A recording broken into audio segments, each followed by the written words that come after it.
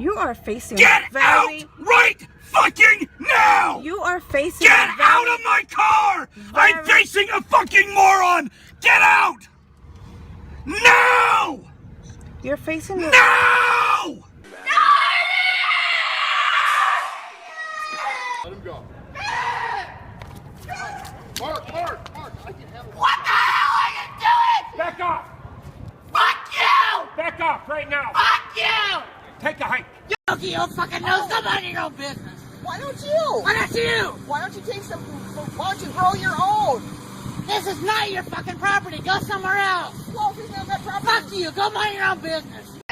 So what the hell is my tuition going to if all the professors you hire either don't know how to work a camera, don't know how to work a microphone, or don't know how to fucking work the internet? Like, they're nurses.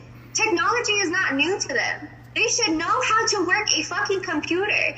So as you can see, public freakout videos are when people of all ages have tantrums in public. Now these types of videos have been around for a very long time, like this video from 1996 called Bad Day, in which an office worker gets pissed and destroys his computer. I mean, you've definitely seen GIFs of this if you haven't seen the video itself, but it was re-uploaded to YouTube a decade later, in 2006. I hate to break it to you, but this is actually fake, and it was meant to advertise the usefulness of a surveillance camera system in an office. Another really early one you might be familiar with is from 2008, showing someone else going apeshit in an office. Sadly, this one ended up also being fake and was used as an ad campaign for the 2008 movie Wanted. I hear there's so many fake office freakout videos. However, many public freakout videos are not fake like these ones were, and are in fact real, and led to these kinds of videos being widespread online. An example is in 2013, r/public freakout was made to document these. Now these kinds of videos are often recorded and uploaded into either individual viral videos or put into video compilations like this. They're honestly everywhere. Sometimes these are paired with other memes, like Karen memes that we discussed in the last video, in which Karen is freaking out in public. Or these can lead to public brawls, which is a whole subset of videos. Finally, the internet sometimes parodies these public freakouts and makes memes of these, and I do want to recommend two of these that I remember being pretty funny. The Get Out of My Car video I opened with has a very popular animation of it, right here, as you can see, by Psychic Pebbles. Sir, it said... Get out of my car now! Why are you yelling at me? Because you won't fucking get out of my car! But you're not to yell at me. Or there's this funny remix song of that kid who was attacking some Christian protesters that I also opened with.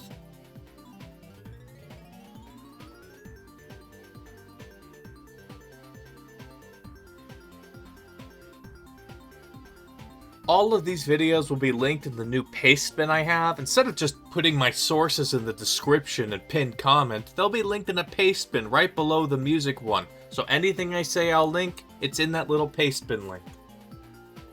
Patreon. If you've been on YouTube for any real amount of time, you've heard of Patreon. Or even if not, tons of artists, game devs, podcasters, and even a ton of NSFW creators use Patreon. The way it works is pretty simple. A creator sets up a payment system in which the customers, called patrons, pay a fixed amount each month or when a product is released, though usually just monthly, and then they get access to perks. There are often different tiers of support, with higher tiers giving more perks, typically. Sometimes there are goals in which you need to hit a certain dollar or patron amount, and then something gets made. Patreon makes its money by taking a set amount of this, which is 10% as of 2025, but you can read more about it here. Patreon has had some controversies, like several instances of banning specific creators who allege Patreon is censoring them. There has also been a slew of different controversies over their handling of NSFW content, with them originally allowing them outright, then not allowing them if they're paid with PayPal in 2014, then allowing it again in 2016, then reversing this again in 2017 with new restrictions added. And then they even went after ASMR creators in 2020, but if you want to know more about how they handle all this NSFW stuff now, I'll link their policy. And just keep in mind, like with the OnlyFans entry, it's probably the payment processors giving them issues and not Patreon itself wanting to censor NSFW stuff. Now, just to give a little background, Patreon actually started in 2013, and kind of funnily enough, one of the co-founders of Patreon was a YouTuber who wanted to make a platform for YouTubers to make a living since AdSense wasn't paying them very much. Considering the fact that there's 300,000 creators with at least one patron supporting them, safe to say he succeeded in his goal. And hopefully, I can be a part of that number, as I have now started a Patreon for this channel. The link to the Patreon is in the description and in the pinned comment. As this iceberg will probably take me anywhere from like 8 years to a decade to complete at this rate, if you'd like to support the channel and allow me to spend more time on these videos in a sustainable way instead of just for fun, I created 3 tiers of support. Tier 1 is $5, in which you get every video of mine 48 hours early, so 2 full days early, and of course you get your name in my video. Tier 2 is $10, and you'll not only get your name on screen in every video 48 hours early, but you'll also get an extra video made every month uploaded exclusively on Patreon. One is up right now, actually.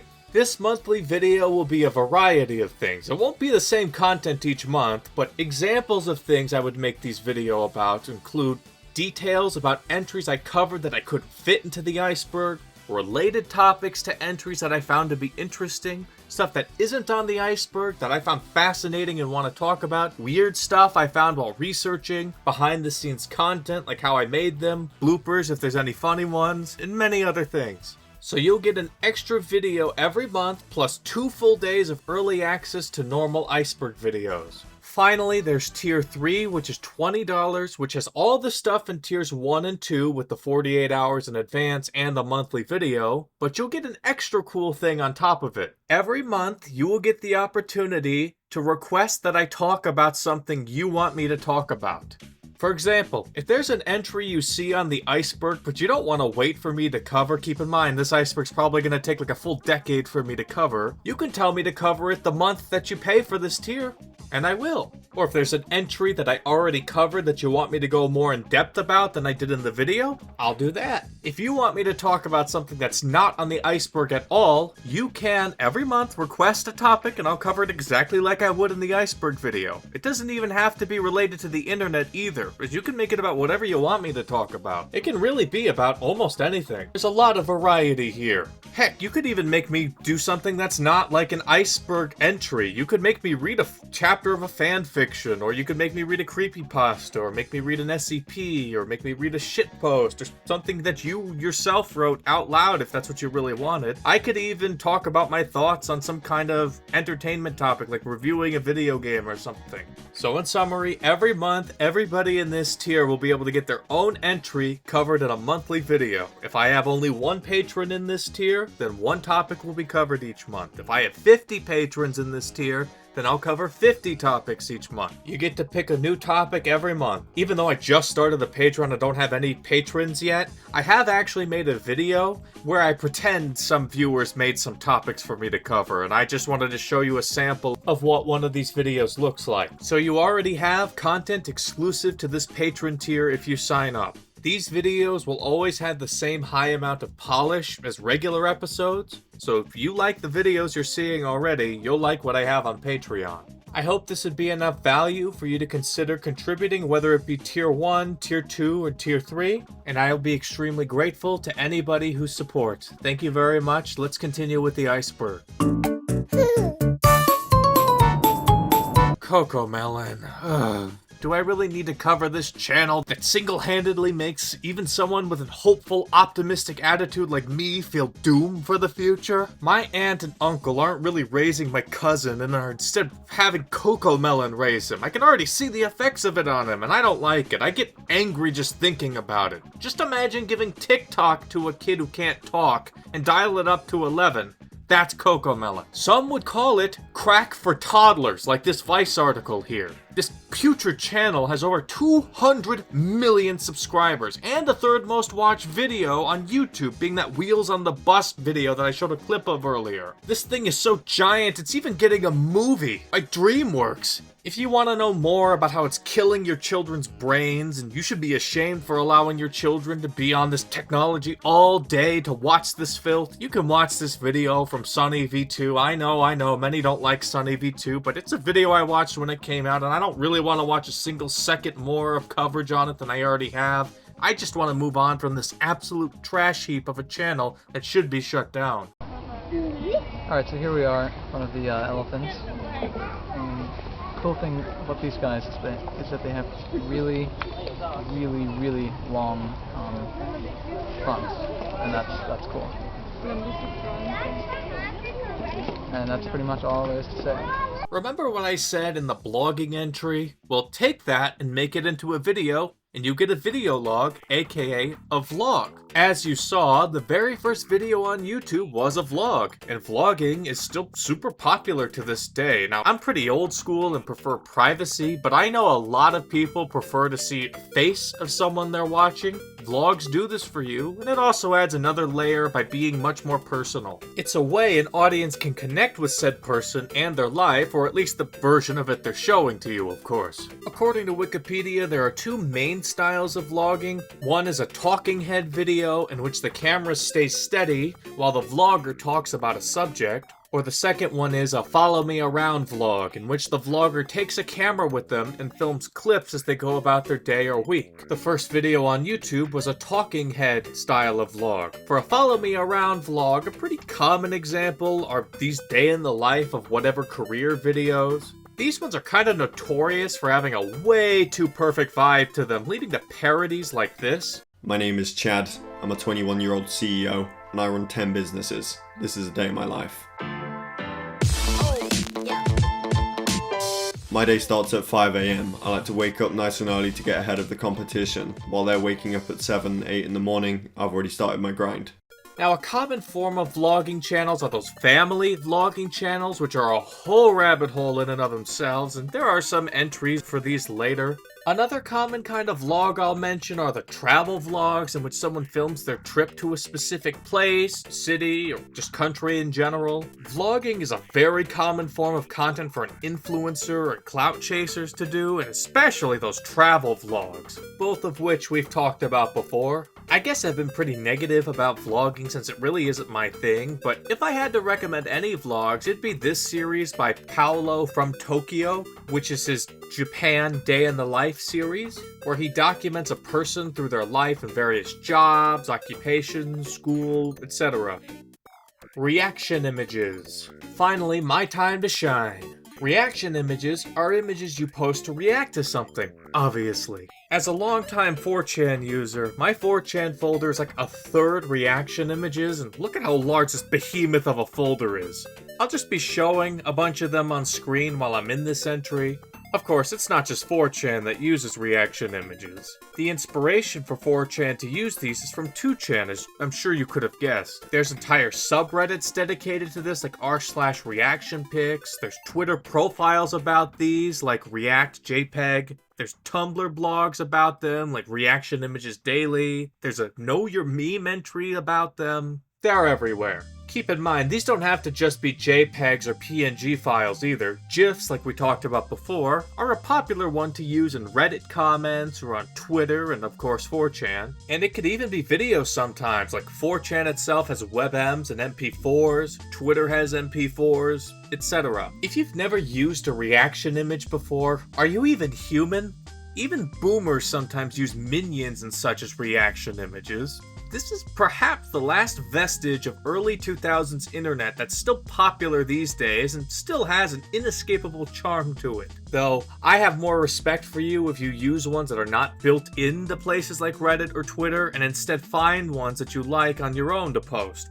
PUBG Battlegrounds. PlayerUnknown's Battlegrounds was made in 2017 and is now known as PUBG Battlegrounds. If we stop and think about this for a moment, saying PUBG Battlegrounds is like saying ATM machine, since the BG in PUBG means Battlegrounds. So you're saying PlayerUnknown's Battlegrounds. But anyway, it was made by Brendan Green, whose online handle was PlayerUnknown, and he was previously responsible for an Arma 2 mod called DayZ Battle Royale. That should tell you what kind of game this is. PUBG is currently a free-to-play Battle Royale game. I already explained what those are in the Fortnite entry, so see that entry for an explanation on how these games work. As for its monetization, it has a combination of things like a Survivor Pass, which is just this game's Battle Pass, for things like cosmetics. There's loot boxes called crates for similar things like cosmetics that you have to buy keys for with a thing called G-Coin, which is the purchasable in-game currency, or there's a free currency called Battle Points, or BP, that you get in-game. There's also direct purchases for these things as well. Heck, there's even a paid subscription called Battlegrounds Plus that has some benefits too. Now there's many different versions of this game that you can see here. Despite this starting as an early access game at first, this still sold like hotcakes even at the time. Even back in 2017, it was setting sales records like the fastest Steam early access game to sell 1 million units, or most actively played game on Steam, etc. With this popularity spawns a lot of streamers playing it, and then its popularity, even more so from this, caused an esports scene. And even 9 years later, can still pretty consistently get 500,000 to 1 million players, give or take. However, it's clearly not as popular as it once was, but if you know nothing about this game, you don't know what player base this game has resonated the most with. It's not my home country of the US or anywhere in the West or any place like that. It's not South Korea either, like League of Legends was. The place where it's easily the most popular is China, and it's not even close. And China also tops the esports payment amounts for this game. On screen, you may notice that this mentions the mobile version. Well, the mobile version was published by a subdivision of Tencent Games. You know, that Chinese company that's slowly gobbling up the video game industry under our very noses. That company published it. Despite this, the most important event to come out of this game comes from an English-speaking Swede who goes by the handle PewDiePie and was the most subbed YouTuber at a time. He very infamously said the gamer word while he was frustrated playing PUBG at this very famous bridge location, but I'll talk about it in the PewDiePie entry. Let's move on. Gen Alpha. I already went over the prior generations of boomers, Gen X, millennials, and zoomers, but Gen Alpha is the next generation, from 2013 to somewhere in the mid-2020s. Some say up to 2025, so let's say it's 2013 to 2025. If that's the case, then Gen Beta began in 2026 and is the current generation being born. As you can see, we ran out of normal Latin letters, so we needed Greek ones like Alpha and Beta. I mentioned this in the Zoomers entry, but if the internet is anything like it is now, this will be a hilarious set of generations in terms of mocking each other. Gen Alpha will literally have a built-in way to depict themselves as Alpha Gigachads, and Gen Beta as Beta Soyjacks. I bet Alpha will stick around, but I bet that Gen Beta will try to come up with a better sounding name for themselves. Now, Gen Alpha are all either babies, toddlers, kids, or at the oldest ones just becoming teenagers this year. This will be the first generation completely online, as older Zoomers are what kept Gen Z from being that. This will also be the generation raised the most on memes and short-form content instead of general media. Some of their memes are Skibbity Toilet, Ohio, or 6, 7, which are entries for later. I imagine this generation will be the most intense in the culture war that we've ever seen once they reach adulthood. Whichever side one of them takes, they'll probably go to even more extremes as the memes and banter flow. This will also be the first full entire generation in which we will witness the detrimental effects of lazy parenting on an entire generational scale. You know the type I'm talking about, right? Letting their kids use the YouTube Kids app on tablets, phones, or smart TVs to raise their kids for them. Cocomelon being an example of the type of media the younger ones consume, but I doomed enough in the Cocomelon entry. I'm more of an optimistic person in my general outlook on life and among most things, so I want to make this more positive. As they're just kids right now, and some might be at the beginning of teenage life, we really don't know what they're gonna be like. I'm very curious how they'll differ from Zoomers, and I hope that the worst aspects are only that, just aspects. I'm hopeful a lot of positive things can come from this generation too. Also, if you remember the Kappa entry of the last video, officially at least, only the oldest of Gen Alpha can even make YouTube accounts, since only those born in 2013 are 13 years old right now. And here is something that's gonna make me feel old. Back way before I decided I wanted to make YouTube videos in any meaningful capacity, I made a couple video game playthroughs. My Silent Hill playthrough was my first of two. Look at the date I uploaded the first and last video of this playthrough on. Look at this. This means I have an entire series on this channel that's older than an entire generation of people. It's wild to me to think that we can have videos on YouTube older than an entire generation. If you yourself have videos on your channel before 2013, how does that make you feel? Does it make you laugh like it does me? Anyway, let's move on. Cybercrime. Cybercrime is an exceedingly broad category of things, but it's basically just crimes done online. Some examples I've already covered are certain things you can do on the deep web / dark web. There's crypto scams, there's rug pulls, there's crypto jacking, there's making malware / viruses, there's technical support scams, catfishing leading to things like pig butchering scams, etc. Since I've covered quite a few examples of cybercrime already, I'll just give 3 more examples that I haven't already talked about. There is an avalanche of different types of scams outside of the ones I've mentioned. For example, there's 419 scams, which are just the Nigerian prince scams, but that's an entry for later. There's like 8 or 9 more that I'll discuss on here later anyway, so just know that there are a lot of scams that fall into cybercrime. As I'm not sure if there are any entries on this later, I checked, but I'm not 100% sure. I won't go in too in-depth on what I'm gonna say, but since what I'm about to say is my favorite kind of scam to watch coverage on, I'll at least mention it. That is crowdfunding fraud, in which they use sites like Kickstarter, Indiegogo, or GoFundMe to shill fake products or fake sob stories to run away with your money. I'd recommend this video from Parallel Pipes about Kickstarter scams and failures, that iceberg, and I'll link that in the paste bin. 2, there are entire groups of people who do cybercrimes, like hacker groups and scam centers, but scam centers are an entry for later, and there are some individual hacker groups as entries for later as well. So for now, just know that cybercrime operations are often not just by an individual and can be done by large groups of people. 3, I just want to read some terms that the Wikipedia article lists as forms of cybercrime, as it's just hilarious to read these terms back to back. Cyber warfare, fraud factories, digital arrest. Somehow reading all of these makes me take it less seriously, but I'll at least mention that cyber terrorism also exists, in which cyber terrorists hack to attack government databases and other places for political or ideological objectives. That should be enough for a broad idea like cybercrime. Let's move on. Listen, I'm gonna be honest with you. I'm kind of retarded.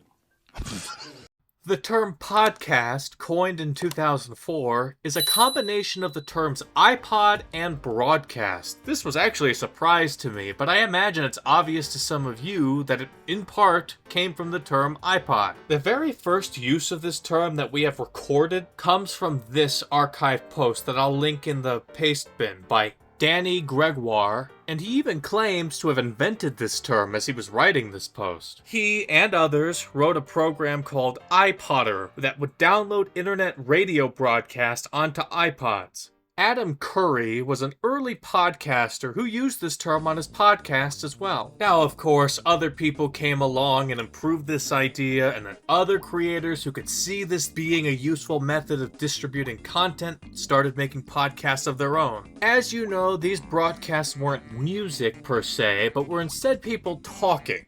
Sometimes it's just a guy talking about something called monologue podcasts, or some are just a guy interviewing someone, some are just conversations between people, some are about a certain genre like comedy, true crime, news, etc. Some are scripted, called narrative podcasts, in which they're telling stories. There are many, many, many others. And nowadays, kind of like how blogs started to move to vlogs, podcasts have started to move from audio only to video podcasts, which leads to an interesting situation. You see, while I've never listened to a podcast before, from what I've seen, people often listen to podcasts while they're driving or on public transit or doing chores, schoolwork, regular work, etc., or it's just something they listen to while browsing another website, stuff like that. They can't actually look at what they're listening to, and that's why podcasts being audio focused were so good.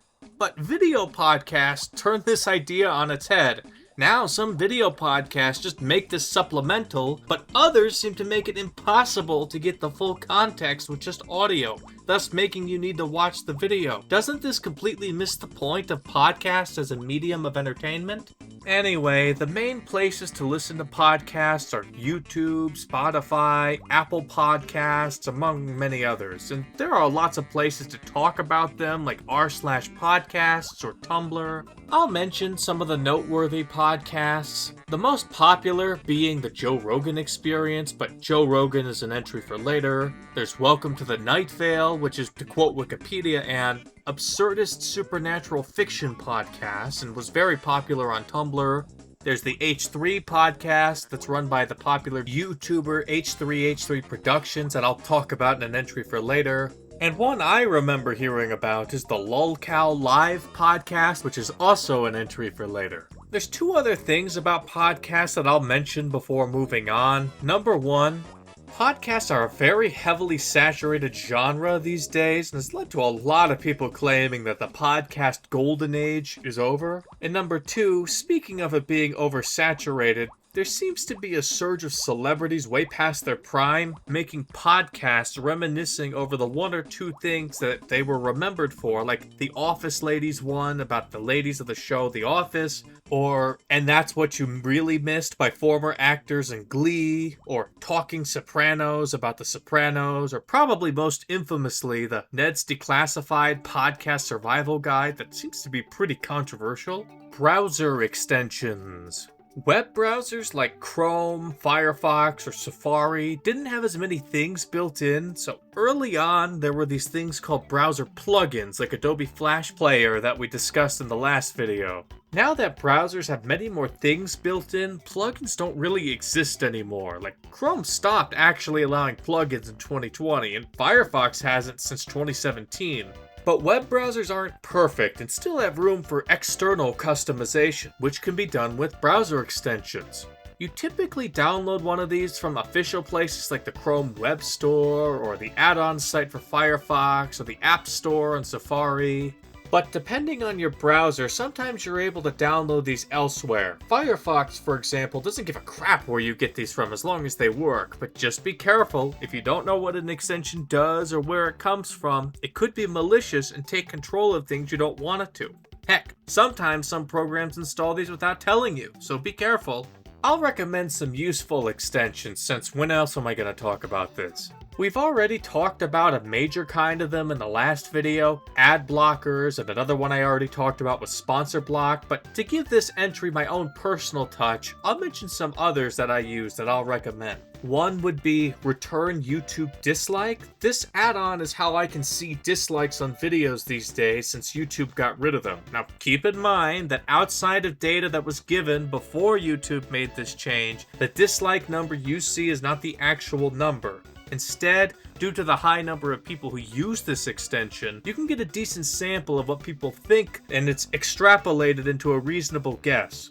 But again, keep in mind that you should only take this number as an estimate of the general sentiment and not take it as gospel. So if you have uBlock, Sponsor Block, and Return YouTube Dislike, this website becomes pretty great. The second one I'll recommend is Tab Session Manager. If you don't use this, you are really missing out. Basically, it saves your tab history. If your browser crashes and it didn't save your tabs, this will have saved them, and you can just restore them. It's practically an essential extension to never fear that you'll lose your tabs. The third one I'll recommend is a really useful one, but it goes by a few different names, but they all do the same thing. The one I use is called Grease Monkey, but there's also Tamper Monkey and Violent Monkey, among some others. These all do the same thing. That being, they run user scripts. User scripts, in layman's terms, are basically just extensions, but only for certain websites and are much simpler. These monkey extensions are what you use to run these. I'll just show on screen some of the ones that I use, mostly to make like the 4chan experience better, or ones for Donburu, stuff like that. I have some other extensions, but uBlock Origin, Sponsor Block, Return YouTube Dislike, Tab Session Manager, and one of the monkey ones like Grease Monkey are the ones I would recommend everybody get no matter what you do on the internet. I'll only recommend one specialized one that might not apply to everyone but is still useful. If you're a fan of HoloLive like I am, and you use Holodex, which is something I'll talk about in the HoloLive entry, but if you do use Holodex, it makes browsing HoloLive content and the metrics surrounding it 1,000 times easier than just YouTube. But if you do use Holodex, you'll want this extension as well called Holodex Plus, which makes Holodex even more usable. eBooks. Electronic book, also known as an ebook, is a book published on the internet. Sometimes these are books that were also printed in physical form but are now online, but sometimes these are books that were only published online, and the history of these are kinda murky, so let's skip it for once. Now you can read ebooks on your computer, tablet, or phone, but there's also devices called e-readers like the Kindle that are explicitly made with these screens that are tailor-made for reading, among other features. Keep in mind that this doesn't just encompass things like normal books, but these can also be like digital textbooks or magazines sometimes. There is a common file format called EPUB, but there are also others like iBooks or Kindle formats, but PDF is also another common one, but that's usually more for sailing the high seas, where you might just look up insert book here, PDF, to find whatever book you wanted, or for textbooks for college, since there are some sites that do that. But outside of piracy, a lot of libraries have ebooks, and there's a lot of places like Open Library, Project Gutenberg, and the Internet Archive that have a lot of ebooks. But the Internet Archive was once sued over this pretty notoriously, but I'll leave at that for now since the Internet Archive is an entry for later. There is a pretty troubling issue of ebooks being made and self-published by AI on places like Amazon, with a metric fuckton of them popping up every single day, with Amazon doing very little about it. Before moving on, I do want to mention something I'd never heard of until now. Do you remember the webcomics entry where some things like manga were traditionally made for print media, and then when they came to computers, they didn't change their format, they were just digitized, but some places did embrace the web as their format, like Korean manhwa, who organized theirs into webtoons that are really friendly to scrolling? Well, apparently, there's something like this for books. Whereas ebooks are basically just books on screens, there's something called VBooks, which is short for video books.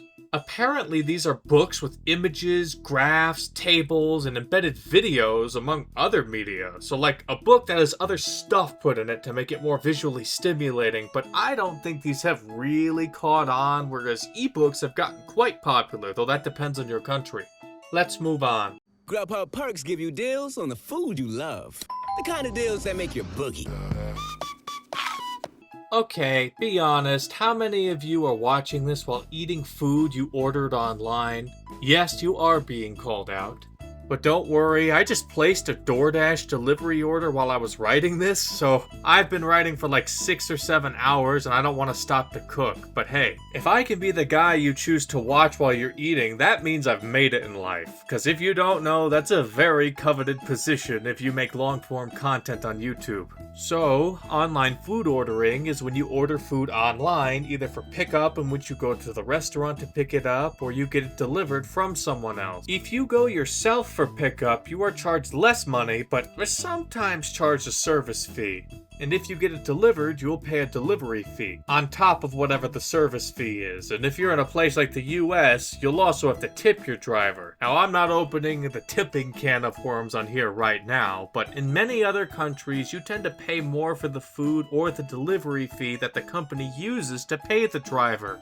Whereas in the US, you put some of that cost into the tip. Now, the tip is optional, but if you don't tip or you tip low, you may get shit like this happening to your food, which is disgusting, deplorable behavior. But even if this doesn't happen, you may at least get your order last compared to everyone else who tipped, so you're gonna want to tip if you're in the US. Apparently, the first online food order was for Pizza Hut in 1994. By the 2010s, though, online ordering overtook ordering by phone. Early online ordering used to be done on each place's website or some really unique ways like this Japanese-only Wii channel where you could order food. Yeah, from your Wii in Japan, you could have ordered food. But while this was discontinued, fan efforts have actually made this possible again with WeLink. In any case, these days, many people use middlemen like DoorDash, Grubhub, Uber Eats, or Postmates that act as a hub where you can place the order and then you go through them instead of the restaurant.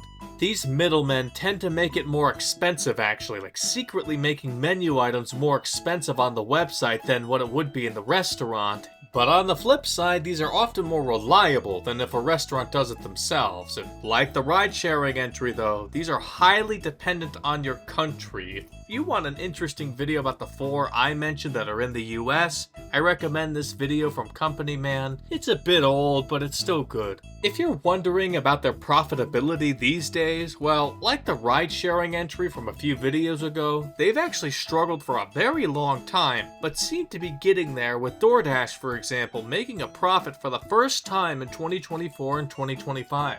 There are controversies though, like over higher costs for customers and very low driver pay, but I don't want to be here all day. Interestingly though, because of all the extra costs of these, some restaurants have beat out the middlemen by making their own delivery services. They did the fine, I'll do it myself Thanos thing. There's also even delivery bots these days, and I'll show some on the screen. One other form of delivery common these days are those subscription services where they send you a set amount of meals every week or every month, and you probably have seen these on YouTube sponsors like HelloFresh or Blue Apron because those are everywhere. These are basically meals you prepare yourself that have the ingredients prepared for you. Just one little note before we move on. I remember when I was younger and I worked at a fast food restaurant. Before all this delivery was common, so we never had anything like that. So I just wonder what it's like working at one of those places now. And I even remember when the term McDelivery used to be a joke term that people would do and not really a real thing. But now McDonald's can be delivered and they call it McDelivery. So what a world, huh? Let's move on. Can't have egg, bacon, spam, and sausage without the spam! Why not? Ah, it wouldn't be egg, bacon, spam, and sausage, would it? I don't like spam! Don't make a fuss, dear. I'll have your spam. I love it. I'm having spam, spam, spam, spam, spam, spam, spam, baked beans, spam, spam, and spam. Baked beans are off! We can have spam instead. You mean spam, spam, spam, spam, spam, spam, spam, spam, spam? Yes! By the way, if copyright made me remove that clip, it comes from this Monty Python sketch shown here. Like in that clip, spam was originally a kind of meat that's absurdly popular in Hawaii and some of our territories like Guam and the Northern Mariana Islands, a lot of Pacific Island places. But it's also popular in places like the Philippines, and well, it was popular enough in the UK to get that sketch. I've never tried it though. Them repeating the word spam so much in that clip is where we get the internet term spam and spamming. In fact, people used to spam the word spam itself in BBSs and in MUDs to make whatever message you're trying to read scroll off screen unless you can't read it. Hence, spam. They were spamming the word spam. So it was an early form of trolling. To define the term, it's basically when someone or some bot sends multiple messages that you didn't want. Now let's fast forward a lot to the modern day because I imagine most of you don't know what a BBS or a MUD is, so let's go to the modern day. You see spam in many different ways on the internet, and I'll just briefly list out some of the more common ways. Your email is probably flooded with spam emails right now that automatically get filtered to your spam folder that automatically deletes after a month, or at least that's how it is in Gmail. On YouTube, there are many avenues for spam. For example, comment sections on places like YouTube get hit with spam bot comments very, very often, especially if you make finance-related content. But it's not just comments either. Some people will spam videos for many different reasons, such as spamming videos to push a link in the description to a virus. Heck, when video tags used to mean something, some people would abuse the fuck out of them and spam the tags with unrelated terms to try to get maximum visibility. Now, social media is a breeding ground for awful amounts of spam, like Facebook with all the AI stuff being spammed and bots spamming the comment sections of these AI posts, for example. Another form of spam comes from voice over internet protocol, or VoIP calls, which are a hotbed of spam calls. People use these services to call you using an internet connection and are often spam calling hundreds of people to scam them. App stores will be flooded with low quality apps, or just the same app over and over and over again in an attempt to make it more popular. That's a form of spam. In online games, a way to annoy people is to spam moves in a fighting game, or just like spamming projectiles or spamming taunts. You're too slow. You're too slow. You're too slow. You're too slow. You're too slow. You're too slow. Or stuff like that. I'll give one more example and then we'll move on. A long time ago on 4chan, a method of spam used to be called sage bombing. If you remember the 4chan entry, every time you post you bump a thread. Well, you can choose to post without bumping a thread if you use the term sage in the option fields, which is called saging. A long time ago, what people would do is spam a thread that they hated while saging in every post, so it would hit the bump limit and fall off the board without it ever being bumped to the top again. This died with the advent of Sage not being visible anymore, and it being a rule now that you can't announce when you're saging a thread. It's now only you, the poster, who knows you're saging. Nobody else does. In any case, spam is everywhere on the internet, and this will only get worse with the age of AI. Be careful. Stay filthy, Frank. Anime hunter.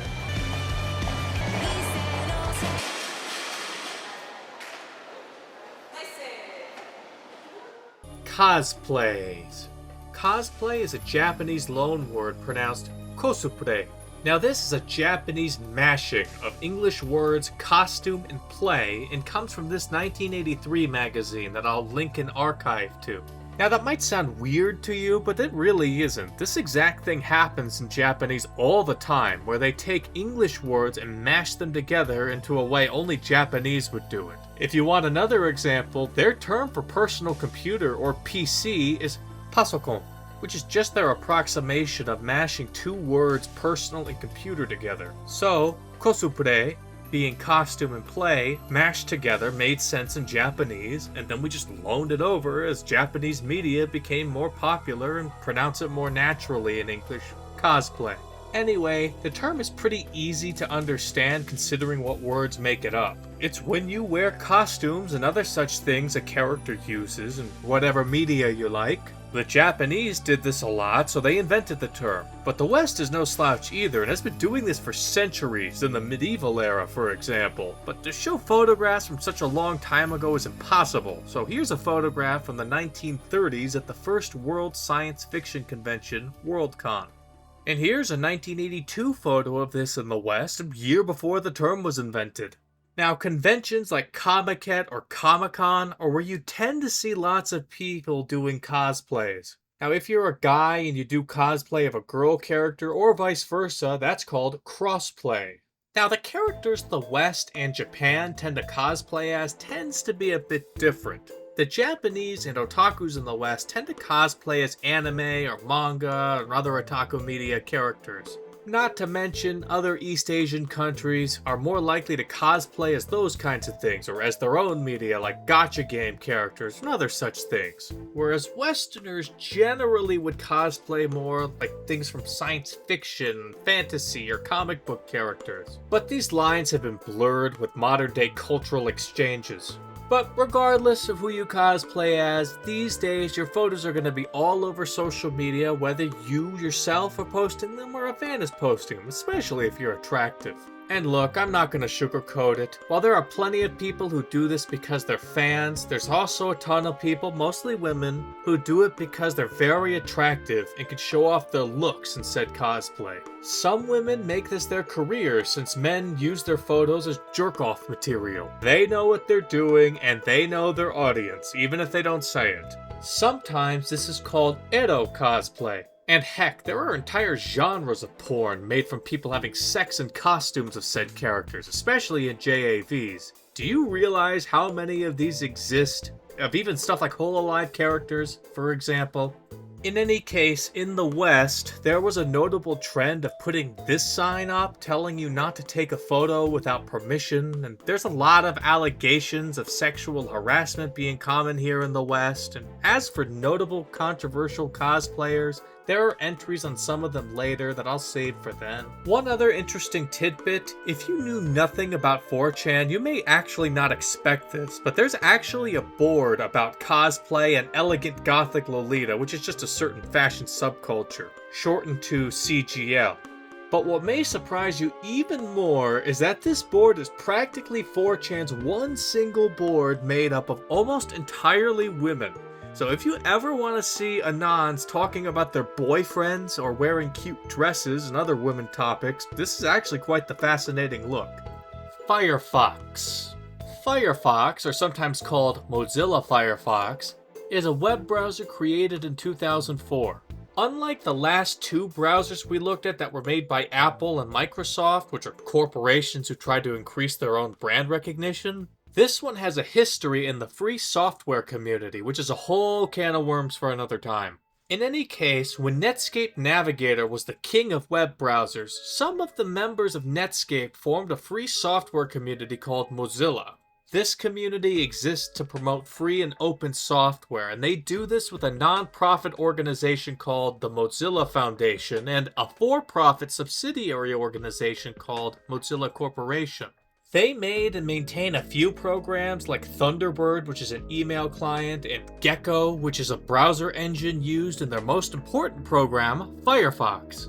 That might not sound like a big deal, but what you may not understand is how unique it is. Most web browsers are actually based on Chromium, which is an open source project maintained by Google, not just Google Chrome, by the way.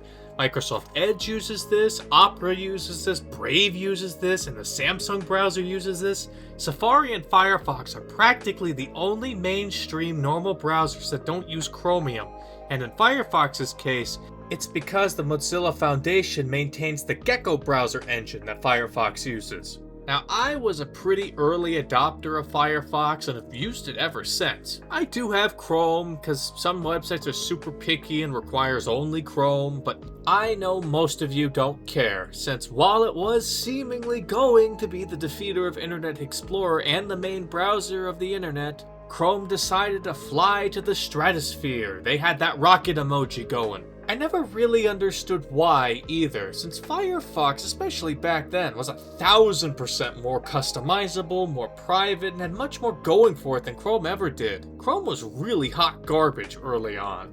You guys still don't have the ability to use extensions as much as we can on Firefox, like that whole debacle with uBlock on Chrome. But I guess Chrome was easy to use for people or something, I don't know. I know basically none of you use Firefox, so none of you know what I'm talking about, especially back then. But that's because Firefox is practically irrelevant today.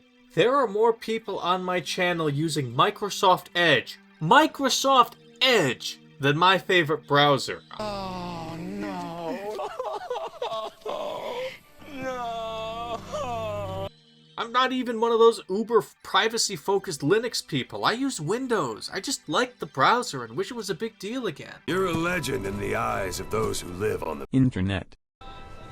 That's why you have to handle this mission yourself.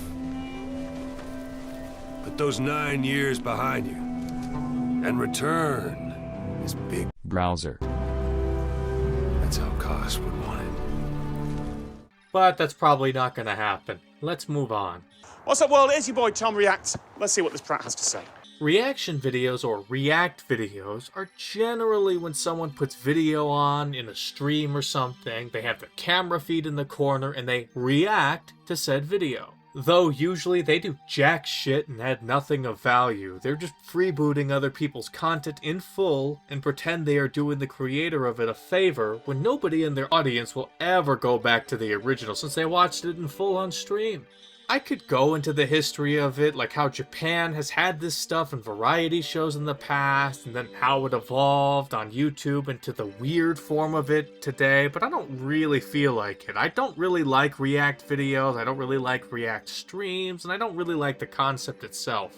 There was a time when this opinion of mine was a lot more common, but nowadays it seems like it's been completely normalized to where nobody really bats an eye. My guess as to why this is the case is that a lot of the biggest creators out there on YouTube and Twitch are some of the most beloved, and they end up doing this, so that might be why. If you really want a good in-depth series on why I don't really like these, I'd recommend this 8-video playlist from Darth Viper AU called Why React Content Harms Everyone, and since most people are way too comfortable seeing React videos and may try to strawman what kind of videos I'm talking about, I'll play a clip from the second video as he very articulately explains what reaction videos are and how they contrast to those who transform or just use clips.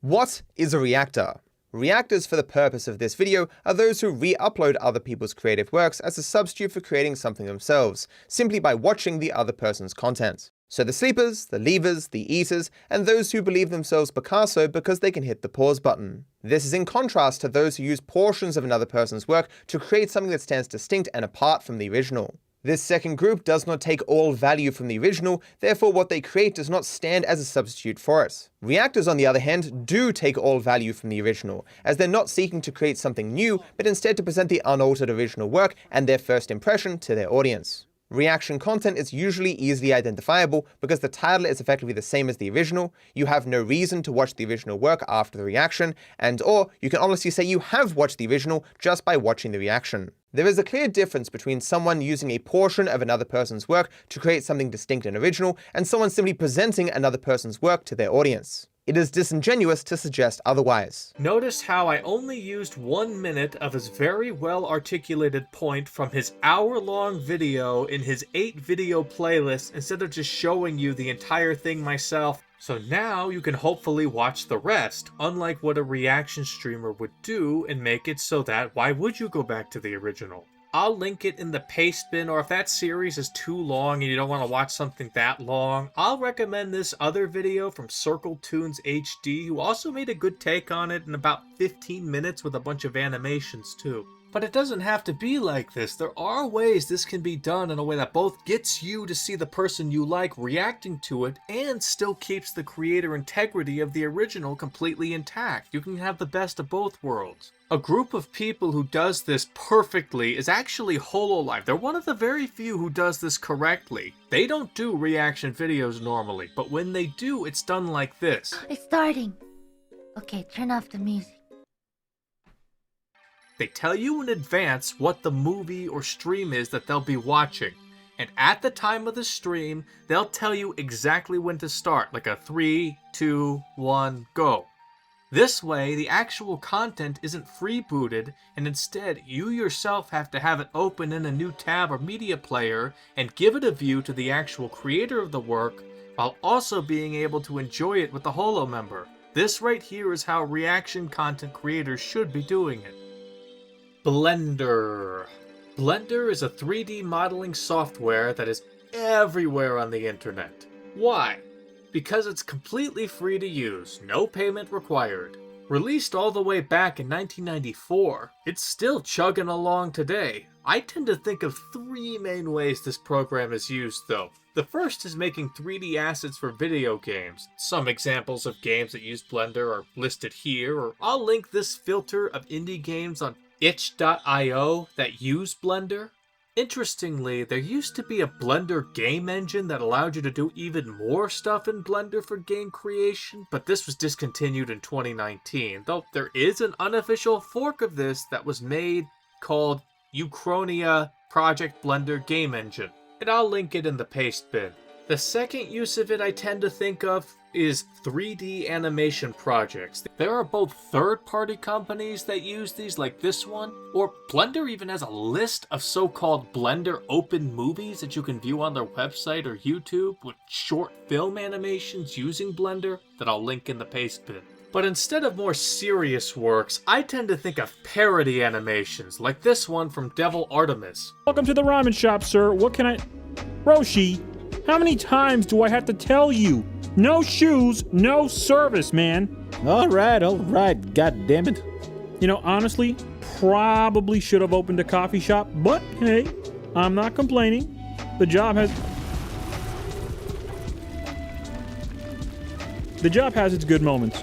And number 3, it's often memed about how steep the learning curve is for learning Blender, like this video shows. Well, how do I move? Okay, not following a guide clearly didn't work, so which one of these looks like a decent tutorial to start? A donut, huh? That looks pretty simple. I could probably do that. Wait, part 1. How many parts does this thing have? 17 parts! Is this the freaking JoJo franchise? I got no time for that, I need to make something quick. Or all these memes people have made. I once did a high school project where a friend and I wanted to discuss indie game creation. But we decided to do 2 different projects in which I would make a very short 2D demo, and he would make a very short 3D demo. He had to learn how to use Blender and how to make actually a pretty decently impressive prototype for a month or 2 that he worked on it. I don't have a copy of it, nor do I have contact with him anymore, sadly, so I can't show any of it here, but considering how difficult this program seems to be to use, I gotta give him some respect for that. Online translators. Online translators are sites like Google Translate, DeepL, or Reverso that machine translate text that you want to understand, or allows you to machine translate text to send to somebody else so they understand you. The history of what led to these is kind of long, but to make a long story short, people have discussed simpler ways to translate over a millennia ago. But as for doing it with computers, it was theorized in the mid-20th century. Now, early versions of this were made by US government contracts and early computer companies like Xerox for translating technical manuals in the 70s. But fast forward to the current century. Many different projects using machine translations were popping up all over the place, but the one most people knew about was when Google Translate released in 2006. As the internet grew in popularity, not just in the English-speaking world, but elsewhere, it became important to be able to understand each other or web pages without paying for a person to translate. Now this started out pretty rough, right? If you remember, it was very rough back in the day, but these online translators have gotten a lot better these days. Many browsers like Chrome and Firefox have a feature built in where it will use their translator to automatically translate pages for you so you don't have to copy and paste it like this. Heck, many websites like YouTube or social media sites allow the posts or comments to be translated by the click of a button. Another way this has improved over time is by the use of optical character recognition, otherwise known as OCR. In plain English, these days, instead of needing to copy and paste text, you could take a photo or a screenshot of text and it will translate the image for you, like this. Another big change in the last few years has been AI that can gain more and more contextual understanding of the text it's translating, which may make it even easier to translate nuanced text in the future. Grok on Twitter, for example, is what translates tweets. Now, the internet itself has had quite a few trends and memes from these kinds of online translators, some of which are discussed in other entries. But I'll mention one now, like the trend of taking a text in one language and running it through Google Translate multiple times sequentially in many different languages with a site like this, which can spit out funny results since it had to get through so many languages first. I like this video series called Badly Translated History from StarveHarv. that I'll link in the paste bin that runs Wikipedia articles through translators dozens of times with very humorous results. September 5th, Seidler's tour of Fiji was hijacked by the French captain Lottie. He got up. This is called karma. He was born 300 years ago in the Ottoman Empire. So this is given age of he is 300 years plus.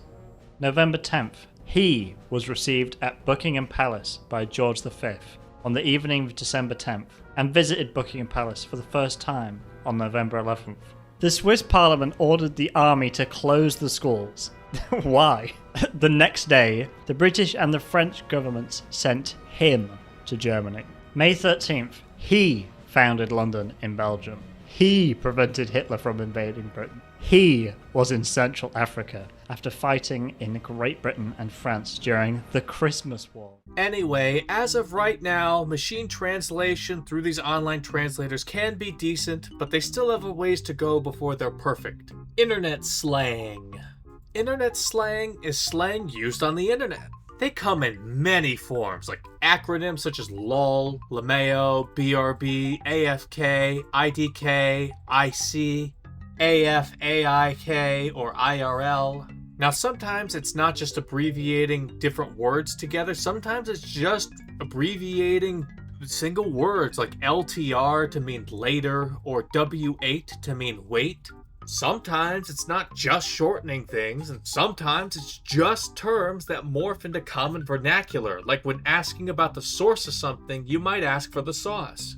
Or you may call something or some behavior or some person you like as based. Sometimes these slang are for censorship reasons, like saying unalived instead of suicide. See the Algo Speak entry for more examples of that. Emojis and emoticons, especially cow emojis, are often used for slang. Sometimes it doesn't need to be words or emojis, it could be onomatopoeias. For example, a common bit of slang to type Spanish laughing is ja ja ja ja ja, or for Portuguese it's hue hue hue. Heck, if you want to show that you're laughing in the Japanese internet, just spam the letter W, like this. They use it as a short way of saying warau, which means to laugh. And even that morphed, as a lot of W's together looks like grass. And so, if you use the Japanese kanji for grass, pronounced kusa, you can represent that you're laughing. So if you see something in online Japanese media and you see grass keep getting mentioned or they're spamming W, that means they're laughing. It doesn't need to be letters either. You could have slang over numbers, like the very common 69 or 420, but it doesn't even need to be letters or numbers either, as internet slang can come from punctuation. When you were a kid and reading books, how often did you see the tilde being used? Probably barely ever.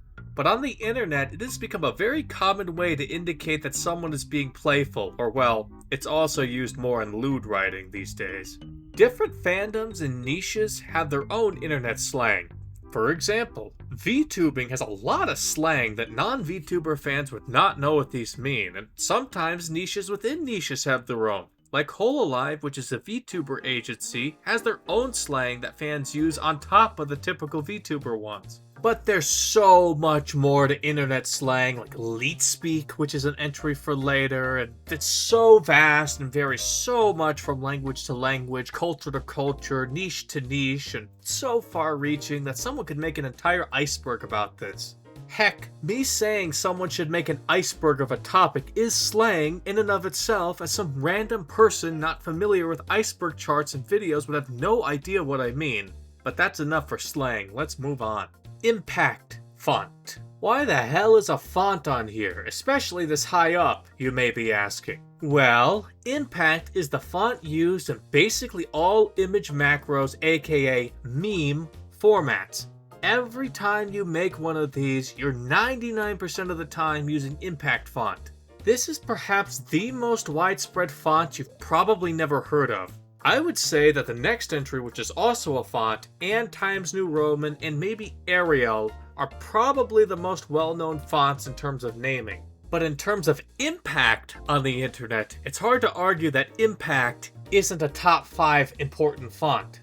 Now, I ain't no font nerd, so I can't say much about it other than that places say it's a sans serif font in the grotesque/industrial group and was invented in 1965. And it has been bundled in Windows since Windows 98, and with how widespread it is nowadays, it's hard to take this font seriously. But it has been used in some other places other than memes, like it was used in the Call of Duty logo font until 2023, and it's been used in other places too. I'll link a website that catalogs font usage across media, so you could see a catalog of where impact has been used. There really is anything and everything on the internet, huh? Oh, and this place made it easy for me to use my HoloLive shilling. As you can see, impact font is used here for the Holo-EN Breaking Dimension concert album art. One other thing about this, if you ever want to see what a font looks like really quickly, look up the font name like this in Google. You just write impact font or whatever the font's name is, that font, and the Google search will change all the text to that font. Kinda cool. Comic Sans. Here we go, the most Kino font ever. Don't at me. All joking aside, this is perhaps the most notorious and infamous font out there. The full name is Comic Sans MS, and it was made in 1994 by Microsoft and is a sans serif typeface. It was included in the Microsoft Plus pack for Windows 95, which it's a silly comic book-esque font, which makes sense that it was later included in the Microsoft Comic Chat, which was an IRC client that looked like this, hence Comic Chat. Okay, so why is this so well known, and why is this font up here? Well, early on, many businesses and other serious situations started using this silly font, like this defibrillator in Monaco, or this letter written to address NBA fans by Dan Gilbert, the owner of the Cleveland Cavaliers, in which he was reacting to LeBron James leaving the team, or this ATM in the Vatican. This is just a ludicrous font to use for serious things like this. And it just keeps happening too. But it wasn't just that, it was everywhere online. Heck, the Doge meme I discussed in the first video used Comic Sans. Remember the Undertale/Deltarune entry? Well, the character Sans has his dialogue in lowercase Comic Sans. And heck, he was named after this font. There are parody songs about this font, like this one on YouTube. There are episodes of TV shows named this, and there's a podcast called Comic Sans. Goodness, there's a movie named after this font. Since this font was everywhere, it led to a major amount of hate. Like this website called Ban Comic Sans, that I'll link an archive of in the description, or in images like this.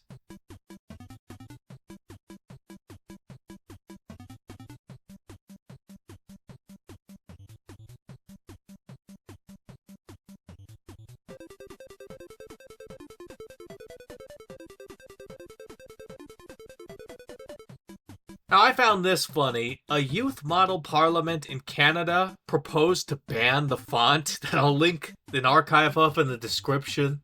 But as you may know by now, when the internet hates on something, it tends to go on for long enough and intensely enough that people will come to start feeling that the hate is overdone and retrospectively say that the thing the internet is hating on was not that bad or was in fact good.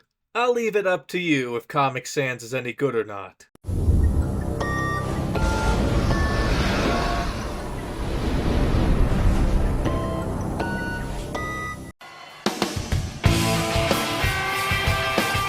This video contains disturbing content, violent content, and scary content. Viewer discretion advised.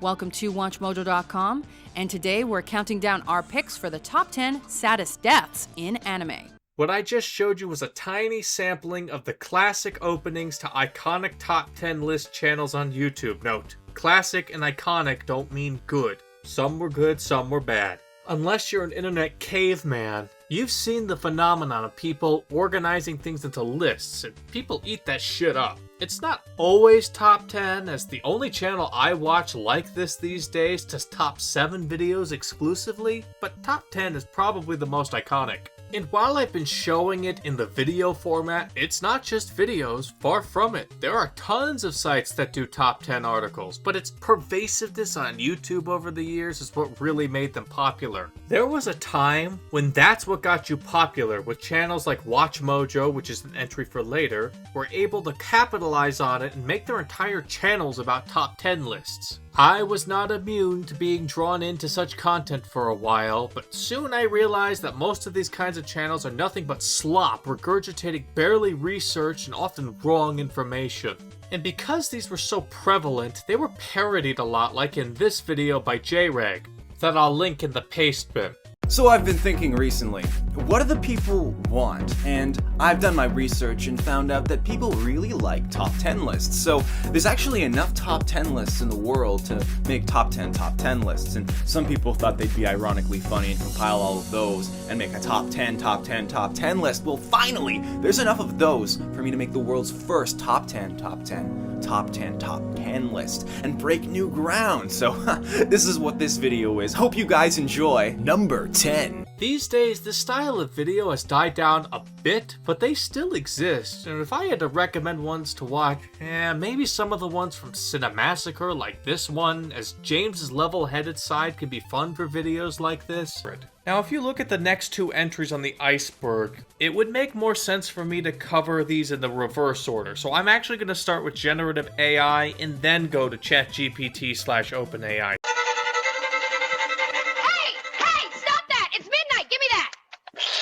No, sir. No more fiddle tonight. Got it? Inside with this thing. Go home. Hey, what did I say about the noise? It's the middle of the night. No more synth on the porch. Yep, you're done. I'm taking it inside. Go back to your bed. Hey, quit it. It's midnight. Give me that pipe. No more playing tonight. You hear me? Inside with this. Go home. Hey, quit it. It's midnight. Give me those sticks. So generative artificial intelligence, or generative AI, or shortened even further to Gen AI, is not used in the script writing, recording, or editing of any entry on this series in the past, present, or future, and that's a promise. The only AI I'm going to show you is when an entry like this would require it, and I'm only going to use what people have already generated, and I'm not going to do it myself, because I know it's kind of a controversial thing one way or the other. But I assume all of you know what Gen AI is, right? Unless you've been living under a rock for the past few years, you've seen the effects of it on the internet. It can generate text, code, audio including music, images, or even videos. Now, generating text can be translating stuff, as we saw in the online translators entries like with Grok, but it can also be prompting a program like ChatGPT to write something for you. So for example, you could ask it to write an email for you and it will. You can critique it and make it better. It even shows up when you Google something by aggregating Google results at the top. But a very big issue with these things is, while it's gotten better over the years, it can often hallucinate, which means it just makes shit up. This can lead people to blindly believing wrong things, like extremely harmful medical misinformation that can lead to really nasty things, like this video from Chubby Emu shows that I'll link in the paste bin, called "A Man Asked AI for Health Advice and It Cooked Every Brain Cell." Or it can give you wrong legal advice, like in the case explained by Mugen in this video called "How to Lose a Fortune by Trusting ChatGPT as Your Lawyer, the Crafton vs. Subnautica 2 Disaster," and I'll link it in the paste bin. It could even be used to generate things like fake news, which was an entry earlier. And in the past, some people even tried to make Gen AI like ChatGPT break its own rules, like the infamous Dan exploit, where it would be okay to break the rules because Dan was saying it, not the AI. Another big pain point here are students using it to write reports for them for school, and making up fake citations as well. It's so bad that teachers are using AI detection tools, which are often flawed, to detect if AI is used in the report. I'm glad I graduated from my college before all of this, my goodness. So if you thought the school report problem was bad, wait till you hear about Amazon getting flooded with AI-generated books, which I did talk about, but I still can't believe that that's actually happening. But I think the biggest pain point for all of this, the most notorious thing when it comes to Gen AI in terms of text at least, is the vibe coding epidemic, right? The entire programming world has been turned on its head by people literally just prompting AI like GitHub Copilot or Cursor AI or Claude or Gemini, etc., to start coding for them. As for using Gen AI for audio, the three main uses of it are for making meme videos like the AI president trend, which is an entry for later, or just using an AI voice instead of text-to-speech for videos. The second is using AI to make music, which is either to get around copyrighted music or, even more insidiously, to sell for a profit while flooding sites like Spotify with AI slop songs. Or number 3, impersonating voices for a nefarious gain. Like the first 2 stories in this wavy web surf video had this happen. And it could be for many reasons, like to ruin someone's life for revenge or to even sway elections. As for Gen AI images, it can be used for many purposes as well. Some people use it in their YouTube thumbnails since editing can be very hard, but to me at least, that's a great way for me to know not to click on a video because that just seems lazy. Now, I've talked about this before, but on social media like Facebook and other places where boomers tend to congregate, there are a flood of AI images getting attention, and the boomers don't get that it's not real. In some scummier ways, this can be used to propel a supposed fan artist into popularity. Keep in mind, these ones are often getting people to pay them monthly on Patreon or for commissions and are not disclosing that they're using AI. I'll link a couple videos from Mugen about a couple cases where supposed fan artists were actually using AI the whole time. And as I've discussed before, this has also flooded the NSFW art sphere. The Rule 34 websites are basically entirely conquered by AI slop art, which is why the Voodoo sites like Don Voodoo are better if you want to avoid a lot of it. But even that's not perfect. And this is all to say nothing about the ability for an AI image to act similarly to fake news. As for Gen AI videos, we're long past the days of Will Smith eating spaghetti that looked like this, as it can now look like this. Some of these kinds of things can be harmless, but I'm on a roll here, so I'll discuss the more pressing concerns that many have about Gen AI videos. They have all the issues that Gen AI images and audio have, but combined. This is much more likely to convince a boomer than the images are, and they're flooding YouTube.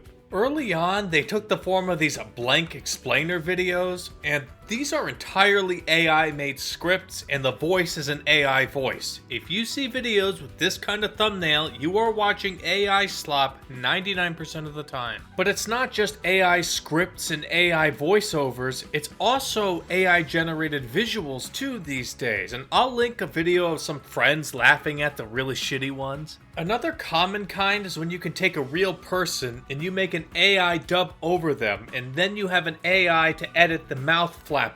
This can be done when someone hijacks your YouTube channel, as discussed in the cookies entry, with people like Elon Musk being dubbed over, or even politicians. Putin had this happen to him very infamously on a hijacked TV channel in Russia, and he even had a bit of a TV show thing where he got confronted by one of them in an interview. One last aspect to this before I move on. You may want to become more aware of the tells of someone using AI and video scripts on YouTube, because even people who know what an AI video looks like or sounds like may still be fooled by someone reading an AI prompted script. So be careful, I would look up what the tells are. I do want to note before I move on that despite how I've talked about AI, I'm not the kind of person to hate AI with the passion of 1,000 suns, right? I have a bit more nuanced of a view on it, and I think any benefits are self-evident, but the negative aspects, especially when used in content creation, academic settings, the news, and politics, are a legitimate worry that I thought should be addressed most prominently here.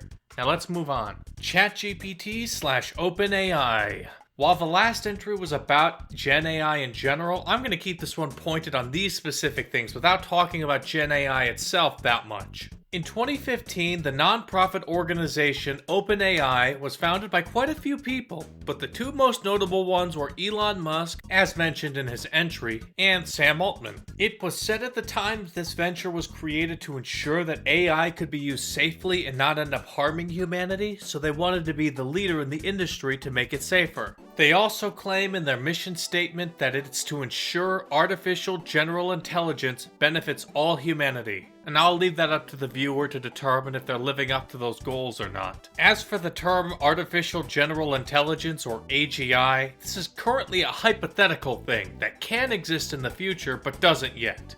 Basically, it's the idea that when an AI gets to the point of AGI, they are about as smart as a human. I also want to mention that OpenAI is kind of a confusing organizational structure, but the way I understand it is that the OpenAI Foundation is the non-profit organization who owns about a fourth of the OpenAI Group PBC, which is a public benefit corporation which is meant to rein in more greedy and unsustainable bits that corporations can be known for. And I'll link an article explaining what a public benefit corporation is in more depth. So the nonprofit owns a quarter of the public benefit corporation, with Microsoft owning another quarter, and the other half is just a bunch of investors. And now the public benefit corporation owns a bunch of smaller OpenAI holding companies with OpenAI in its name. You can see the full relationship in this chart, and it seems like OpenAI wants to take the PBC public, which is a story that's in progress right now. Now, during all of this, Elon left the company, as I mentioned in the Elon entry, and has had quite a few spats with Sam Altman, and even a lawsuit. Sam Altman has been the CEO for most of its history, but was interestingly removed from the position for a whole 5 days, and then was reinstated, which is kind of funny, and Sam has basically been the human face of the company. Now, why is OpenAI such a big deal to be this high up? Well, they are the ones who kicked off the AI boom with their products like ChatGPT, DALL-E, and Sora. Before I get to ChatGPT, let's talk about DALL-E and Sora. DALL-E is what you can use to generate images. Beginning in the third version of it, it runs natively in ChatGPT itself, and even in a different AI called Microsoft Copilot. And remember, Microsoft has a major stake in OpenAI, so that kind of makes sense. However, ChatGPT replaced DALL-E's capabilities with its own image generating capabilities. Now, Sora was OpenAI's video generating software. All you did was prompt it and it would make a video. Heck, they even had an app that acted like a social media platform to share these. However, literally a month ago as of writing this, the app was shut down, and Sora itself is ending on September 24th of this year. So it turns out that making a platform like YouTube where people can just churn out video after video is expensive, and considering how OpenAI is still not profitable to this day, it makes sense why they halted development. Now, Chat Generative Pre-trained Transformer, or ChatGPT, is the other part of this entry, but I'll keep this quick since I basically already hammered home what this does in the last entry. You prompt it by telling it what you want and it will generate the text or the image. Now, I do want to mention that this kind of program is often called a large language model, or LLM, and it often describes itself that way, but I'll leave the definition as an exercise for the listener. Now, ChatGPT has many competitors these days, like Gemini and Claude, but it's still the main one right now. And right now, it's on its 5th major version. On top of all the controversies I gave in the last entry about Gen AI in general, it's also pretty controversial for potential copyright infringement, as it basically just takes text and images it's been trained on and utilizes the knowledge from those to generate. And finally, ChatGPT can be free, but only for a certain amount of prompts per day. If you want to know about the paid-for options and what that entails, I'll link the pricing model in the description.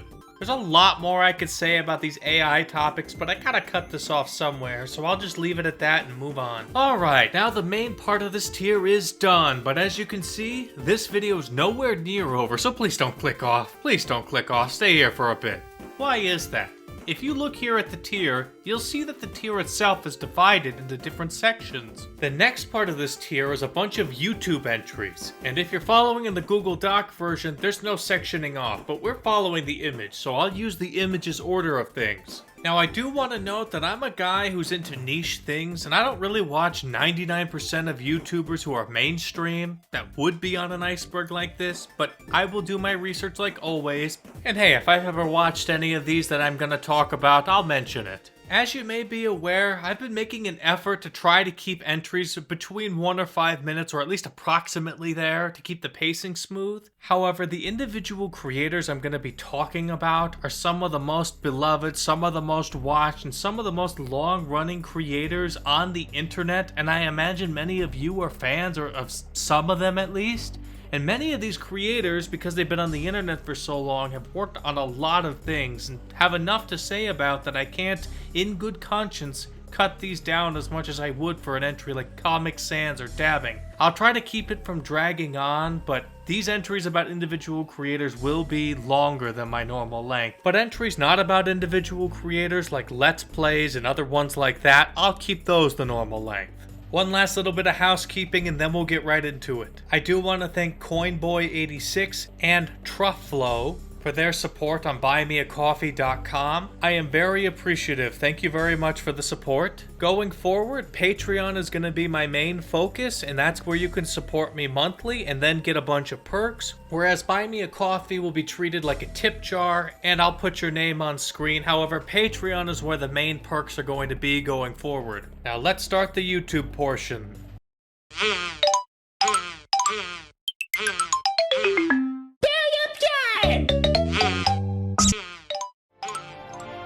Wait, it's all PewDiePie? Always has been.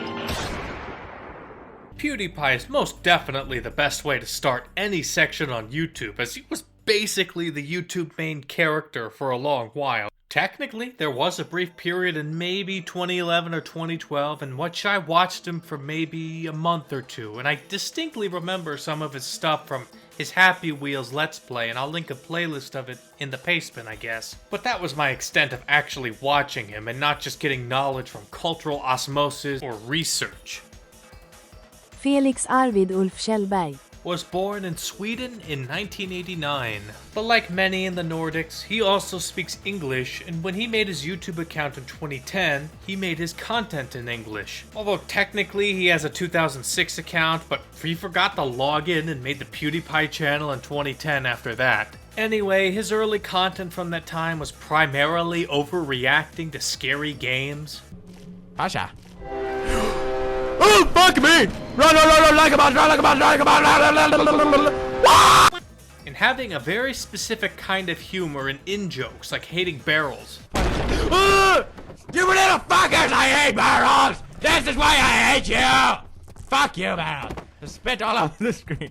That's how much I hate barrels. These would all be done in his various Let's Play series, which Let's Plays are an entry for later. Considering the landscape at the time and how I imagine most of my audience were at the age to sort of get the appeal of his videos, it makes sense that he exploded in popularity. He quickly overtook Smosh to be the most sub channel on YouTube in 2013, and he kept that crown until 2019. Today, he's still really high up at number 15. During that time he was on top, he didn't just stick to Let's Plays, he did many other things, like if you remember the playlist and the Try Not to Laugh entry, he's done things like vlogs, music videos, etc. Now there's a metric fuck ton of things I could talk about for a content creator on this size, but I do need to speed this up, so I'll go through 5 major notable things. Number 1, when YouTube was trying to push YouTube Red, which was the original form of YouTube Premium, they tried to make higher effort contents for the subscription price, and PewDiePie got one called Scare PewDiePie. There were going to be 2 seasons, but YouTube pulled season 2 before it aired because of a controversy, which will be the next point. But I do want to mention that this second season is lost media, and I'll link a lost media article on it. Number 2, PewDiePie had 2 major bits of controversy happen in the same year nonetheless. And before I talk about this though, please remember that these happened in 2017 when edgy content was the norm on YouTube. If you don't remember, this is the era with Leafy is Here not being banned, Filthy Frank before he decided to move on, and iDubbbz before he became Anissa's husband. So while what I'm about to say is controversial, just keep it in the back of your head that it was a different time on YouTube. Anyway, PewDiePie found one of those pay a third worlder to say something services, and according to PewDiePie, he put in a message he never ever expected them to say. He made it as edgy as possible to show what the limit was, but it turns out they would actually say it, and he showed it on screen. Sadly, YouTube gets kind of weird about this footage and of his next controversy, so I can't really show it without the possibility of YouTube deleting the video. So I'll just say the message called for death to all those of a certain group.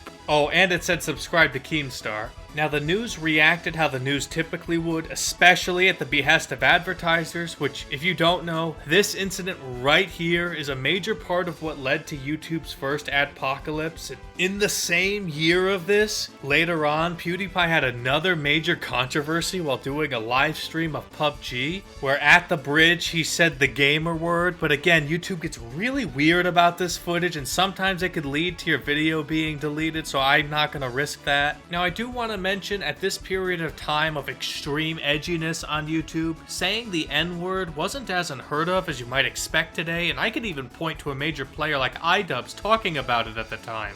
Very fucking stupid to hold the word nigger at this colossally high standard, whereas every other slur, that can be used in a comedic sense or editorial sense, but not this one, because that one has history. Well, guess what, fucking retards?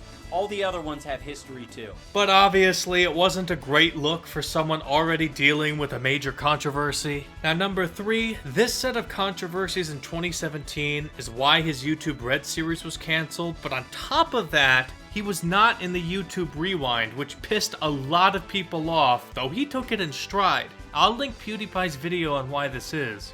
For 2017 YouTube Rewind, I am not in it! Big surprise, I know. It wasn't because I said no, it was because I wasn't asked.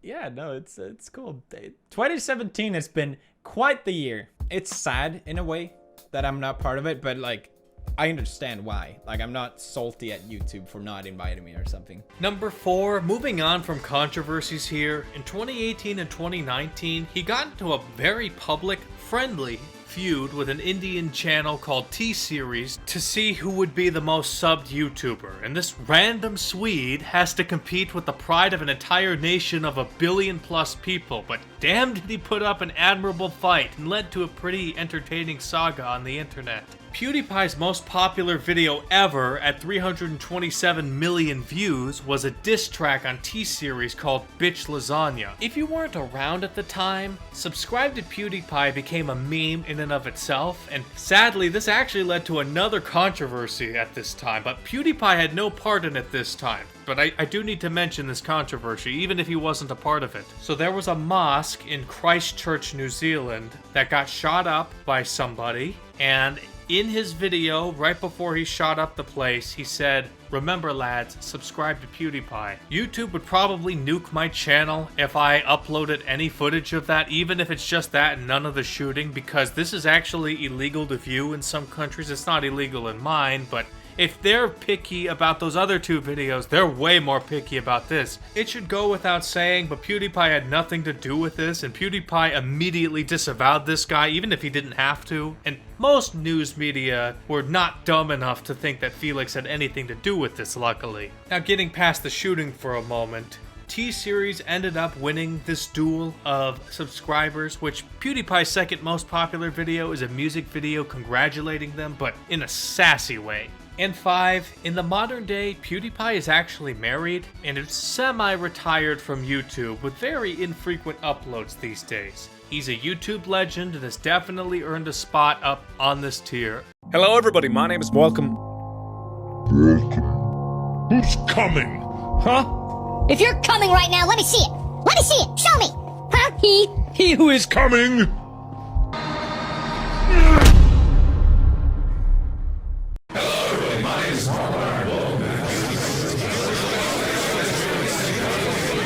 Mark Edward Fishbach was born in 1989, the same year as PewDiePie, funny enough, but unlike him, he was born in the US. It's like I said in the last video, millennials made a fuck ton of online content that you know about, with these 2 being examples of that.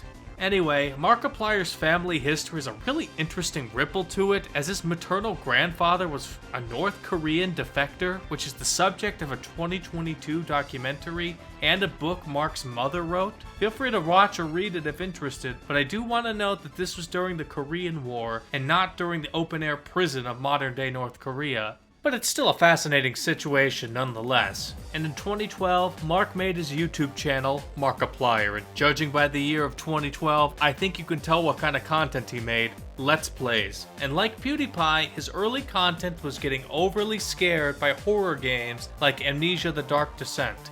No! What is that music? Ah! No! What did I do? Ah! Oh, I probably should have led to the acid. Oh, I could have killed it. Like, oh my god! Ah! Oh, it's right there! Ugh, it's so ugly. Oh god, it's so ugly. Oh, is it naked? I actually didn't realize how important this one game was for YouTube, but I can say it makes sense as to why it's an entry for later. Technically, Markiplier had monetization problems with his original channel, so he had to make a second channel called Markiplier Game, and then just renamed it to Markiplier, which is a channel that everybody knows and cares about.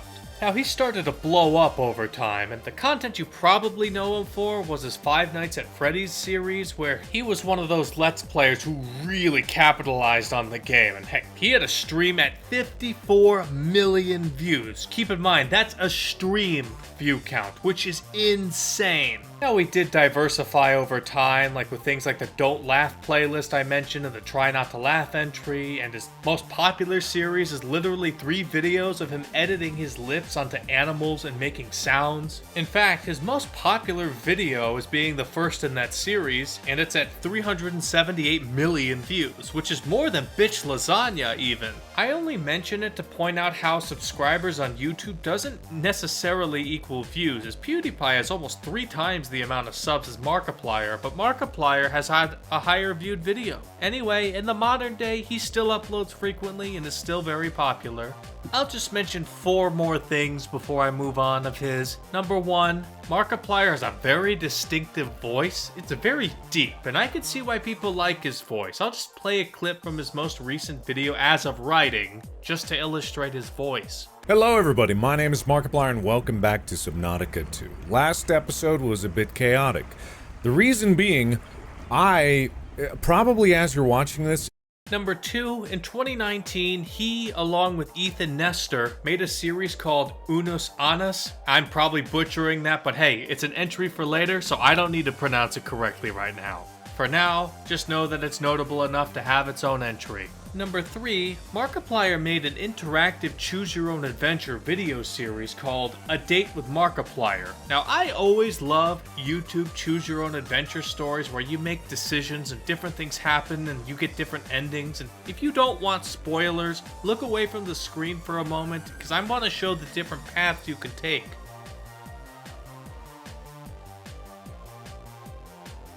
You can look again. Taking inspiration from that series, he did another similar one called A Heist with Markiplier.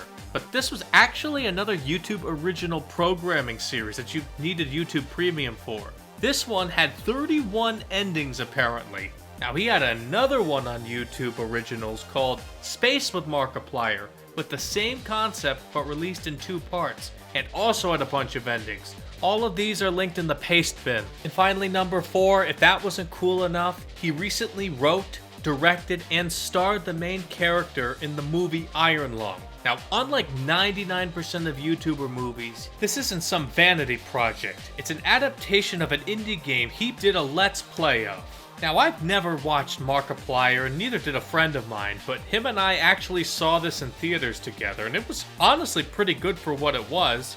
Mark's acting was solid, and this is an example of a good video game adaptation and a good YouTuber movie, and it even made a solid profit, which is not something I expected. It's apparently going to be available digitally on May 31st on YouTube Movies.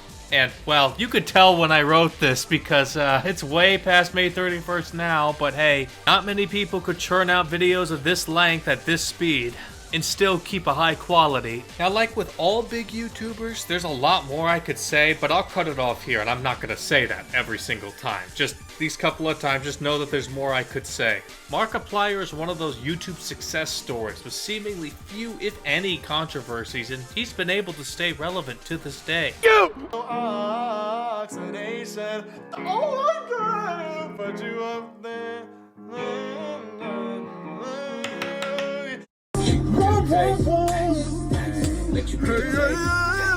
James Charles was born in 1999 in the US. His first attempt on YouTube was in 2010 called Jay's Coding, and they were like this.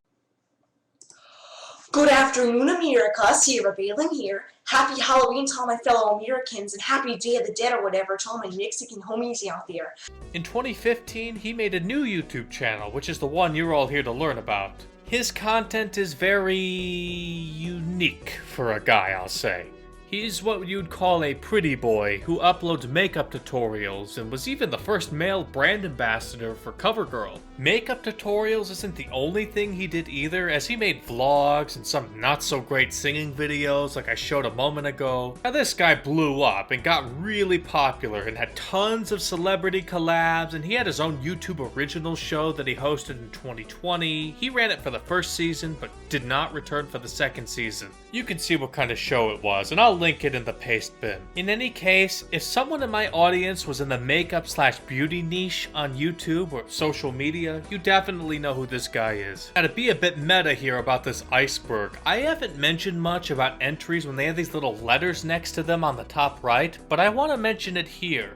This one has an NS next to it, which means it contains NSFW or not safe for work / NSFL or not safe for life content, and there's a reason for this. The biggest controversy that James Charles was a part of is practically what he's most known for if you're not in this makeup beauty space. This controversy is actually a bit complicated, and the one who brought this whole thing to light also got into her own controversy too. But if I had to do a brief summary of this, Taddy Westbrook, who is also a creator in this makeup beauty space, in 2019 released this video called Bye Sister and has been deleted, but re-uploads exist that I'll link in this paste bin. She made certain claims that a couple other creators in this space corroborated, but before I say what they are, you have to know James Charles is gay. But I mean, that's so obvious if you just look at him.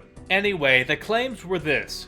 James Charles is a cheater and tries to message straight men in an effort to seduce them, despite them being straight. Now this was a 43-minute video, so watch it yourself if you want to know more about it in depth. But this video is directly responsible for a very interesting YouTube record, that being the first YouTuber to lose 1 million subs in one day, and that happened to James Charles after this released. And the first apology that James put out after this was really awful and was one of the most disliked YouTube videos out there.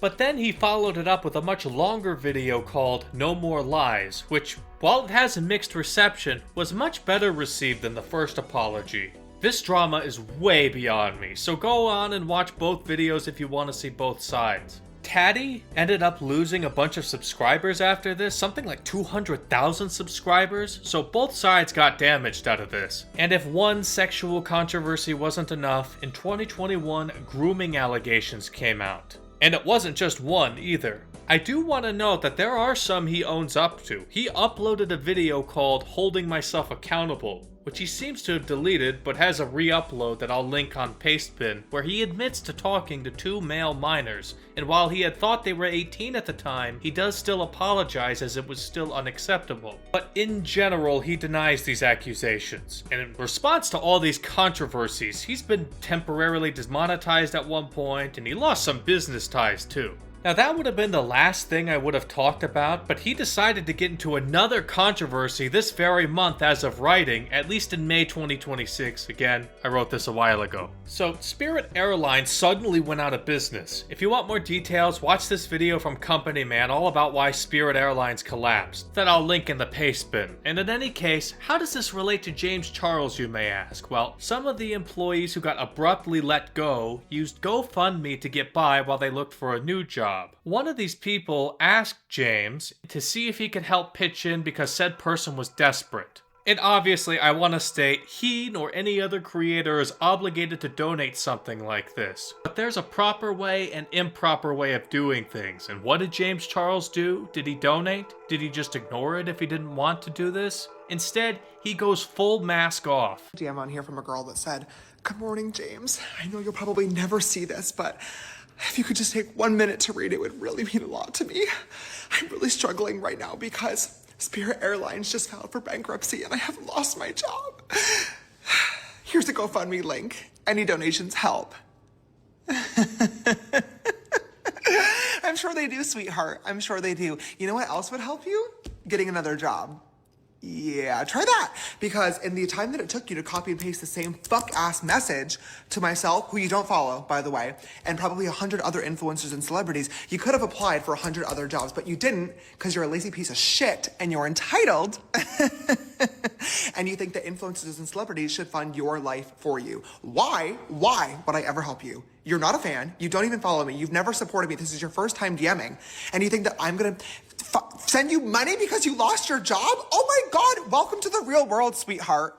You get the picture. He's a popular influencer with a lot of controversy. Let's move on. What's poppin', guys? Back with another 3 a.m. challenge. Tonight I'm doing something so scary, I don't know if I can even make it through the night. In case you guys haven't seen my last 2 videos about my ex-girlfriend, she has been trying to contact me at 3 a.m. But the only thing is, guys, she's been dead for 8 years, guys. I've literally been able to have full out conversations with her, and I even got her on FaceTime. But tonight, guys, I'm gonna try to summon my dead ex-girlfriend from the grave, guys. This is going to be insane. Need I say anything else about 3 a.m. YouTubers? It's some of the worst slop content I've seen on this tier, even more so than AI. But considering the age of my audience, most of you aren't the intended audience of this garbage. It's horror content made for kids, kinda like Five Nights at Freddy's. It's literally just being the most annoying douchebag for 10 to 20 minutes while you do something allegedly at 3 a.m. like calling someone dead like we saw, or using a Ouija board, or ordering something off of the dark web. It's not even trying to seem real, and it's not even slightly entertaining, but kids love it. Really, the only entertaining thing I've seen out of this are the parodies. Back at it again with another fucking banger, bro. Today we're gonna be calling George Floyd, guys. We're gonna be calling George Floyd. We're gonna call George Floyd. He's dead, but we're gonna contact his ghost, guys. Are you ready? But unlike most parodies where it's recommended to hold some outrageous things back to keep it funny, they have to go all out because 3 a.m. videos are almost as crazy as they could be, already, without any parody. I mean, is what you see on screen any more offensive than the parody I just showed you? That's how insane these things are. The worst offender of these is most definitely J-Station, but he's an entry for later. I don't want to spend another second on this garbage, so just watch this video by Critical that I'll link in the paste bin. Let's move on.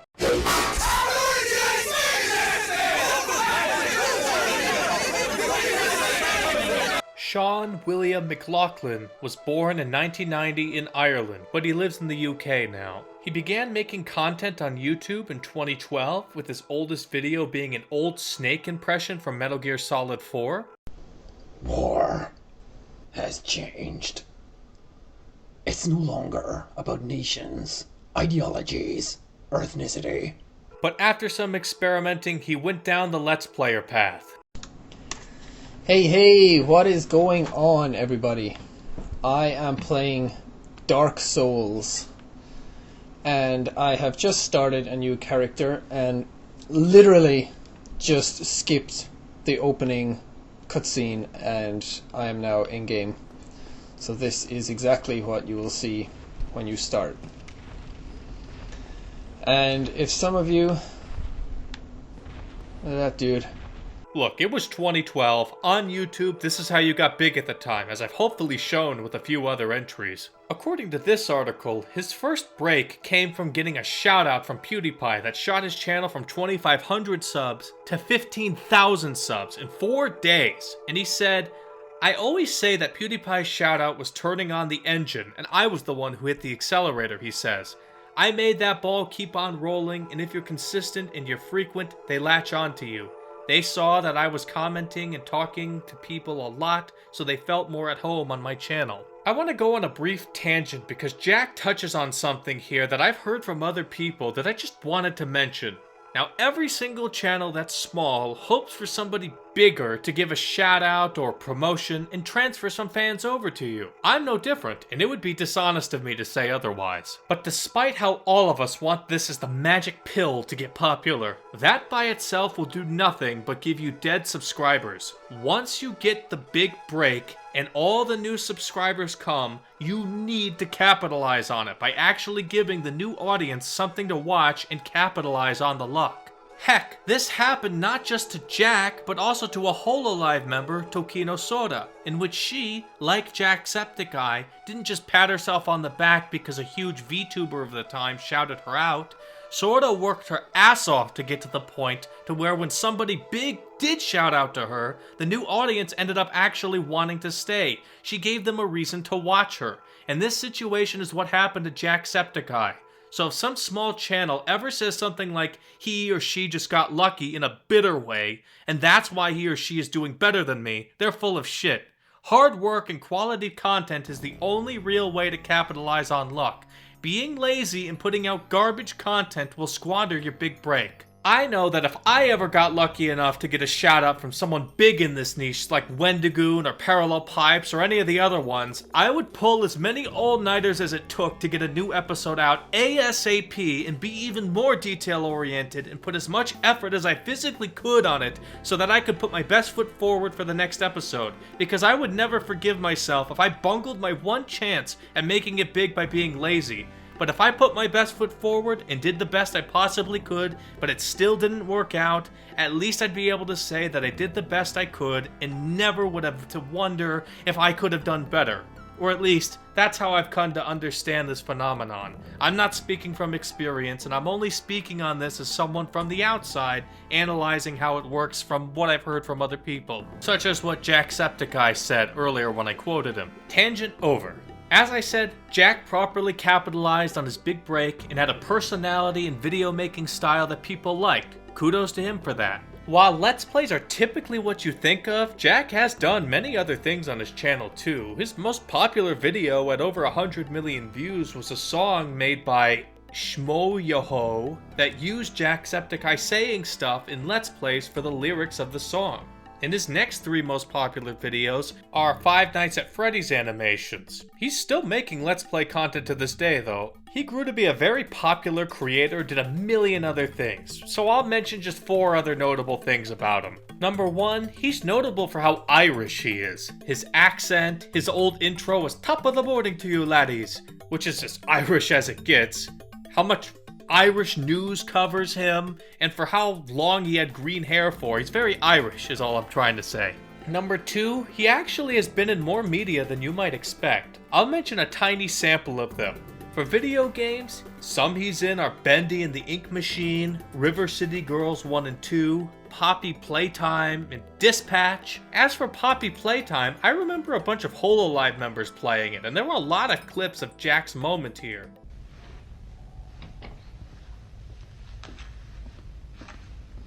Is that Jacksepticeye? Man in yellow shirt. Wait. Mind if I film this? Oh, not at all, sir. That's what I like to hear. Oh, not at all, sir. Oh my god! That's what I like to hear.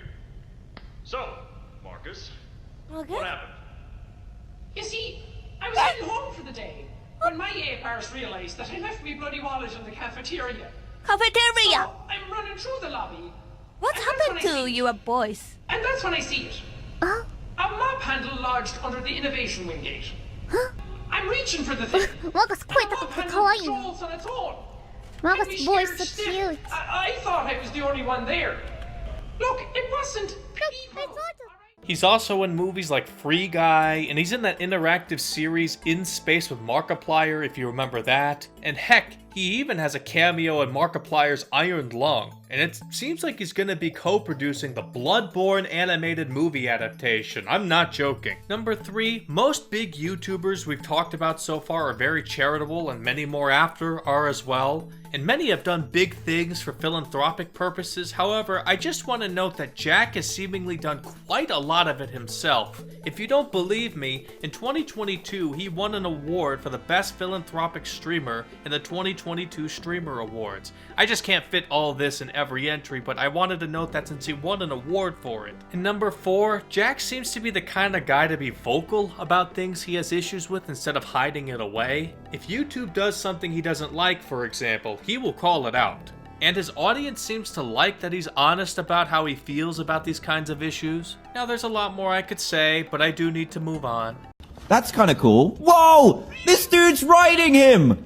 I didn't even know you could do that! No, no, no, I'm stuck, get out, get away from me. You stuck, I can't even move, I can't move. They squished me with their naked bodies. Ah, he's so small. Can we ride him when he's that small? We can, look. Oh, his head is literally up my butt. Oh, no. Press start. Daniel Robert Middleton was born in 1991 in the UK. We just had an Irish Let's Player, and now we're getting a British one. And on top of this, he also started his YouTube career in 2012. Holy moly, 2012 must be one of the most important years on YouTube or something. Markiplier, Jacksepticeye, and now DanTDM all became huge Let's Players after starting this year specifically, and while he didn't start in this year, PewDiePie also had a really good year in 2012. So I'm convinced that this was the best year for Let's Players, 2012. Though DanTDM is actually the first entry on this iceberg I've never heard of prior to this. I don't watch most mainstream YouTubers, but I typically have heard of them at least. But that's not to knock Dan or anything, as you'll soon see he definitely deserves to be on this tier. That's just me being uncultured, I guess. As stated, he started on YouTube in 2012 with the channel The Diamond Minecart. And while the name has changed a couple times, in 2016 it was changed to DanTDM, which it has stayed as to this day. If the original name didn't clue you in on the kind of content he made starting out, I'll show you his oldest videos here. As you can see, he focused on Minecraft Let's Plays. If you want to learn about how big Minecraft got at this time, check out the first video that has the Minecraft entry. And holy shit did he pump out Minecraft videos. But I can't blame him, as he was heavily rewarded for it at the time, like having enough views on these videos to get an entry in the Guinness World Records 2017 Gamers Edition for the most views for a dedicated Minecraft video channel. And his most viewed videos in the tens of millions were all Minecraft videos. His audience was mostly younger people. Yes, I know I could say that about all Let's Players so far, but being a Minecraft Let's Player made it even more targeted at kids. And since this was the case, when it was time to diversify, he moved on to other popular kids games like the Roblox platform that I discussed in an earlier entry, or Five Nights at Freddy's that I discussed earlier, etc. These days, he looks a bit different than he did, like being bald and looking a lot more like a millennial dad, which that's because he is. He's married and has 2 kids, so good on him for that, and he even still makes Let's Play content and occasionally stuff like vlogs. But like basically all YouTubers I talk about on this tier, he's done many other things too, and since I seem to like putting these things in lists for some reason, let's do maybe 3 more things. Number 1, he's been in a decent amount of media, such as the game Minecraft Story Mode Episode 6, he was in an episode of Black Mirror, and he was in a movie like Free Guy, another one was the Minecraft movie, and he was also a voice actor in the UK dub of Ralph Breaks the Internet. Well, technically, it was the UK version shown in theaters and not the home release, but still. Anyway, he also had a YouTube original series called DanTDM Creates a Big Scene that I'll link a playlist of in the description. Anyway, he's been in a lot of things. Number 2, he actually created a graphic novel called DanTDM, Theorists and the Enchanted Crystal that you could still buy on Amazon or Barnes & Noble, and it seemed to sell pretty well. Number 3, in more recent news, he's actually the host of a radio show in the UK on Classic FM, which is apparently one of 3 of the UK's independent national radio stations, which seems to be a pretty big deal. The show he hosts is called Next Level, which is a weekly video game music focused show. DanTDM here, where I have just celebrated my 1-year anniversary of my video game soundtrack show Next Level here on Classic FM, and I'm about to play one of my favorite pieces. Up next is Aquatic Ambience from Donkey Kong Country, thanks to Polygon Piano who performed it for us, and composer David Wise. As a funny bit of coincidence, that song he was playing in that clip was actually one that I used as a background track in the last video I made. Complete coincidence though, that wasn't planned. And as always, there's a lot more I could say, but I think you get how big he is. Let's move on. This is weird. Hello.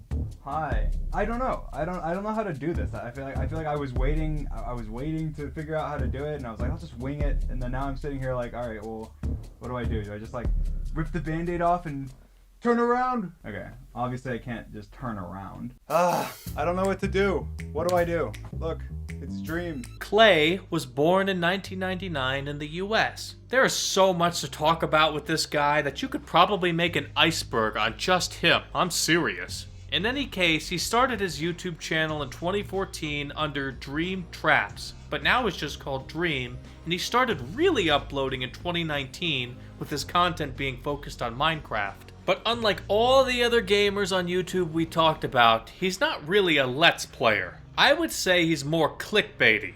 If you remember the first video about clickbait, I defined it as two types of things. I'm referring to the type of clickbait that is enticing to click on for being overly dramatic, but does satisfy the curiosity after viewing. So in other words, it's not the really bad type of clickbait, but it was still clickbait. For example, his first video that's on here is about him playing Minecraft terribly, intentionally, to trigger people, or his next series of videos about trying to find the exact seed of Minecraft that PewDiePie was playing, or offering everybody who uses a certain Minecraft skin $1 for doing it, within 32 hours of course. Anyway, that skin he used is a good segue to mention that his channel's branding is very well known online, and that skin is an example of it. It's this simple black and white drawing with a green background. While many of his videos were just a voiceover, eventually he started showing himself online, but with a mask over his face with this branding. I know some of you think you know where this is going, but controversies will be mentioned in a moment. Let's pivot to other things before controversies, okay? Anyway, his videos started to blow up on YouTube, with YouTube in this 2020 article put one of his videos as the number 7 most trending videos in the US, which was a Minecraft video with over 140 million views, and it was his second most popular video. This same series of Minecraft Manhunt is also what his other most popular videos are from, including his number 1. And he was even given the number 1 breakout creator spot in the US and number 2 top creator in the US, just behind MrBeast, which really should be letting you know how popular this guy is, even in 2020. At this same time, he started streaming on Twitch as well and became a gigantic streamer there too, with one stream getting 700,000 concurrent viewers, which was the 6th highest gaming stream of all time by that point. So in other words, this man was popping off everywhere. Another thing he was known for outside of the Minecraft Manhunt series was a private survival multiplayer server called Dream SMP, which was created by him and another creator called George Not Found, and then other big creators were invited. And if that's not enough Minecraft for you, he also took part in a few Minecraft championships. These days, he is still uploading Minecraft content, mostly, but he has also done things like music and streams relating to other things. In other words, he was everywhere and practically the main character of Minecraft YouTubing in the 2020s. But this is only half of the reason he's on here, no doubt. As, if this were it, this could have been somebody else I'd never heard of. But because of the copious amounts of controversies he's been in, I have heard a lot about him. Where do I even begin? Where the fuck do I even begin here? Okay, I'll talk about 3 main controversies about him. Number 1, I'll start with some of the Minecraft controversies first. So one of the things he would do is speedrun Minecraft, which is a gigantic pastime for this game, by the way, but speedrunning stuff is an entry for later. Anyway, Dream would participate in speedruns that he would upload to speedrun.com. However, as it turns out, Dream is a massive cheater of speedruns, and exposing speedrunning cheaters is a whole subgenre of videos for this hobby, and well, Dream just so happens to be potentially the most well-known speedrun cheater to ever be exposed, and this single controversy is probably what non-Minecraft people remember him for. It became that big of a deal. If you want to know more, watch these 2 videos by Carl Jobs that I'll link in the paste bin. But to summarize it in 3 sentences, he got really lucky in such a way that's basically impossible in Minecraft without editing the game files. He got exposed for this, and then he tried to get away with it by hiring a Harvard astrophysicist to write a paper saying how he didn't cheat, but that didn't work, and the writing was basically on the wall. He then admitted to unintentionally having cheated files on his game that he accidentally had on during these speedruns. This admission is why I am not saying allegedly like I normally do. The fallout from this was pretty immense, and on top of all of that, people have found other times where it was alleged he cheated. I'm using alleged here since he has made no admission on these and I don't want to be sued. If you want to learn more about the alleged cheating he did in actual events like Minecraft Championships and in a couple other places, I'll link this video. Number 2, we're gonna move on from controversies relating to the game that made his career. Dream's entire branding outside of Minecraft was the drawing he had as an avatar and the mask over his face. There's nothing wrong with this at all. For privacy reasons, I'll probably never show my face on here or at an event if I somehow become big enough to be at events, and I'd probably even have some kind of mask like Dream did, or the dev of Nier Automata, Yoko Taro. But when you do this, you're gonna create an air of mystery and mystique, and you're going to, intentionally or not, create an expectation of what you look like in your fans' minds. If you take that mask off and you don't look like this, you will be disappointing your fan base, which is what happened in this case, which I'll show an example of some people seeing the premiere of it live.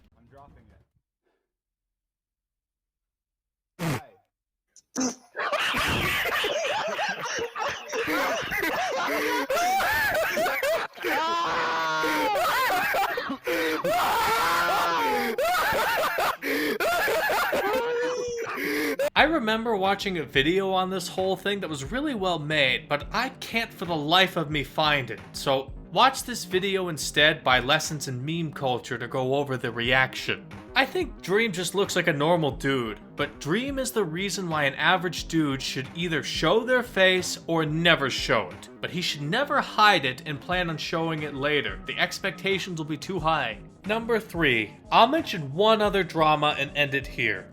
I mentioned that he made music, one of those songs being called Mask.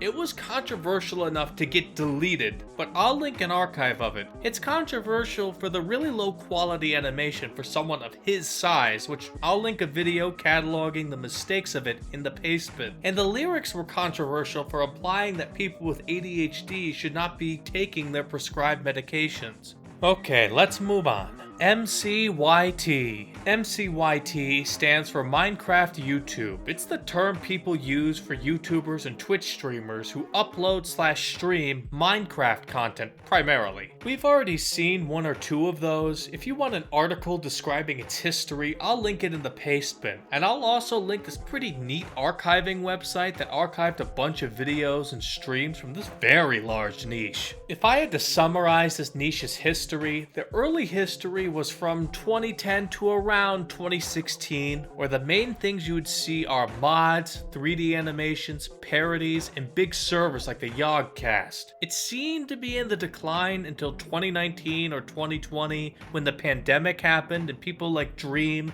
and others in the Dream SMP server added an RP aspect to it, and it and Dream himself blowing up caused Minecraft YouTube to have a resurgence. These days, on top of the RP survival servers, there's a large speedrunning scene, a very large PvP scene, which just had a very recent drama with their PvP ranking website that I'll link video talking about it from Mugen in the paste bin. And as a side note, the official NASCAR YouTube account commented on this video for some reason, and there's a heck of a lot more content than what I just listed for this giant niche. Minecraft YouTube is also kind of notorious for having a lot of groomers. Think about it, your audience is mostly minors and almost all creators are adults, so there's gonna be grooming. I'll link a video called the Minecraft Predator tier list if you want to hear about some of these. Just one last thing, while I wouldn't call this strictly a part of Minecraft YouTube, I do want to note that Hololive has a long history of its talents playing Minecraft, with them perhaps being the most popular group of people outside of Minecraft YouTube to be actively streaming the game consistently for years. So while Minecraft YouTube was in a renaissance during COVID, this was also a time Hololive talents were doing some really cool things in the game with their server. Alright, let's move on. Ryan's World. Every YouTuber we've talked about in this little section has been on the regular side of YouTube. But now we're talking about a YouTuber whose main bread and butter is YouTube Kids. I mean, technically we talked about Baby Shark and Cocomelon in the main part of this tier, which are very YouTube Kid core, but still, This is the first in this section, and for once not focused on music or nursery rhymes. So what the heck is Ryan's World? Well, a 3-year-old named Ryan Kaji had parents Shion and Lone, who decided they wanted their son to be a star of a YouTube channel.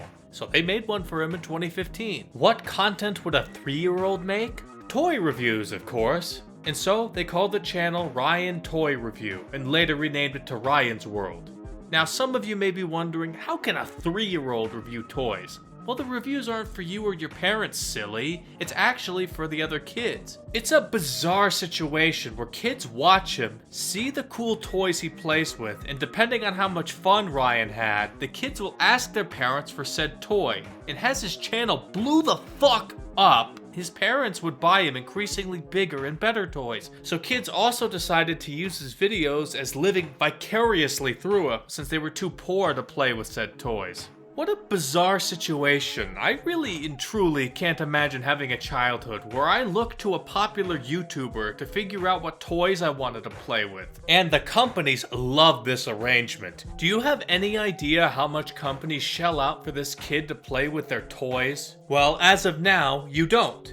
But look at how many views his channel gets. Seriously, look at it. One of his toy playing videos has 2 billion views. And he has another billion view video too, and many others with hundreds of millions of views.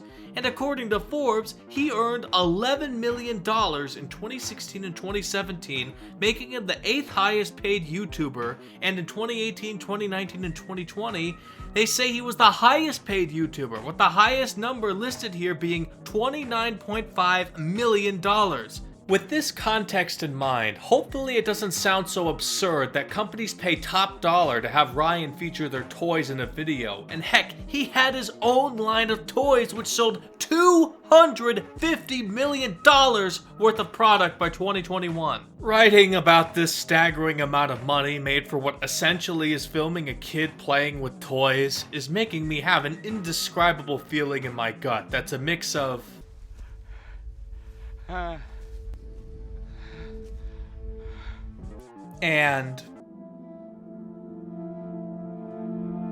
But to stay positive, let's change how I discuss this for my own sanity, please.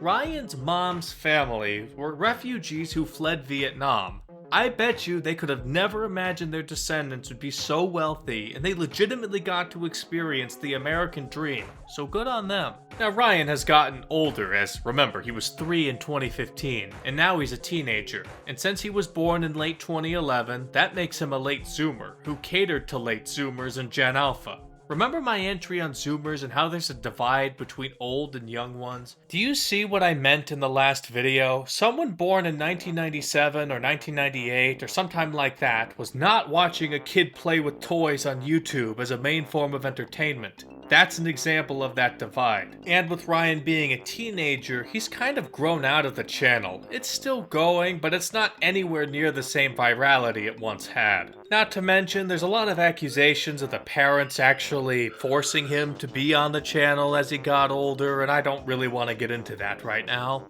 To close this entry, I'll mention some other things he did. He had his own show on Amazon Kids Plus called Super Spy Ryan, with one of the characters of it being in the fucking Macy's Day Thanksgiving Parade, which is a big deal in the US. He had an official game in Roblox as well. There was also a licensed game called Ryan's Rescue Squad based on the show that was on basically every platform you could think of. Now this next one threw me for a loop. Toei Animation, you know the people behind the classics like Dragon Ball Z, One Piece, Digimon, Pretty Cure, Sailor Moon, among a trillion other anime. Well, they teamed up with Ryan to make their own anime called Elemon. Oh man, I don't feel good, guys. Why am I feeling such an immense depression here? Well, last thing I'll have to mention is that he had released a movie in theaters in 2024 called Ryan's World the Movie, Titan Universe Adventure, that apparently was a critical and box office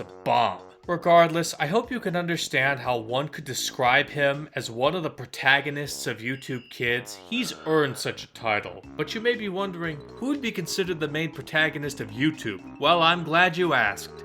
This is a real prison, and me and the boys are gonna try to survive the next 50 hours locked up here. I am going to spend the next 50 hours alone in solitary confinement. I am going to spend the next 24 hours in this house made 100% of ice. I'm going to spend the next 50 hours buried alive in this coffin. We just landed in Antarctica and we're going to survive the next 50 hours here. This is a deserted island with 0 inhabitants, and we're going to spend 24 hours straight here. MrBeast is the undisputed king of YouTube with nearly 500 million subscribers while only recently getting to 400 million. My country, the United States, is the 3rd highest population in the world and has about 342 million people, give or take. This means that if MrBeast's subscribers were a country, they would beat the US to be the 3rd highest population. The channel with the 2nd most amount of subscribers is the notorious T-Series from the PewDiePie entry at 312 million. So this isn't even fucking close. MrBeast is, as of writing this, 176 million subs more than that, which is about the population of Bangladesh. MrBeast is a whole Bangladesh more popular than T-Series, which has got to be the setup of some kind of joke, considering that T-Series is Indian, but I'm not clever enough for that. But how did he do it? How did this otherwise unnoteworthy 28-year-old American beat T-Series that caters to a country of 1.5 billion people and represents all of Bollywood and the largest music scene in India? And not just beat them, but smoke past them? What could he do that PewDiePie couldn't do? Sheer fucking tenacity and willpower. That's how. This man started out like all small YouTubers, went nowhere for a while, worked his ass off, got an understanding of YouTube audiences unlike anyone before or since, and has capitalized on it immensely. Now, I've never actually really watched MrBeast, except for 1 or 2 videos I'll mention in a bit, but I may sound very proud right now since my home country hasn't been #1 on this platform since Smosh in 2013. And I legitimately thought we would be under Indian reign forever. But MrBeast being #1 lets me have just a bit of national pride again from this. He's been #1 since June 2nd, 2024 and has held it since. Was the first YouTuber to get 300 million and 400 million subs, and well, he'll most definitely be the first to get 500 million subs because he's kind of close. So how the heck did he get here?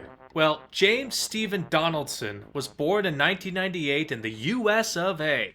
In 2012, he uploaded his first video under MrBeast 6000. Early on, he started making Let's Plays. Alright, gee, where am I? What just happened? What did you say? From Saul, before you can advance, you must flip every switch and kill all the monsters that come out. Your brain might be making a connection because it's 2012 and Let's Plays, but he did not become a 2012 Let's Play channel. No, he made a variety of content, like guessing how much certain people make and stuff like that. But sadly, with how popular MrBeast is and how much of a brand image he must keep up, a lot of his older content is scrapped. One series that he wiped all traces of on his channel was the Worst Intros on YouTube series. Luckily, there are re-uploads, but sadly he deleted videos before he got astronomically popular, and thus some of his older videos were deleted without any archive. If you want to see a list of what we're missing, see this Lost Media Archive. Usually these were drama videos and other controversial topics, and if you want to see a listing of all the worst intros on YouTube that we found, here's a Lost Media entry for it. But again, these were found, luckily. I watched a total of 2 things on MrBeast's channel in my lifetime. One of them was episodes of this series. This series could probably fit into cringe culture, which was popular at the time. Let's see a clip of it. Intros on YouTube, episode 20. This is actually episode 21, but I said the wrong number because that would be a bad intro, and it only makes sense to have a bad intro on the Worst Intro series. Get it? I'm so funny. Anyways, here's the first intro.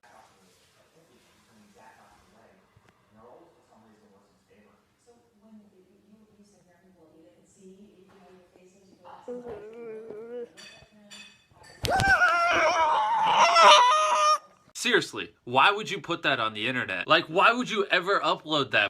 At around this time in 2016, he dropped out of college to pursue YouTube full-time with about 30,000 subscribers at that point. Just to show you how focused this man became about becoming big on YouTube at this time, I'll quote him from an interview with Rolling Stone. There was a 5-year point in my life where I was just relentlessly, unhealthily obsessed with studying virality, studying the YouTube algorithm. I woke up, I would order Uber Eats food, and then I would just sit on my computer all day just studying shit non-stop with other YouTubers. And boy, would he get his wish of virality very soon. And you could see it in his content, in which he did a lot of crazy shit like microwaving a microwave, microwaving a toaster. His first viral hit, and being the second and only other video I ever watched of MrBeast, was his video where he spent 40 hours straight counting to 100,000, which he had to cut to about 24 hours because his editing software couldn't handle 40 hours.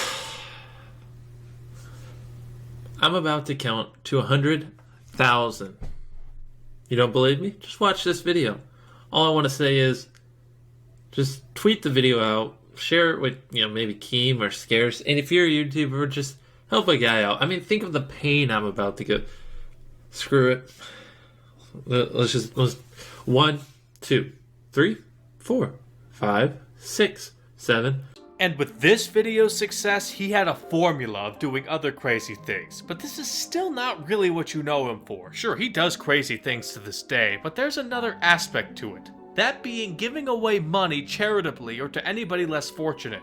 You'd see a string of videos where he gave money to people, like giving $10,000 to a homeless man, or to a random Twitch streamer, or to pizza delivery guys, and I remember all the buzz about these back then. But there's 2 other wrinkles to his channel that seem to maximize his popularity even more. Number 1, his thumbnails are extremely eye-catching, and you can actually see this develop if you scroll down. These 2 feel like proto-MrBeast thumbnails, but this one feels like a modern MrBeast thumbnail. And number 2, the pacing of his videos are extremely tight, and it feels like the perfect channels to suck up to kids who just got old enough to stop watching Cocomelon. If your kid is raised on the internet, I imagine a common pipeline is Cocomelon and then to MrBeast when nursery rhymes are too lame for them. That is how addictive his editing style is, and you can see an entire subculture of people telling you how to edit like him. So if I had to guess why MrBeast is as popular as he is right now, here are the lessons that I can summarize from it. Number 1, do crazy things for views. 2, give a boatload of money to people. 3, have great thumbnails. 4, having Cocomelon levels of addictive editing. So having seen all this, let me show you what a modern MrBeast video is like. Actually, I already did in the Squid Game entry, which is his highest viewed video. I recreated every single set from Squid Game in real life, and whichever one of these 456 people survives the longest wins 456 grand. What a way to open a video, right? Let me just give you one more. I put 100 people inside of a giant circle, and whoever leaves the circle last wins $500,000. But if you touch the red line, it's game over. I don't care how long this takes, whichever one of you leaves last wins $500,000. This should make it crystal clear as to why he is easily the most popular YouTuber, and this entry's getting kinda long, so let's do a speed run of some of the other things he's done. I clock it at 7 things. Number 1, he once partnered with Mischief to make a mobile app that was used in a contest in which users had to keep their finger on the app longer than anybody else to win $20,000 and then $100,000. Number 2, he's had multiple food ventures like MrBeast Burger, which was Ghost Kitchen. That means it rented already made kitchens and restaurants to license out his own burgers. I've even had a burger from before during the pandemic. It was alright. Another one he did was called Feastables, which was his own take on a chocolate bar, which had a sweepstakes where a winner of a competition judged by Gordon Ramsay would win a chocolate factory. Yeah, he remade Charlie's Chocolate Factory essentially. Another one is Lunchly, that's basically supposed to be a healthier alternative to Lunchables and was jointly started by MrBeast, Logan Paul, and KSI. KSI is an entry for later, and I've talked enough about Logan Paul. Number 3, MrBeast had a temporary amusement park in Saudi Arabia from November 13th to December 27th, 2025 called Beastland. Number 4, he has a, so far, 2-season show on Amazon Prime Video called Beast Games. That's an actually professionally produced show about competing to win for $5 million. Number 5, while he does give a fuck ton of money away for challenges, he has also done a lot of philanthropy campaigns like Team Trees, Team Seas, and Team Water, which have raised tens of millions of dollars for certain causes, and he even has a channel called Beast Philanthropy beginning in 2020, where all proceeds go to philanthropic causes, and I'll show a clip of a video on this channel. Once we found out about this community in Guatemala, we contacted Techo, an organization we worked with 2 years ago by rebuilding 10 houses in an impoverished community in Costa Rica to see how we could help save this remote town from being destroyed. And I could spend all day on the philanthropic causes that he's worked on, but let's go to the next point. Number 6, MrBeast has been in a lot of things. Like, he's won a lot of awards, as you can see here. He was a guest in the show Survivor Season 50, Episode 10. He did voice acting in Teenage Mutant Ninja Turtles Mutant Mayhem, Kung Fu Panda 4, and the upcoming Angry Birds 3 movie, just as a sample of the things he's been in. In number 7, finally, despite the major amounts of efforts he puts into keeping his image clean, he and his company do have some controversies, but this entry is long enough. I'll just say a one-sentence version of it. The working conditions and the conditions some of the competitions are, by some accounts, not the best. But look, if you want to know more about any controversies, just Google them. He actually has a lot less drama than you might expect for someone of his size, which is a testament to how much effort he and his team put on appearances. Now, someone might be scoffing at this, but keep in mind, this guy has more people sub to him than my entire country, so just keep that in mind. The amount of drama that he is in is actually a lot less than what you might expect. Now look, this entry got out of hand, but considering this man is basically the protagonist of YouTube, I had to pay my respects. Let's move on. Blushing, I'll catch up with you some other time, and don't overdo it, watch your calories. Don't you tell me how many calories I need, bitch!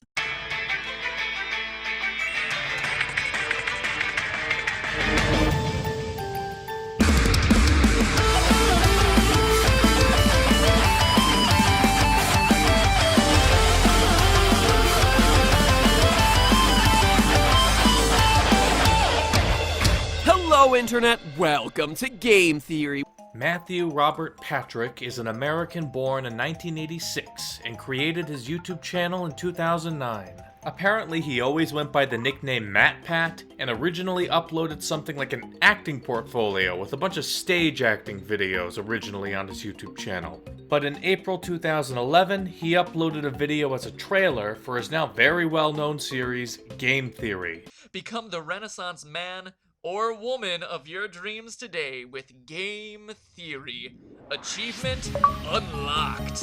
According to the description, it was inspired by an episode of Extra Credits called Tangential Learning, which was apparently deleted and remade a year later, but I'll link it in the paste bin. And in the same month as he uploaded his trailer, he uploaded his first episode, which was about Chrono Trigger's time travel. This video series is what MatPat is most well known for. He would take some aspect of a game and make a crackpot theory about it, even in the early days. Break out the borscht and pierogies, comrades, cause it's time to celebrate a true Soviet hero. Like this one about Mario being a communist. While these are what got a ton of views, I think any game theory fan would know that he went way too hard on the Five Nights at Freddy's theories, right? He milked that franchise for all it was worth. 86 theories for this single franchise. The Legend of Zelda only got 15, and even another popular series on here, Minecraft, only got 46. But 86 episodes? That's nuts.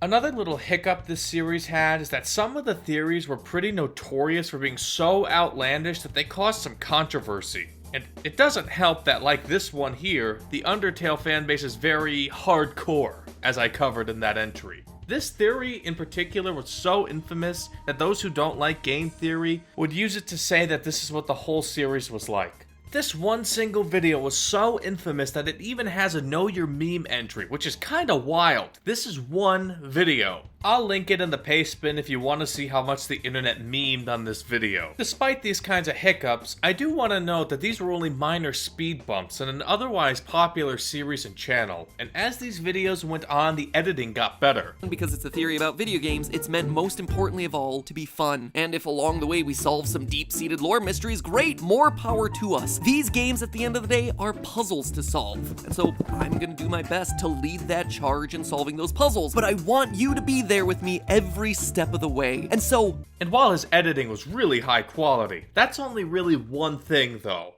I think what really sold this channel was MatPat's personality. That's what people really liked about this channel. Anybody can make wildly silly theories, and heck, you could even have me do it on Patreon if you really want to, but I'm no MatPat. MatPat added enough personality that people really ate this series up. It got popular enough for spin-off channels to be made, like Film Theory, Food Theory, Style Theory, and Game Theory Live or GT Live. These were all like Game Theory, but obviously about their associated topics, and Game Theory Live was a Let's Play and live reaction channel. The only video I watched from one of these channels was this Film Theory video on the Blair Witch Project, in which MatPat theorized that there was no Blair Witch at all, and instead Josh and Mike hatched a plot to kill Heather, and that's actually what happened in the movie.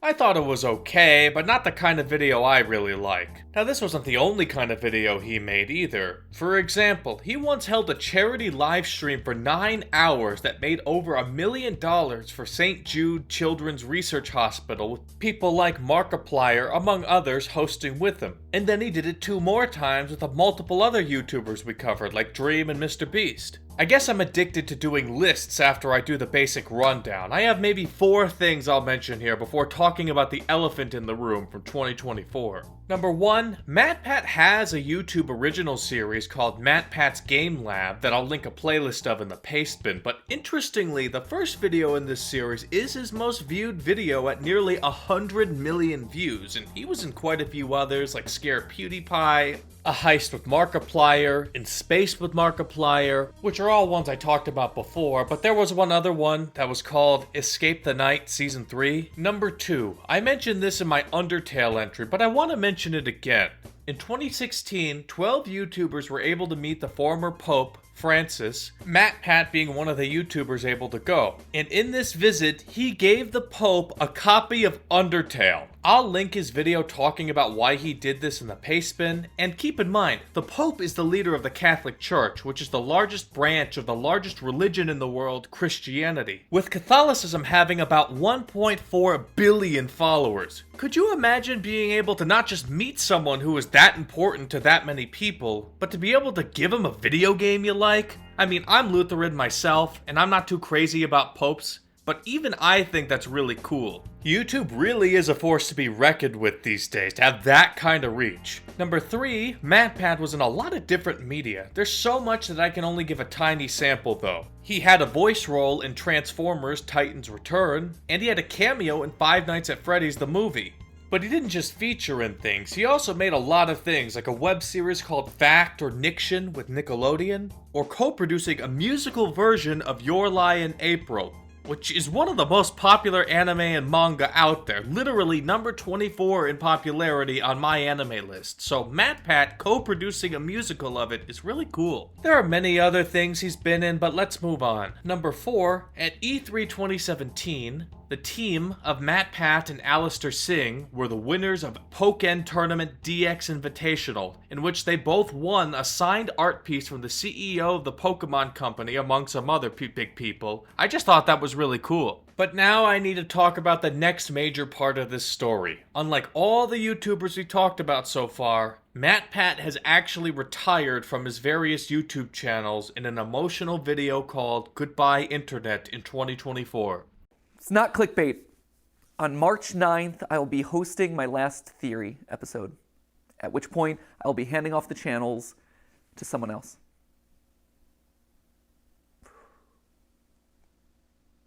There it is. That's it. Send tweet. We're all done here. That's all you need to know, right? Oh, wow.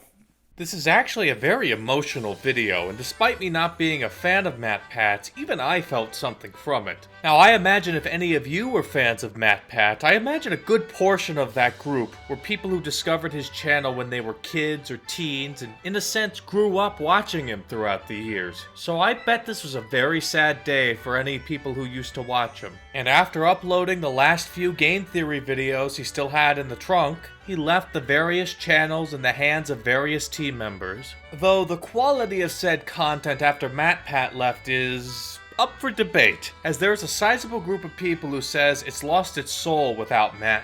Now, this wasn't the end of MatPat's story, as he did a couple more things, such as making a channel called Lore-Fi, which is an ARG based on the lo-fi genre, though this ARG aspect of the channel has seemingly ended. And he also created the Creator Economy Caucus, meant to have lawmakers ensure legislation are timely and relevant in the internet age, in its own words. I'll link the tweet in the paste bin. To close this entry, MatPat is a very charismatic creator who made a unique series that a lot of people watched, and he retired in one of the most emotional moments this website has ever seen.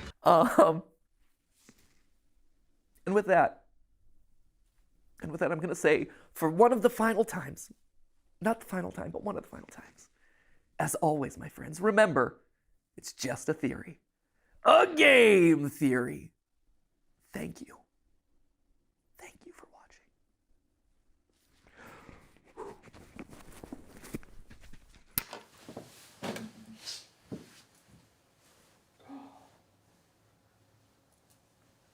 I wish the best for him. Den heter She Loves You. Hi, my name is Kjell, and this is my video essay channel. Today I'm going to talk about your favorite band, or maybe a movie you like. Here's a bold claim about them that I can't possibly justify, but would make a good title to a YouTube video. Here's some information I found on Wikipedia about the band. I didn't really bother to dig any deeper, because why should I? Now I'm gonna misuse a handful of big words and sayings to cover up the fact that I don't really have that much to say on this topic. The Beatles' titular album. Essay videos, usually called video essays, are a mainstay of YouTube. Do you have a video game or movie or TV show or anime or something like that you like? Chances are it has at least one video essay about it on YouTube. And let's be real, unless it's super obscure, it probably has like 50.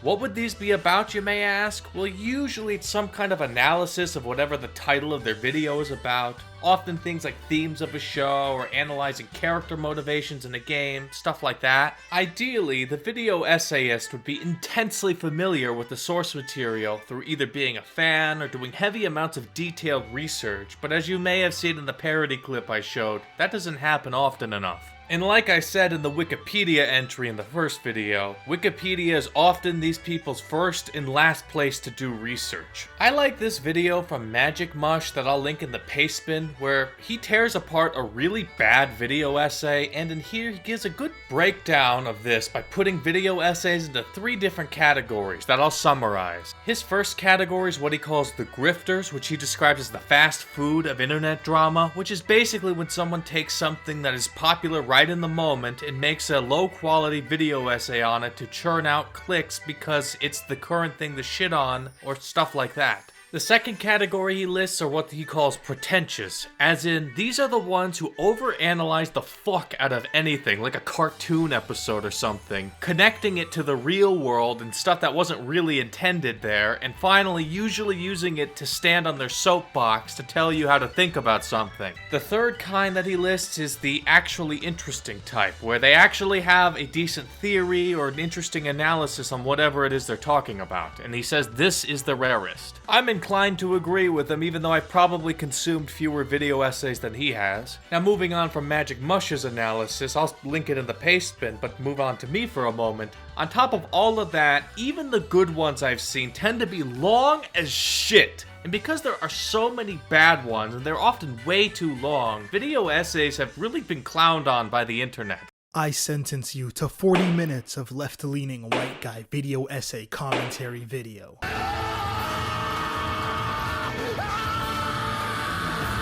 But I don't want to make it seem like there aren't any good ones. There are plenty of those too. I want to recommend 3 channels I'm subbed to who do video essays. Number 1 is Bowl of Lentils. He makes video essays primarily about Japanese visual novels, and that's probably my second favorite kind of media behind HoloLive VTubers, but there are some about retro Japanese games that aren't visual novels that I also like of his. The second channel I'll recommend is Punchy, who's a speedrunner but also makes video essays about obscure Japanese games that never got translated, but there are some that aren't Japanese. And number 3, I'll recommend Dungeon Chill, who also does video essays about games that often never left Japan, but there are some that aren't Japanese. Now, if you expected me to recommend anything different, I implore you to read the name of my channel, and you can see why I watch video essays about these topics. That's the video essay part of this entry. What about the documentary videos part of this entry?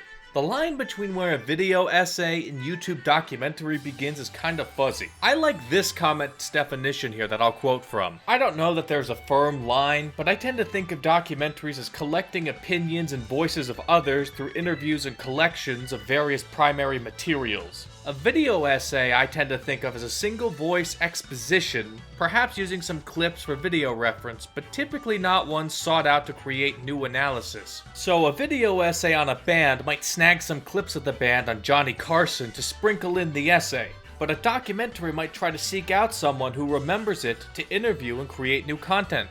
An example that feels like a traditional YouTube video but is definitely a documentary is Red Bard's video called IzumiCon 2018, The Worst Con That Never Happened, where she not just explains what happened, she interviewed directors, volunteers, panelists, guests, etc., and it's a great watch that I'll link in the paste bin. But one that feels more like a traditional documentary just put onto YouTube is this one by Mike Klum, which is perhaps the best single video made about a lolcow in internet history, called The Dark, Sad Life of Boogie 2988 official documentary. The amount of effort, camera work, and in-person interviews of said lolcow makes us feel like it could have been a legitimate movie in theaters or on TV. I'll link it in the paste bin. In any case, YouTube documentaries tend to have a better reputation than video essays.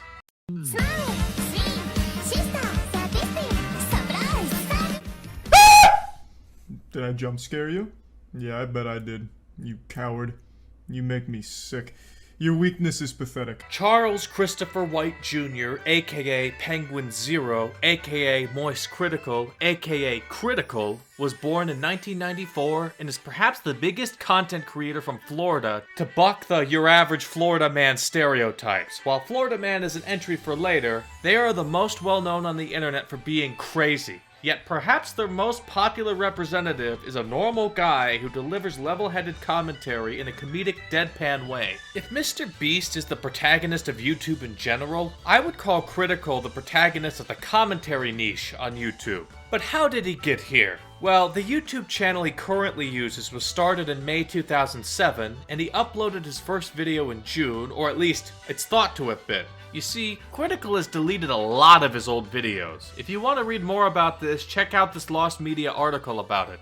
The earliest video people have found was from July 2007 and was a song remix that I'll link an unlisted re-upload in the paste bin. The first video he still has up is from August 2007 about a glitch in the game Gears of War. All of this means he's the earliest uploader of the YouTubers we've talked about so far, which is kind of neat. In any case, his first videos, at least the ones that are still up, were all gameplay videos from various games without commentary. Now this is the old YouTube I remember.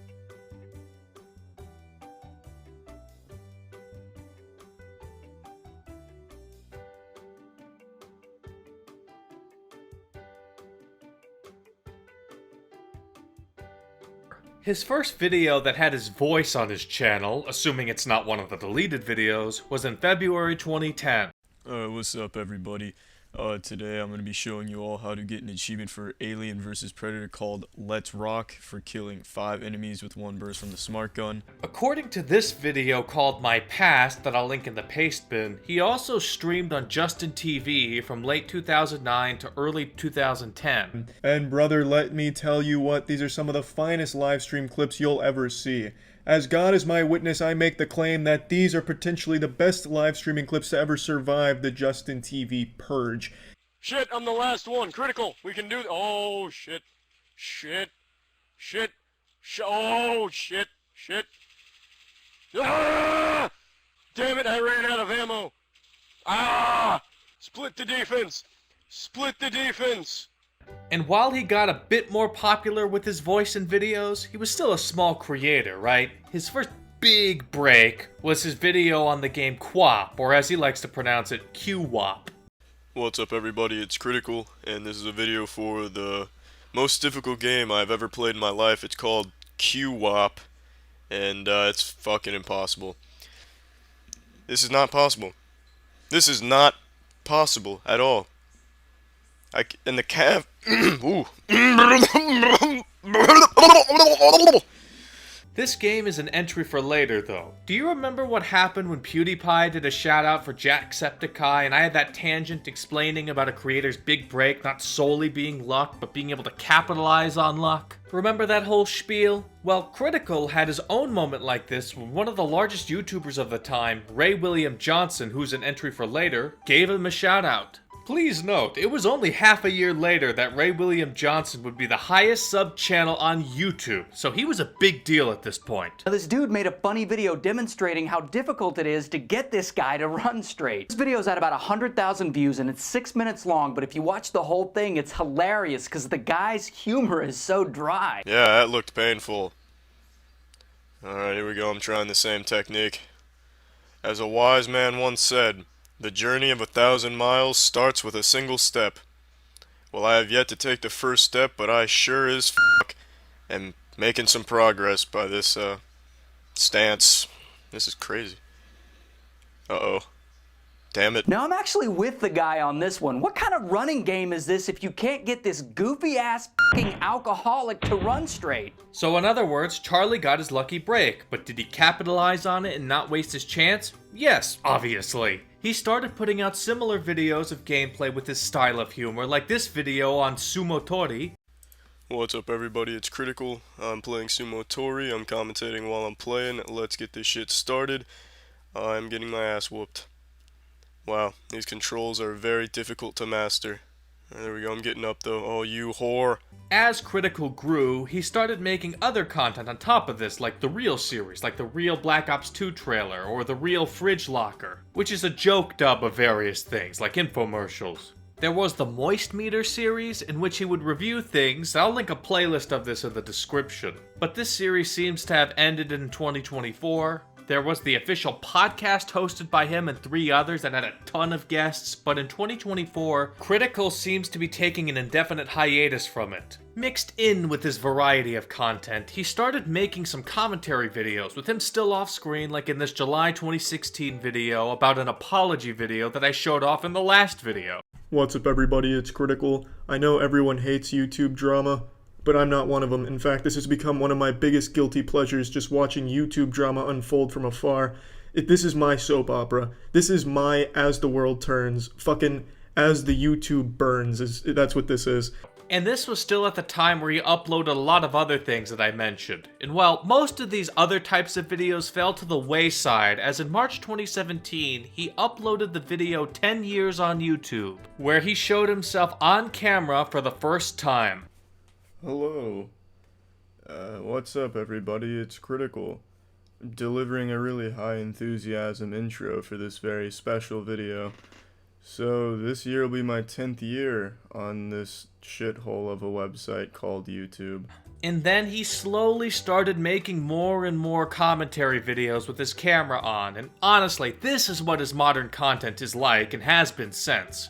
Of course, there are other things he has done, but you can tell his variety critical is over, and now commentary critical is the new standard. And hey, don't take it as me being negative. I'm one of like 5 people who had never really watched critical in either era, so I don't really have an opinion on this. But this style of content is what catapulted him into the upper echelons of YouTube stardom, which must mean people like it. His most popular video was a video where he, in the similar style to his commentary videos, talks about his experience being an extra in the Hunger Games. I was an extra in the Hunger Games Mockingjay Part 1. He's also a pretty avid streamer on Twitch and on YouTube as well. Now, why did his style of content get so popular? Well, I've shown it quite a bit, but this man has a very specific kind of demeanor, voice, cadence, and way of describing things. He's quite the wordsmith, and that aspect of him is very often parodied. This is yet another gorilla-sized dick YouTube has shoved up its user base's ass. A dick so big it would be the top upvoted post of all time on r/chonkers,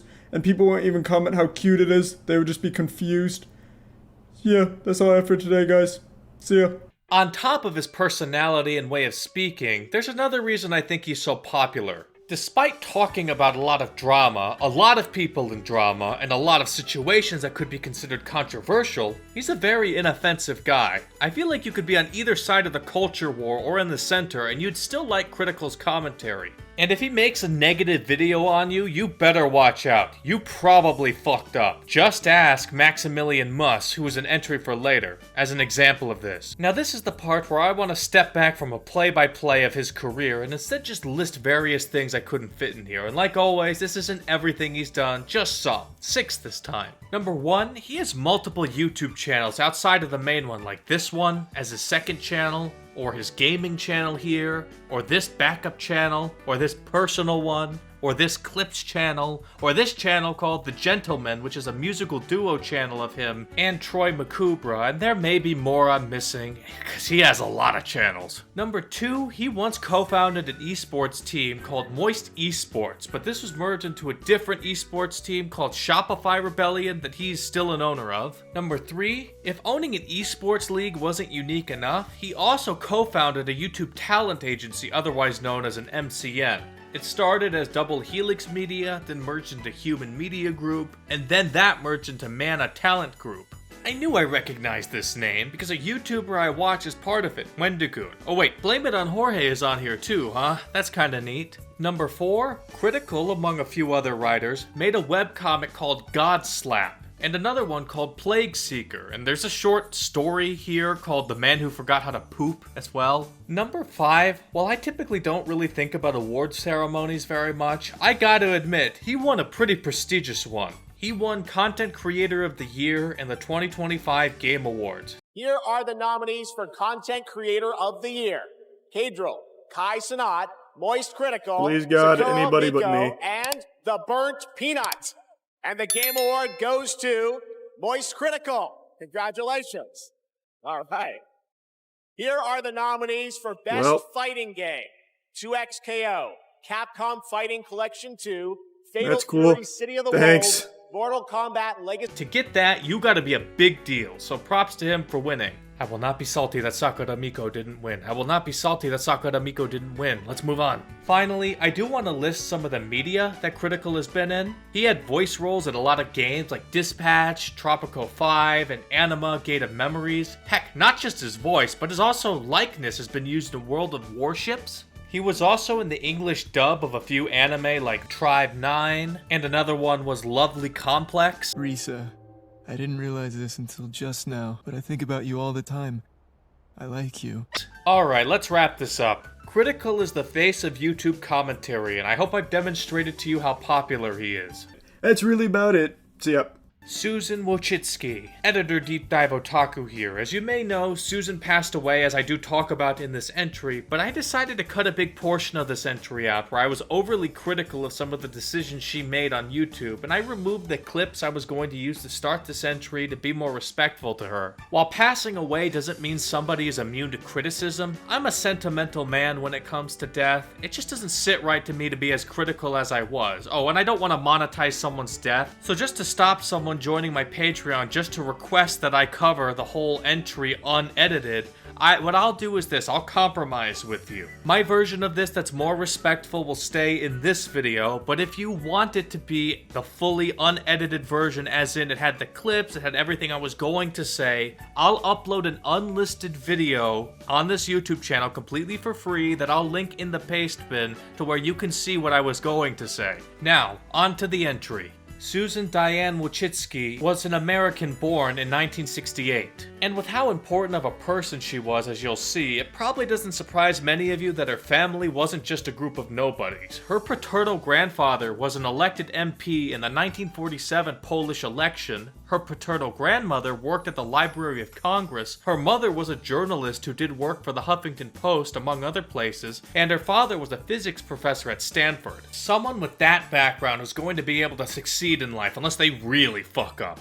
Indeed, she was able to get a bachelor's degree in history and literature at Harvard, a master's degree at UC Santa Cruz, and an MBA at UCLA. If you aren't American and have no idea what our university system is like, trust me when I say that this is a very prestigious education. And with an education like that, her career trajectory should make sense. As for her career, let's skip some of the early stuff and go straight into what's relevant here. She was the 16th employee at Google and was hired the same month that Google was incorporated, which was September 1998. In fact, the Google office was set up in her garage, which would show how big her role was. Other than collecting rent from Google, what else did she do? Well, she led the team to make the first Google Doodles, which is an entry for later, and she co-developed the Google image search. So she helped develop something I imagine most of you have used before, and some have used very frequently. She was the product manager for the first AdSense products, which if you don't know, will be where my income stream will eventually come from when I get monetized on top of the Patreon. Hopefully that can happen in the next few months, but I'll need 1,000 subscribers and 4,000 watch hours to get there. The watch hours would be more than likely happening in just a little bit, since long videos are like a watch hour cheat code. But the subscriber requirement may take longer, so please make sure to subscribe.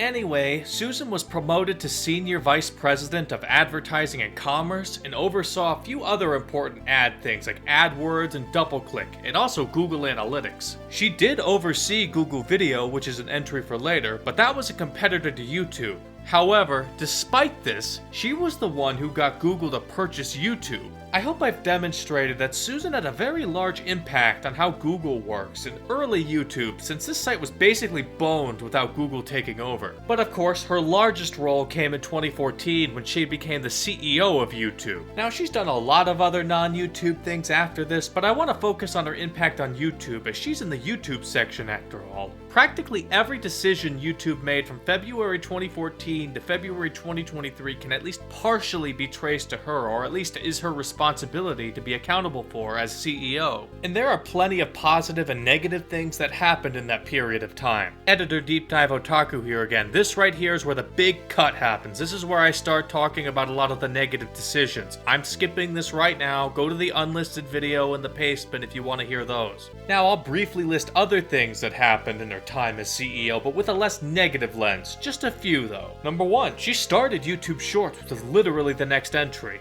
Number 2, she started YouTube Live, which is the live streaming portion of YouTube, which, well, I use very often to watch HoloLive, so I'm very grateful for that. The third and final one I'll mention is a very underrated thing that I give major props to YouTube for. That being, it requires that YouTubers disclose if they take sponsorships when uploading, and puts a card on screen if there's sponsored content. If you watch this video from Tom Scott that I'll link in the paste bin called YouTubers Have to Declare Ads, Why Doesn't Anyone Else? You'll see why this is not something YouTube necessarily had to do, but I'm happy they did. So what happened next after she retired? She would still take an advisory role in Google though, so she wasn't completely gone from the public light. And for who took over as CEO after her, it's Neil Mohan, who is still the CEO to this day. Well, this is where things start getting pretty damn sad. In February 2024, Susan's 19-year-old son, Marco Troper, died of a drug overdose. No parent should ever have to bury their child, and this must have been the single worst moment of her life. However, if this situation wasn't sad enough, with her having to bury her own son, just a few months later, on August 9th of the same year, she passed away of cancer at the age of 56. Now that may sound old, but keep in mind, the average life expectancy of a woman in the US is 81.4 years, according to this CDC article, which means she passed away a full 25 years earlier than average. That's about how old many of you are. So in other words, she died young. I may have been mad at her for her bad decisions earlier, but I still think she didn't deserve that. Cancer really fucking sucks, man. But apparently not everybody agrees with me on this. Susan Wojcicki died. She was one of the worst censors of the last decade. Personally, I'm glad she's dead. I hope her family sees lots of comments reminding them that they're irredeemably evil. Bro, this shit is fucking malicious. Oh my god. People are so full of hatred these days, it's crazy. Sure, we lost a dislike button. If you'd like to see her final public message released a few months after her passing, I'll link it in the paste bin. I don't really know how to transition to the next entry without seeming disrespectful, since I literally just talked about the last words of somebody. So let's cheer up, okay, with a much less serious entry. We are in the village of Vank, and we'll go from Vank to kissing, then on to petting, then this place, and then wedding. So Vank, kissing, petting, wedding. Yes. It'll be a journey through life. What you just saw is an example of a YouTube short. YouTube Shorts are YouTube's attempt to compete with TikTok's brand of short vertical videos that you can doom scroll with. In 2019, YouTube was in the beta phase of it by allowing it for a small amount of people and only letting those be 30 seconds or so. But its first real release began in September 2020 in India, and no, this is not because of Neil being an Indian ethnically, as this was introduced in India under Susan's tenure. It was instead because TikTok was restricted in India in 2020 because of concerns of China spying on Indians. YouTube was very clearly testing shorts in a market that was craving TikTok but couldn't have it fully, which is honestly a pretty smart move. Then it was open to the rest of the world in July 2021. Notably, it had a maximum video length of 1 minute until September 2024, where it was extended to 3 minutes. So we went from 30 seconds to 1 minute to 3 minutes. I don't know if any of you remember this during the early days, but all videos on YouTube were put into one tab, whether they were normal videos, streams, or shorts, and honestly, that really sucked and made it difficult to navigate for some of us. Keep in mind, HoloLive talents do all three kinds of content, and many of them do all three frequently, so having all three types of one area was torture. But now, videos, streams, and shorts have their own tabs. Another big thing to note is that monetization from videos, streams, and shorts are completely different. I won't go into how it originally was back in the day, but I'll mention how you do it nowadays. YouTube monetization has 2 tiers. The first one is one I'm really close to getting. It allows you to have memberships kinda like Patreon, and allows you to get super chat / super thanks, which are the individual donations, kinda like buy me a coffee. When I do reach this tier of monetization, I will offer the same perks to a membership here as I do for Patreon, by the way. So you'll be able to pick whether you'd rather support me on Patreon or on YouTube. But for now, check out my Patreon in the description for a ton of perks and extra content. 2 extra videos are available right now. Anyway, to get to this, it requires that you have uploaded 3 videos in the past 90 days, that you have 500 subscribers and 3,000 watch hours or 3 million shorts views. Yes, it's a choice between 3,000 watch hours in a year or 3 million shorts views in 90 days. You get watch hours from regular videos and streams, but shorts don't count towards watch hours. Instead, you need to get views from shorts if you want to monetize via shorts. Why is that? Well, shorts viewers and regular video / stream viewers are completely different breeds of people. Shorts users will literally just watch a short, not give a crap about who made the shorts, and just infinitely scroll down until they finish their dopamine binge. That's why view requirements are so high for them, as it's easy to get a lot of views on shorts in a short period of time compared to videos or streams. Now, the second tier of monetization is what lets you make money from ads, and is really the important one to hit, right? It requires 1,000 subscribers and either 4,000 watch hours in a year or 10 million shorts views in the last 90 days. Do you see the absurd requirements for shorts creators? Well, that shows YouTube's expectations of them. They want you to either do regular videos and streams like most people, or they want you to go viral with shorts. Why is this? Well, long videos get more ad revenue for YouTube. That's it. That's the reason why. You can't really show that many ads on an individual short, and, you know, shorts viewers are a little less patient, so you get less ad revenue as YouTube. So that's why it's so strict. I bring this up because shorts creators often complain about this and consider it unfair. I'll leave that decision, if it's unfair or not, up to you. I'll mention a few other miscellaneous things about YouTube Shorts before we move on. There's a metric fuck ton of concerns from people just about how addictive YouTube Shorts is and about the negative health consequences, just like TikTok.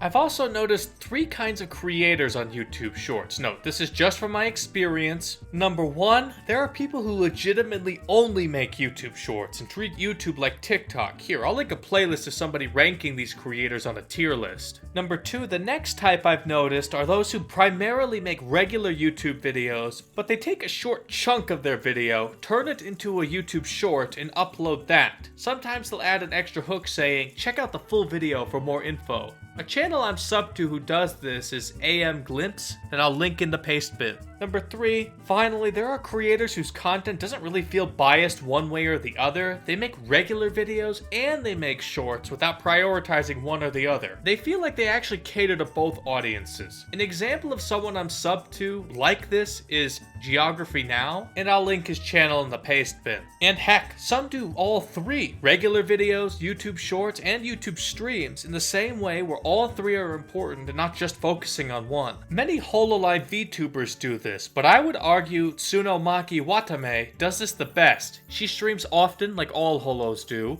She releases a unique short every day, and she releases both music and English subtitled vlog videos with other talents in her Have a Nice Day series in the normal videos tab. She's a great example of a YouTuber who does all 3 in a very balanced way, and I'll link her channel in the paste bin. Let's move on. Hi guys, have I told you how I'm an introvert? Hey guys, this video is called Something That Happened to Me. Not exaggerated, gone wrong, not clickbait. Hey guys! When I was a child, I was at the school. Hi guys, welcome to my Storytime Animation. Since I have no experience with this Storytime Animators genre on YouTube, I feel like I'm walking into a new world where there's nothing but drama, autism, and nostalgia all crammed together. The general vibe I get is that the audience of this is primarily kids and teenagers, but when the first audience of this content grew up, they also witnessed a major decline of this genre of content. So adults who were fans are nostalgic for the good old days. This genre still exists, of course, but is nowhere near as relevant as it once was, or at least that's what I see, and drama-tubers sure as shit seem to think so. But let's back up. What the heck are Storytime Animators anyway? YouTubers in this niche tend to tell stories of their own lives, though many are exaggerated and some stories are straight up lies. So much so that fake stories are considered a subgenre of this. Anyway, these YouTubers tell stories of their lives in ways that are relatable to an audience while animating it. Usually the animations aren't just animating what happened, but instead are animating a character avatar of the author in these situations with cutaways to just them alone. One thing you may have also noticed is that the animation is sufficient to tell the story, but usually not as animated as a cartoon. Now, animation is tough and time-consuming. Usually this means it's better to animate shorter videos, like a couple minutes at most. But when YouTube changed how their algorithm works to favor watch time over view count, suddenly longer videos do much better than shorter videos. Animation channels got screwed over hard here. Because of this, Storytime Animators have these animations have much less animation than a cartoon, because it's practically the only way for someone without a huge team to make these videos at the length YouTube likes without taking multiple months or longer to make, and generally YouTube prefers that you upload more frequently than that. With animation being popular in general with young audiences, story animators tended to focus on relatable stories for those of all ages, not just adults.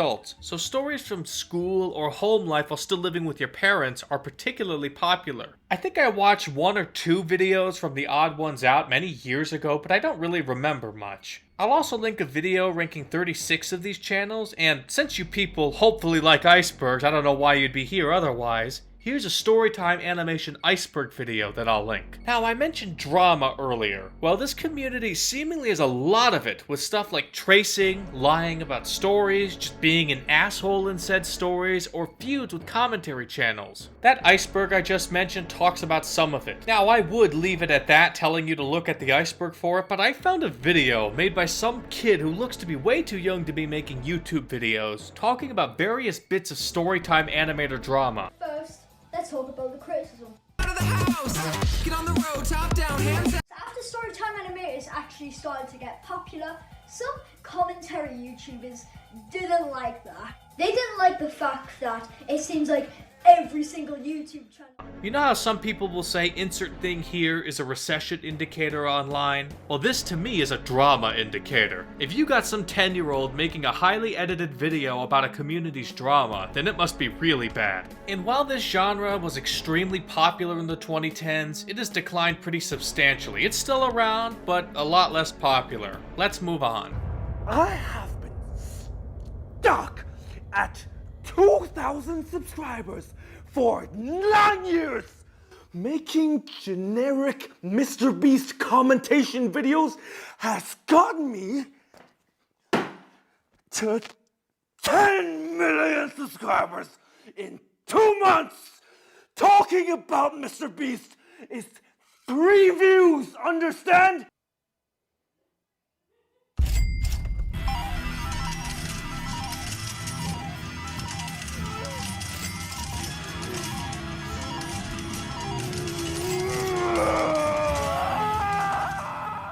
Do you like drama? Are you the type to smell blood in the water when somebody makes an oopsie? Do you need that juicy gossip pumped into your veins every day? Well then, commentary channels are for you. We already talked about the most popular one, Moist Critical, but while he is a rare exception of being generally very well liked, most commentary channels know that they aren't going to be loved by everyone, so they go for the jugular on popular creators to get massive views. Now, some will shift from topic to topic like Sunny V2 back when he was still around. Oh, and please note, Sunny V2's thumbnails here, as many people took inspiration off of his style here, but he's an entry for later. Or instead of going from topic to topic, they'd be like Pegasus, who covers individual dramas to an excessive level, milking it dry before moving on to the next one. We've had an example of one who shows his face, like Critical. The two I just talked about were voiceover channels where they don't show their face, and others use avatars, and there's gonna be hell to pay when that avatar crosses its arms. Popular one that uses an avatar is The Right Opinion, and a pretty infamous one that uses an avatar is Just a Robot, who's an entry for later.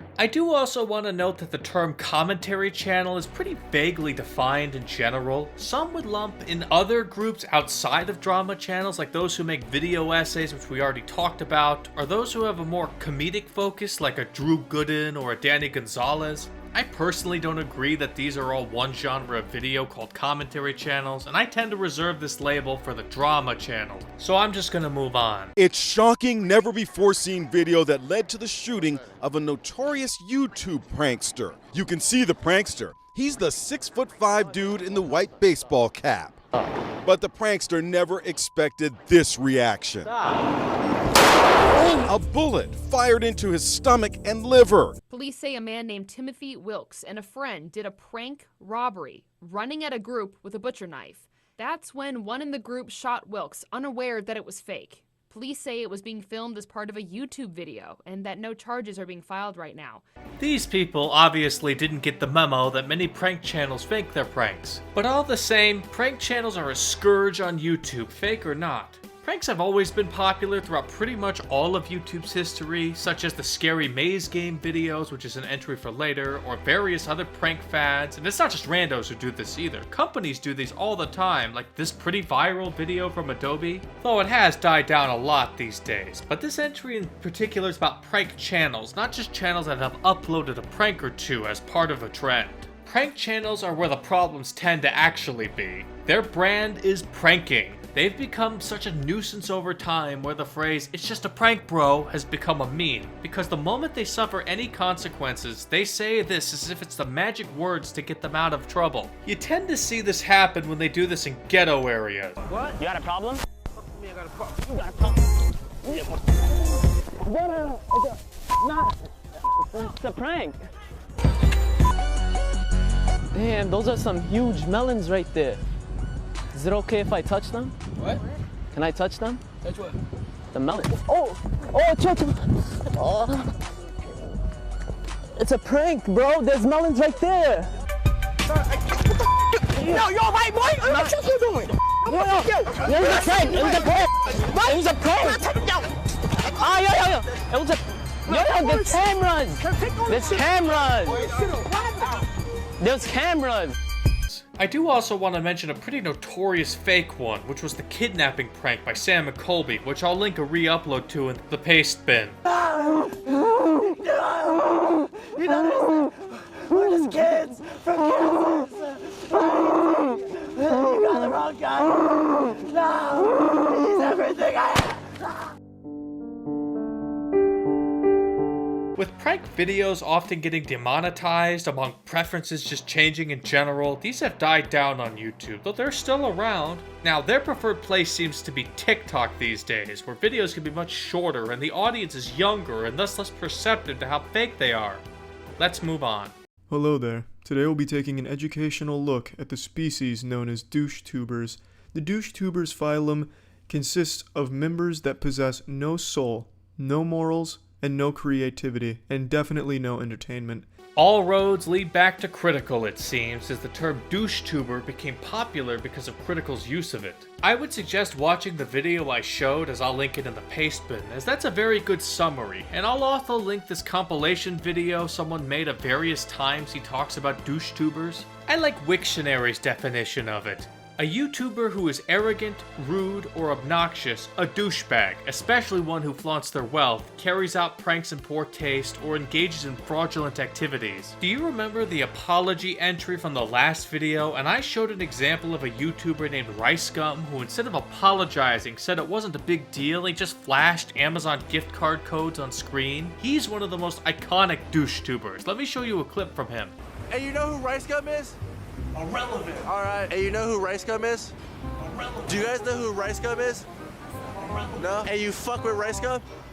And you fuck with RiceGum? Sorry, sir? You fuck with RiceGum? No. Oh, you guys have thoughts here? Thoughts? I don't understand. Let's talk. Hey, you guys have happy ending? Two that we've already covered in this video are the Paul brothers. Another one that I think would also fit here is Nate Garner. I mean, just look at the stupid videos here. Alright, that's enough on DoucheTubers. Let's move on. There's only two ways you can react to this video. By subscribing, or by calling the police. On second thought, I'm just gonna hide up here while you guys have a nice fight to the death. Snowman, I choose you!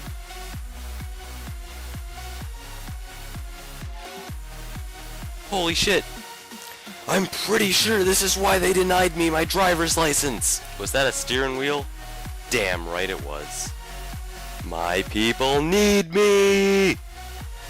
I play video games, probably more than healthy. Hunger Games, Mega Walls, you name it. I have the sexiest elbows of anyone on the planet, and am well known for my fluency in French. Hola, muchachos. Oh my god, I'm gonna wreck this guy, oh my... No, cut the video! So subscribe, because I am completely insane.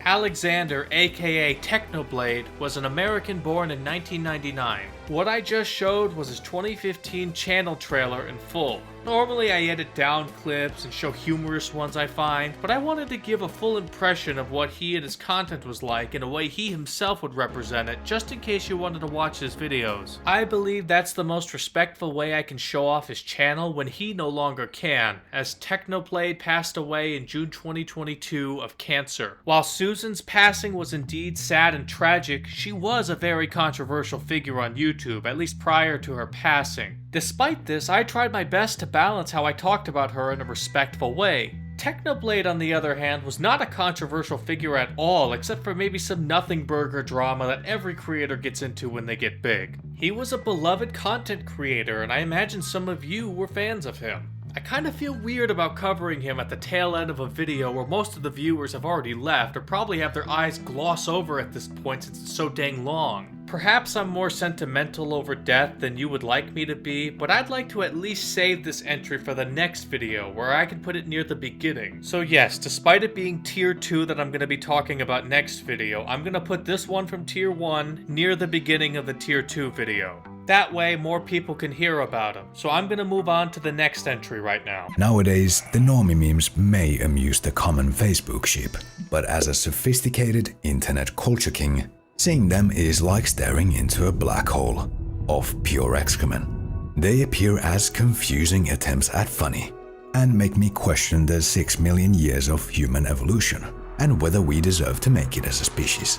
Now before we get into this one, I do want to say I've always pronounced this channel Kurzgesagt, and technically it seems to be Kurzgesagt, but I've always said Kurzgesagt, so that's how I'm gonna say it. Kurzgesagt was created in July 2013 by a German man, Philipp Detmer, and his videos were narrated by a British man named Steve Taylor. This is interestingly the first YouTube channel we've looked at that started out as more than one person's passion project. It was two people's in this case. Oh, and Kurzgesagt just means something like in a nutshell in German, which is why the channel includes that in the title. Having never watched this channel before this video, I was expecting to write about how this is a science channel, but apparently my knowledge from cultural osmosis isn't fully accurate, because it also talks about other things like how the stock exchange works, Iraq's problems, and a more recent one called Germany is Over. But generally, science-related topics are where they focus, with their first video being about evolution. The second recombination occurs when a male inseminates a female. And their most popular being about COVID. Over time, as their channel got bigger and bigger, they hired a large team to make these videos. I'll play this clip from Emplemon that shows how much effort seems to go into making these videos. The example that comes to mind here is Kurzgesagt, a science channel that painstakingly ensures that all of their assets are original content, and although they have successfully eliminated the risk of a copyright dispute, the costs are enormous, requiring a team of people spending hundreds of hours per video drawing and animating visual components, in addition to composing original music. On their banner, they even emphasize quality over quantity of videos. In fact, the production is large enough to where they have many different channels where the videos are voiced in different languages, and the text in the videos are also in that language. The official ones are in German, French, Spanish, Portuguese, Arabic, Hindi, Japanese, and Korean. That's pretty unique. Usually if you hear about English language YouTuber videos are in a foreign language, it's either someone re-uploading it with that language's subtitles, or plagiarizing it wholesale to pretend they make the video since nobody in their audience speaks English. Since English language content is the largest kind of content on YouTube, we are the prime language to steal from. You would be shocked how often this happens, by the way. You have no idea. So it's neat to see a content creator get large enough to make their own foreign language versions, though the founder is German, so it's not really a foreign language to him, but you know what I mean. Speaking of which, according to the YouTube Rewind 2019, Kurzgesagt was apparently the first channel started by a German to get 10 million subs, which is neat. This channel is big enough to where Kurzgesagt is now a full-blown studio with a website that has a vision, mission, and value statement, among a history timeline of them, and a list of team members with very official titles. That's how you know a YouTuber has made it, right? When they get something as corporate and looking of a page as this. In 2021, they released a book called Immune, a journey into the mysterious system that keeps you alive, which was liked by a lot of scientists, it seems. In 2025, Kurzgesagt with Tucana Interactive released a factory sim game called Starbird. Though this game is still in early access, it's pretty positively received. If you're curious why it's about birds, their channel uses birds a lot in their animations, and if you look at the merch store, you'll see a bunch of bird figures you can buy. I do want to mention some controversies though. Probably the most prominent one is that they are biased with their videos. Now when I say this, there are two types of accusations of their bias. Number one, that they are politically biased, as in their videos are biased based on their political and social leanings, from both the left and the right. As I'm not going to talk about politics on this channel, I'll leave it up to you if that's the case. And number two, the other way that they accuse this channel of bias is that they are biased from the grants that they get from billionaires like Bill Gates, as, for example, in as early as 2015, they got a $500,000 grant from the Bill and Melinda Gates Foundation. This channel, the hated one, made a video called How Kurzgesagt Cooks Propaganda for Billionaires in December 2022. And then Kurzgesagt responded to this on their subreddit, and then the hated one responded to that response. I'll link this whole back and forward in the description. I'll let you decide if this is the case. There are a couple other controversies about reliability that you can look into if you want, but I do want to mention a video I remember watching. The YouTube channel Coffee Break, which is the channel CoffeeZilla used before he became CoffeeZilla, but he's an entry for later. Anyway, Coffee Break released a video criticizing a couple of Kurzgesagt's video, which seems to have been deleted, but you can actually read about it in this article here that also has an archive of the video built into the article. Kurzgesagt talked about this video in an AMA thread that I'll link in the description. Heck, even Tier Zoo, a different YouTuber, weighed in on this drama. I'll link all of this in the paste bin.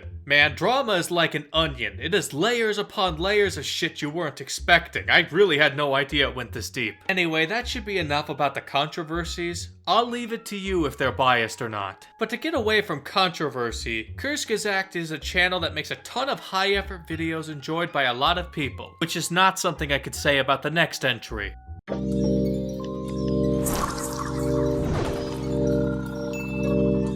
These violent tragedies are a sobering reminder of how quickly life can change. Welcome to WatchMojo.com, and today we'll be counting down 10 of the most infamous mass shootings in United States history. Now, we've covered a lot of slop in this episode, like React channels, DoucheTubers, and even AI slop. But I think WatchMojo takes the cake for being the lowest quality slop in this video. I, sadly, watched some of their videos back in the day. Look, I normally go into a discussion about these YouTube channels' histories, who worked on them, and explain the various things they've done. But I'm gonna give this entry as much research as WatchMojo does in their top 10 videos. That is, basically none. They are the most infamous top 10 channel out there. That hasn't even been relevant in like a decade, but when they were relevant, they were everywhere. They were the YouTube junk food for a while. Now, I would have left it at that, but they just had a recent drama as of writing this that made people remember that they even exist. This channel, Voyen, made a pretty good video that I actually watched near when it came out as it was recommended to me. It's called WatchMojo's Downfall Should Be Celebrated, but for some bizarre reason, WatchMojo responded to it. And it wasn't just a bad response. They admit in here that they didn't even watch the video. Jack is a Nerd did a dramatic reading of it that I'll link in the paste bin and show a clip of. The day no one talks you is the day you are irrelevant. So thank you. Okay, never heard of your channel, and I admit I didn't see the video, but a few points. And I guess I'll also link a video from Critical about it too. One other thing I want to mention, I remember a couple of their videos being memed on, like the top 10 saddest moments in anime and the top 10 anime betrayals. One of my friends used to make a couple images like this, just because this meme was so stupid. Now let's move on. I am going to play Majora's Mask, and I'm gonna suck at even the smallest task. But I know you guys probably won't seem to mind, so I better get off my behind now. Howdy guys, it's Nintendo Capri Sun, and this is my Wii screen. Say hello. Now I don't know about you, but I just got flooded with memories from that opening of Nintendo Capri Sun's Part 1 of his Majora's Mask Let's Play in 2009, and I'll link it in the paste bin. If you don't know what a Let's Play is, which if so, man, I'm so sorry we've been through so many Let's Players that I didn't explain what a Let's Player is, but it's an older style of gameplay on YouTube. While this term has morphed over time, the way we think of it right now is someone recording themselves playing a game with voiced commentary and uploading it in multiple parts on YouTube. In its earliest days, it was people posting screenshots of their game as they played it and wrote about what they did and their experiences on places like Something Awful, and you would follow along as a reader. These aren't very common these days, but you may sometimes see them when someone plays a Japanese game that isn't translated and trying to present it to an English-speaking audience. If you've been around the block for a while, you may remember that the West's first exposure to Danganronpa came from this form of a Let's Play. I'll link an archive of it in the paste bin, and it's quite the time capsule. And then when people started to be able to upload videos easily on places like YouTube, the earliest videos, the earliest ones mind you, seem to not have commentary at all and were still called Let's Plays, but nobody calls those Let's Plays anymore. Having no commentary is either just a playthrough or a walkthrough or a long play if it's done in one video. In the early days, people would point a camera at their screen and talk. One of the pioneers of the Let's Play in this form was one of the most notorious men on the internet, the King of Hate himself, Darkside Phil, or DSP. Okay, here we go. Merc 2 rescue escort mission. My waypoint. Oh fuck! Come on! Calm down. Go past this fucking tank, come on!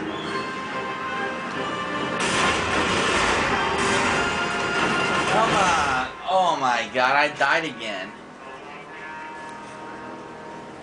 But he's an entry for later. But eventually, this style wasn't really gonna cut it, as people were able to get game capture devices and record the games directly.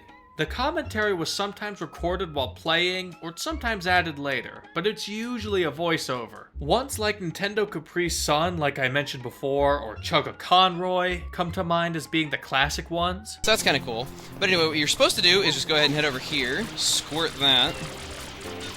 I like how it's called, I like how the default nozzle is actually called the squirt nozzle. It just sounds so wrong. Anyway, that you'll get used to seeing this boss because you're going to fight it 5 more times. Just when its mouth is open, just shoot it in the mouth. You can aim at it by holding down R, or you can just jump and shoot it, I guess. I don't know. Get it in the mouth. Jeez. That's what she said. But yeah, this is an easy boss. You're going to be seeing this, I believe, 5 times throughout the game. Yeah, it's a reused boss. It's called the Polluted Piranha. But then came the webcam era, in which people would not just play and commentate in multi-part series anymore, but would instead show their face. We've already covered a few of these, like PewDiePie and Markiplier, and then it exploded in popularity even more. But finally, Let's Play evolved again in 2 different ways. In the wake of shorter attention spans, the edited playthroughs became a new style of Let's Play, in which it becomes a hyper-edited highlight reel of what happened, with commentary, of course. And the second way it morphed was, instead of recording videos without any people to bounce off of for your commentary, gamers started streaming their Let's Plays, which is both the live aspect and the responding to chat aspect. This is what you see on Twitch, and YouTube also has this as well with their live streams now. And of course, it doesn't have to show your face. Some streamers only do voiceover. Some use a PNG to represent themselves, which is a PNG tuber. And some use 2D or 3D models with a face and body tracking called VTubers, such as those in HoloLive. And you know I'm a huge fan of them. However, the term Let's Play kind of stopped being used with these groups, and it basically now only refers to the old style of recorded, commentated playthroughs with or without a webcam. If you want a good video talking about the history of Let's Plays and where the genre is now, I recommend this video from John Wolf called Let's Plays Are Not Dead that I'll link in the paste bin. Let's Plays gave a lot of YouTubers their start and made some careers, and YouTube was and still is flooded with these to this day. It's perhaps the most common beginner style of video. Let's move on. Oh, hi. I didn't see you come in. Do you feel this connection that we have? I've been feeling it all day. I know. Are you thinking what I'm thinking? No, you say it first. Okay, I'll say it. 6,606.48 divided by 2.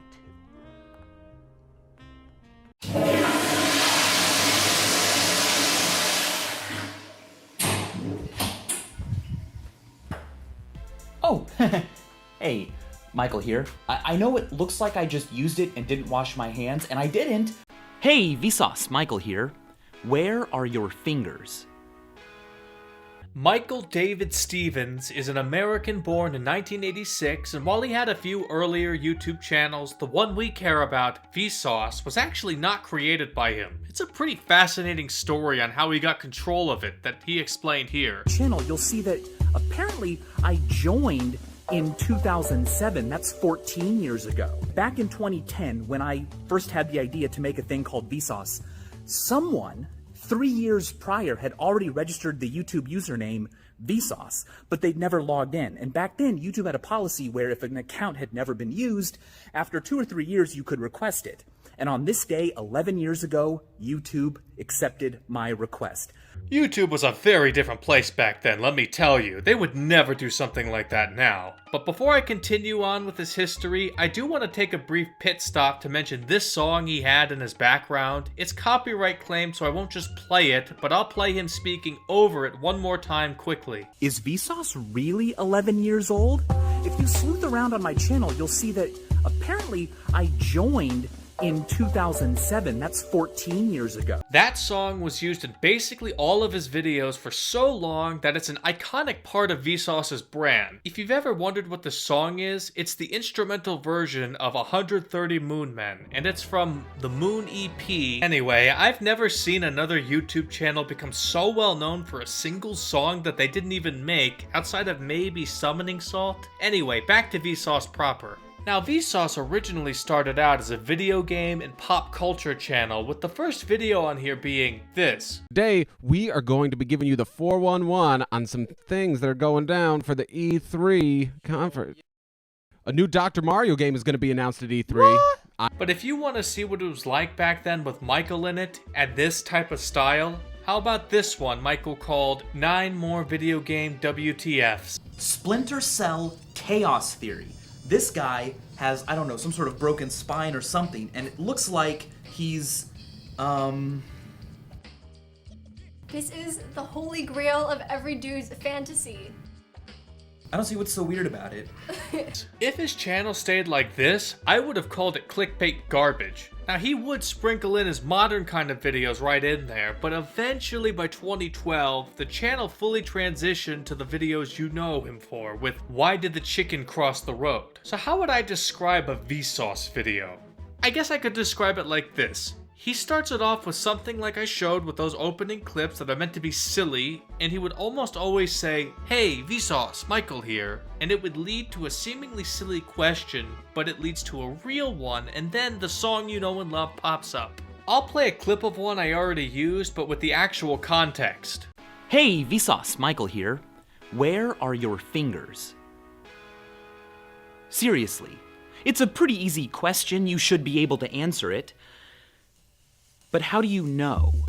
How does anyone know anything? And then the video goes on to answer the question with a lot of interesting tangents. I guess I would call him a science/education channel with really unique questions in an interesting format. When he switched to doing this kind of video exclusively, his channel blew up. Back in 2010, there was the second channel made called Vsauce 2, and a third channel called Vsauce 3, and like the original channel, had transitions of their own. Note, these two channels aren't hosted by Michael. Vsauce 2 is run by Kevin Leiber, and it seems to be more in line with what you'd expect from educational content on YouTube these days. One of the most horrific cases of childhood tragedy ever documented will make you question the morality of modern science. And bread. And it hasn't uploaded since June 2024. Vsauce 3 is run by Jake Roper and seems to focus on media like gaming and movies. Could you survive a zombie movie?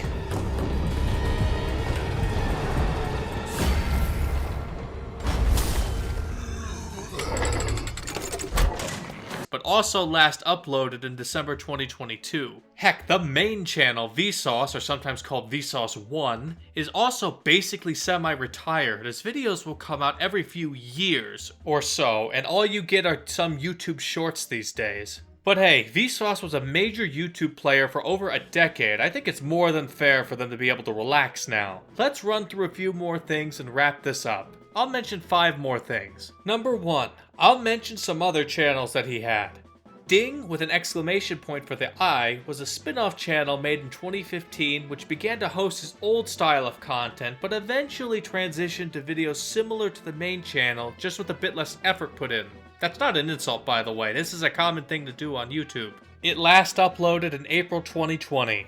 Another channel was Vsauce, which, in their own words, celebrates the creativity of the Vsauce community. And this last uploaded in October 2015. Number 2, there were a couple channels focused on podcasts that Vsauce was a part of, like the Create Unknown, which had all 3 Vsauce channels in it, and still seems to be going on with Kevin of Vsauce 2 in the most recent one as of writing, and keep in mind as of writing. Or another one is called The Rest is Science, hosted by Michael and Hannah Fry. That's also still ongoing. Number 3, Michael has been a guest on many different things, but I'll just mention the one I thought was the coolest. In 2016, he was a guest judge on BattleBots in their World Championship 2. Number 4, Vsauce 1 and Vsauce 3 had YouTube original series. Vsauce 1 had Minefield that ran for 3 seasons. I'll link a playlist of season 1 in the paste bin. And in fact, One of these videos is Vsauce's most popular video. As for Vsauce 3, he had a series called Can You Survive the Movies that ran for 2 seasons. I'll link the first season playlist in the paste bin. And one of these videos was this channel's most popular video too. And number 5, since I did an entry on Comic Sans, I want to mention that Vsauce made a video called A Defense of Comic Sans. I just thought this was something funny to mention. To close this entry, if I had to explain why Vsauce was so popular, for one, it was pop science being, well, popular, and 2, Michael was both funny and he had a personality that drew people in. If you remember what I said about the game theorists and how MatPat's personality carried the content, I would say Vsauce was carried by Michael's personality. Now let's move on. Digital Circus. Let's give it a watch. Wow, that was amazing. I want to see more of this. I'm a fan now. Let's see what other kind of videos that are related to this. Let's see here. Wait, what is this? Wait. Oh no.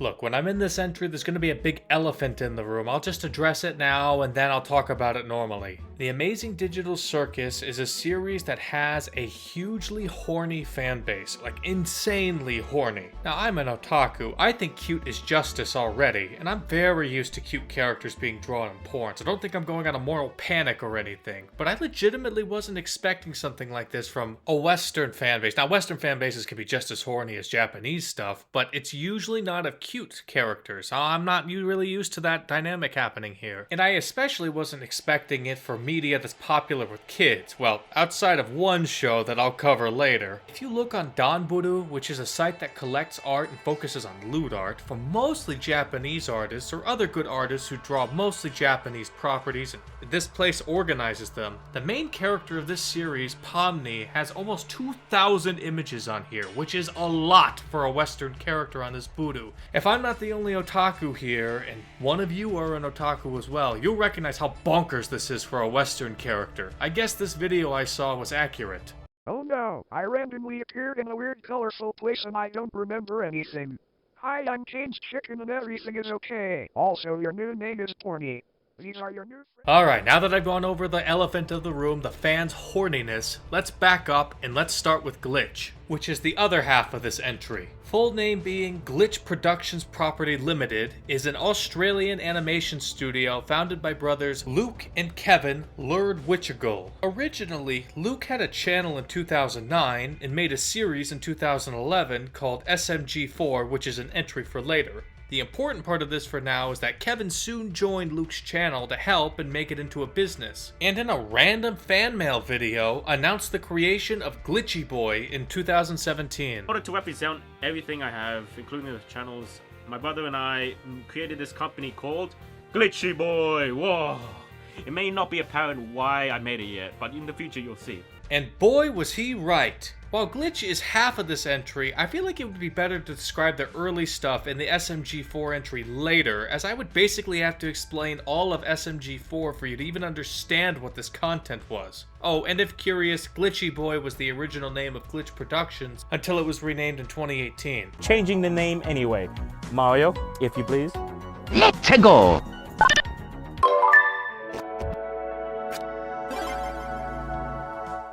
That's right, our company name is Glitch, or more formally, Glitch Productions. We think the name is sexier and describes us as content creators a bit better. People who are glitchy in the head, if you know what I mean. The first thing Glitch made that we care about is Meta Runner, which was an animated series that ran for 3 seasons. Season 1 first aired on SMG4's channel, but then was uploaded to the Glitch channel. A pilot for a spin-off show called Ultra Jump Mania also aired, but it didn't get picked up by anyone. What does that mean? Well, Meta Runner was actually funded by Crunchyroll, AMD, Epic Games, and even Screen Australia, which is an official government program in Australia. Though this article calls it an anime, it's blatantly wrong, by the way. Anyway, as you can see, this was a very rough animation to say the least, but it did get better over time. And wait a minute, Kazuna Ai was in this? 私はキズナアイです。はじめまして。アイちゃんって呼んでください。It's nice to meet you too, Ai-chan. Kazuna Ai was the VTuber who created the genre of VTubing, even if she's technically not the first VTuber, but the VTuber entry is a long way from now, so let's keep going. So I guess this channel was a big deal even at this point after all. Now they made a few more series like Sunset Paradise, but the main character is from an SMG4 series, so I'll talk about it then. Then there was Murder Drones, which I do want to note was made by Liam Vickers instead of Luke or Kevin to illustrate that future animated series weren't necessarily made by the two brothers. The pilot for Murder Drones went massively viral with 84 million views and was even shown in Amazon Prime Video.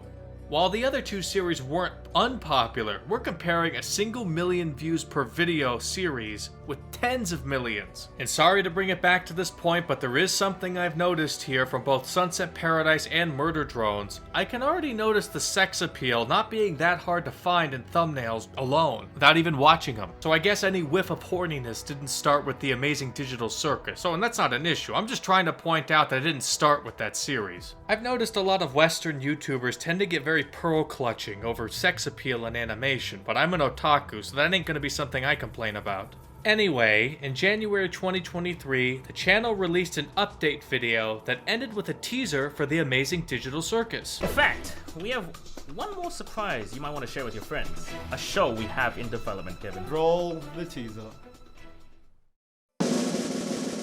Welcome to the Amazing Digital Circus! Are you ready to see something incredible?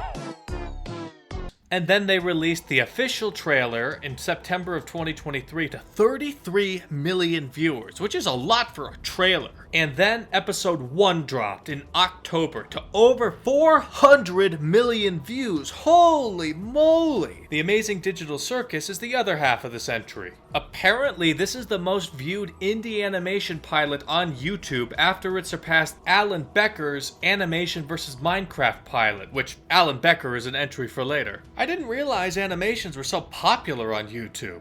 Anyway, the Amazing Digital Circus was created, written, and directed by Gooseworks. The characters are voiced by people who you might actually recognize. I'll mention a few of them though.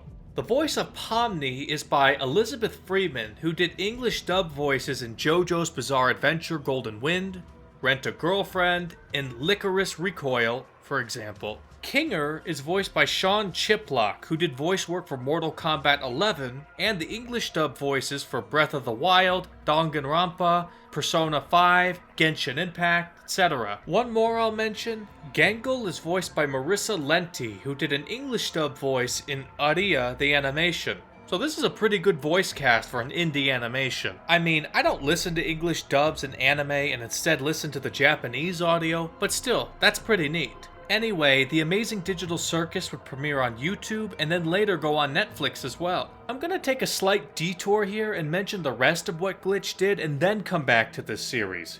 In January 2025, they released a trailer for Knights of Guinevere, their first 2D animated work, which began on September 2025. A trailer for Gaslight District was released, and then it started in April 2025. In what they call a Glitch Direct, which I guess is their version of a Nintendo Direct, they announced that they were going to be co-producing a movie called Lackadaisy, and that future projects will have two labels, Glitch Presents and Glitch Originals. Glitch Presents is for co-productions, and Glitch Originals are when they produce it themselves, which means Lackadaisy is a Glitch Presents. Finally, in January 2026, they released a trailer for Gameoverse, and then a pilot aired just a week ago as of writing this, but just to be thorough, I'll say it was in May of 2026 that the pilot aired. It's a 2D animated one, and they know their audience, that's for sure. To find out who the hero is, or the villain of this game world, since the syntax are here. They're after us, Gobbles.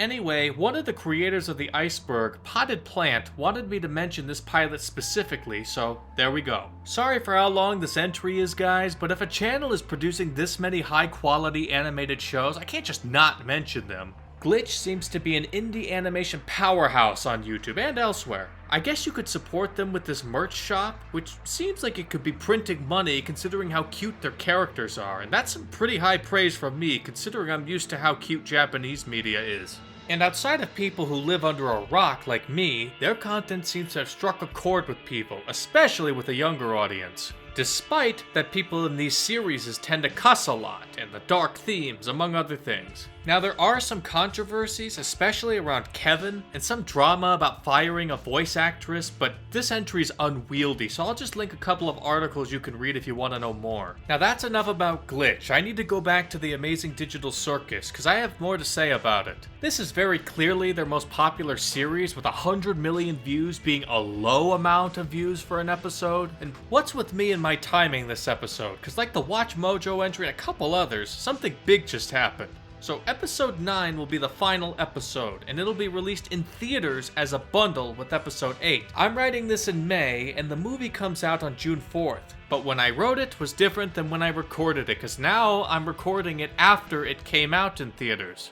I decided, you know what, fuck it, I'll see it. For this entry, I'm gonna watch the series and I'm gonna watch the movie. Why not? Because why not? How often am I really going to be able to watch a movie in the theater that's about an entry I'm talking about and writing about? Seriously, this is great timing, so why not? I don't know when this video will be released, so if you are watching this and it's past June 19th, then it's up on their YouTube channel, but if it's not, you can still see it in theaters. Since this entry is so long and I don't want to bog it down on how I feel about the series and how I feel about the movie, that type of stuff, if you're really all that curious, subscribe to my Tier 3 Patreon and ask me, hey, review this or talk about this. Go in depth, you've seen it, so tell us about it. That type of thing. On top of this, my timing couldn't have been more immaculate as a drama just came up. The movie was leaked early and Gooseworks had a pretty chill response about it. And some people got pissed at Gooseworks instead of the leaker for whatever reason. Look, I gotta get this video out, so I can't go too in depth,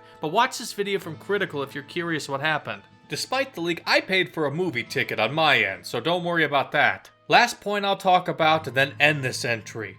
The fan base of this series is massive. While I could talk about them more, do you see how long this entry is? I'll summarize, they're passionate. Very, very passionate. Some of them are very horny, and not just for Pomni either. And some of the fan base are very, very young. And this is to Gen Alpha what Five Nights at Freddy's was to Zoomers. And in just my experience at the theater, most of the audience that I was watching this movie with was actually teenagers, and some were kids. There weren't that many adults, except for like parents. I'm honestly shocked that a fan base both known for being horny and known for having a lot of kids doesn't seem to have much grooming controversies. So good on them, I guess. And the reception to the movie is still ongoing. So we'll see if people will say it ended on a high note or if people are just really mad about stuff. Let's move on. The YouTube section is over, but we're still not done yet, so don't click away. Please don't click away. There are just 6 more entries in a group called Other Website Entries that specify which website they're related to. I'm gonna skip ahead to the one Twitch streamer entry since it's similar to the YouTube ones in terms of length and depth, since it's once again a major content creator's entire history, but the ones after will be the normal 1 to 5 minutes. Let's begin. Does Ninja curse? No. Bleep that out. No, I didn't even say it. I bleep myself. No, I do curse in public, or when I'm with my family and friends, not in front of my mom, of course. But it's not excessive, and I don't do it in front of kids. Oh, fuck you, faggot. The fuck you say to me, you little shit? How are you not in fucking school? You kiss your mother with that mouth?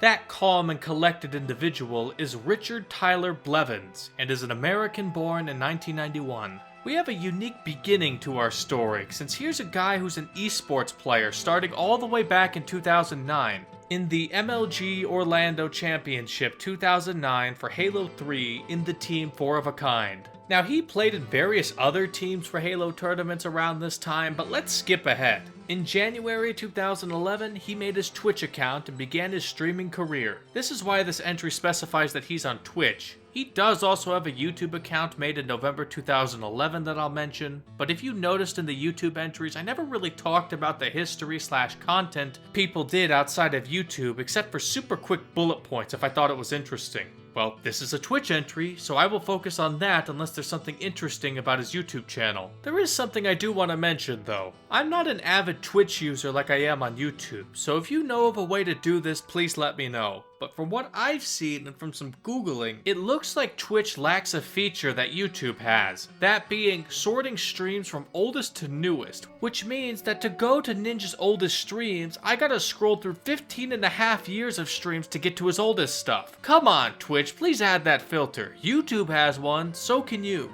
Though YouTube once did get rid of it for months, which pissed me off, and then they finally brought it back, which that's a tangent for another time. But seriously, why the fuck do I have to scroll for so long just to see his old streams? If anybody knows of any other way to do this, please let me do, because this is extremely tedious. But as it turns out, because of something I'll mention later, he deleted all of his streams pre-2020, so I need to use footage from his YouTube channel for his old stuff, since he did upload to YouTube during that time. All roads lead back to YouTube, it seems. His early streams seemed to be about Halo and would play it throughout his career, and then Destiny beginning in 2014, then H1Z1 in 2015. Since I gotta go by YouTube until 2020, I do want to mention that in 2016, his content on YouTube changed to be a lot more Twitch-like, that you can see in his thumbnails, and it's a bit more clickbaity compared to what they were before. Then he started playing PUBG, which is an entry from earlier, and is where his most famous clip came from, the one I started this entry with.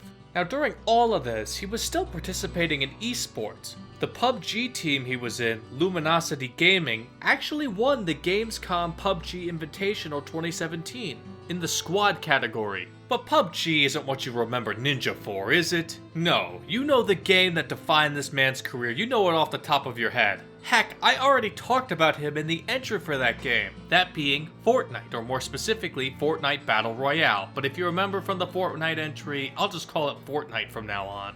He started playing Fortnite in 2017, and this was when his career skyrocketed into mainstream status. According to this article, he went from 500,000 followers in September 2017 to over 2 million followers in February 2018, which means his audience more than quadrupled in less than half a year, which is fucking bonkers. This man would then go to break record after record, like in March 2018 becoming the first Twitch streamers to get 3 million followers, and in the same month, hold the then largest concurrent viewer count ever, well, excluding tournaments, that is, of 635,000. But I just want to make this clear. This means he had 635,000 people watching his stream all at once, which is inconceivable to me. And in that stream, he had a few celebrities on, like rappers Travis Scott, Drake, and a football player named Juju, which really illustrates how mainstream Ninja got by playing Fortnite. This success just kept pouring in.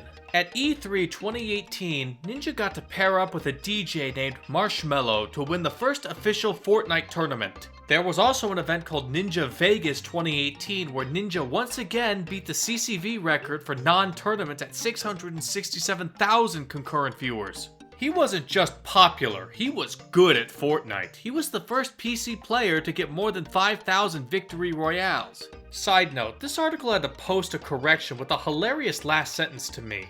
We regret the error.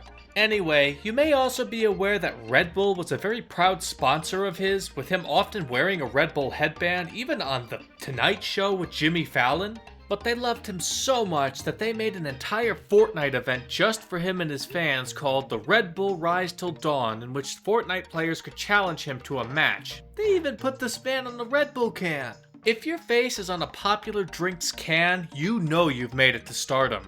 And it wasn't just Red Bull who loved him and wanted to put him on their products. Epic Games, the creators of Fortnite, also wanted to do this. They made a skin of him as the first in the Fortnite Icon series, which is the series where they put creators/celebrities/influencers in the game as a skin. I mentioned a few of these in the Fortnite entry like Hatsune Miku, Kazuna Ai, and Hoshimachi Suisei, but Ninja was the first in this series. Neat. I gotta admit, that would be such a cool feeling to see yourself as a playable character in a game like that. Even rival game companies wanted a piece of him. In 2019, EA reportedly paid him $1 million to promote their competitor to Fortnite called Apex Legends, which I'm pretty familiar with since a lot of Hololive JP members play it. Anyway, can you imagine a company paying you $1 million to play their game on stream? It's kind of funny to see though on his YouTube channel being nothing but Fortnite, and then just 6 Apex Legend videos come out nearly back to back, and then immediately switching back to nothing but Fortnite. It's very blatant. Anyway, another rival company that wanted him was Microsoft, who signed Ninja into an exclusive contract to stream on their new live streaming platform, Mixer. They must have paid him a real arm and a leg, and I presume this exclusivity is why his streams prior to this were deleted on Twitch. But in any case, Mixer shut down in July of 2020, and Twitch, not wanting to see their golden goose signed away again, gave him a 2-year exclusivity contract in September 2020. And literally the same day he signed it, he started streaming again on Twitch. And this is the first stream archived on his Twitch channel. Sorry guys, I don't have I know that when Shroud came back, he had this incredibly creepy, yet what's the word I'm looking for? Impressive facial hair. Unfortunately, I am still a man-child and can't grow facial hair to save my life. Tequila, love you, bro. So happy to see you here. Kobe fan, you too, man. Welcome. Thank you guys for the resubs and the 5 gifted. All the gifted. Lippo, the 5 gifted.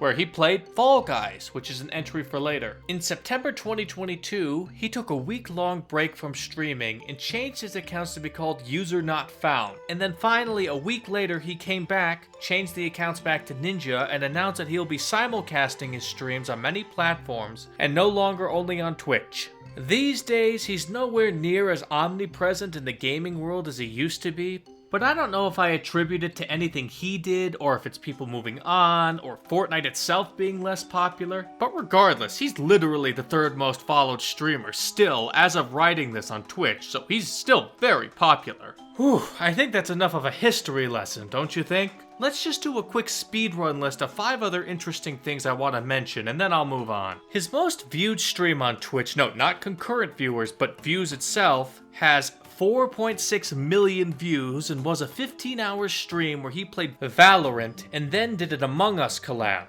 2, he did have some controversies like about doxing someone or saying the gamer word. Note that this was in a rap song, not just him saying it, among other things, but I can't spend too long on controversies. Number 3, he's been in quite a few things like being a contestant on Family Feud, Celebrity Family Feud, The Masked Singer, and even a Nickelodeon game show called Unfiltered. He's been in a lot of other non-game show things like Home Economics and Duncanville. He was in a couple movies like Free Guy and Hotel Transylvania Transformania. He was even in Red vs. Blue, which is an entry for later. He was the first esports player to be on the cover of ESPN, the magazine. Oh, and he even won the 2018 Game Awards Content Creator of the Year. Number 4, he has released books like The Ninja Get Good, The Ultimate Guide for Gaming. And speaking of getting good, for a first on this iceberg, we have someone who created a course on how to be successful. I'm not joking.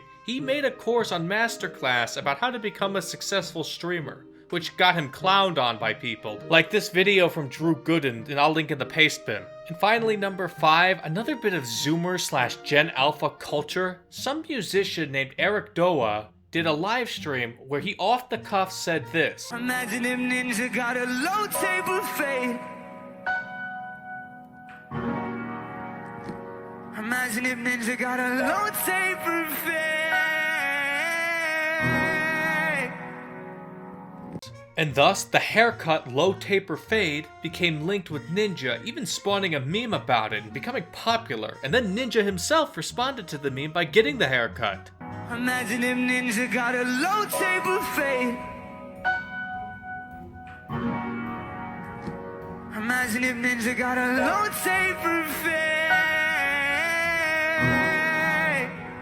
On that silly note, I think we can see that Ninja is a very popular streamer who, while no longer at his peak, is still a juggernaut. It definitely deserves the spot of the one Twitch streamer in Tier 1. Let's move on to normal length entries, shall we? Gimmick accounts, Twitter/X. You may remember from my last video in the role-playing entry that I mentioned accounts where someone role-plays as a person, character, or meme and makes posts entirely in character. This is the entry that includes those. Unlike catfishers and other nefarious groups, these are just for fun. I call them meme accounts, but that's just a synonym. But gimmick accounts do more things than just this, but I'll expound on that in just a moment. Now these kind of accounts do exist in other places, but Twitter really is the main place you see these, hence why this entry specifies Twitter. You may also remember that I mentioned that these days, Twitter has a parody label meant to distinguish these, and there's also an authenticity policy in their help center that I'll link in the paste bin as to what is and isn't allowed, but in their words, you may not impersonate other identities of individuals, groups, or organizations to deceive others. Although you are not required to display your real identity on your profile, your account should not use false profile information to impersonate others.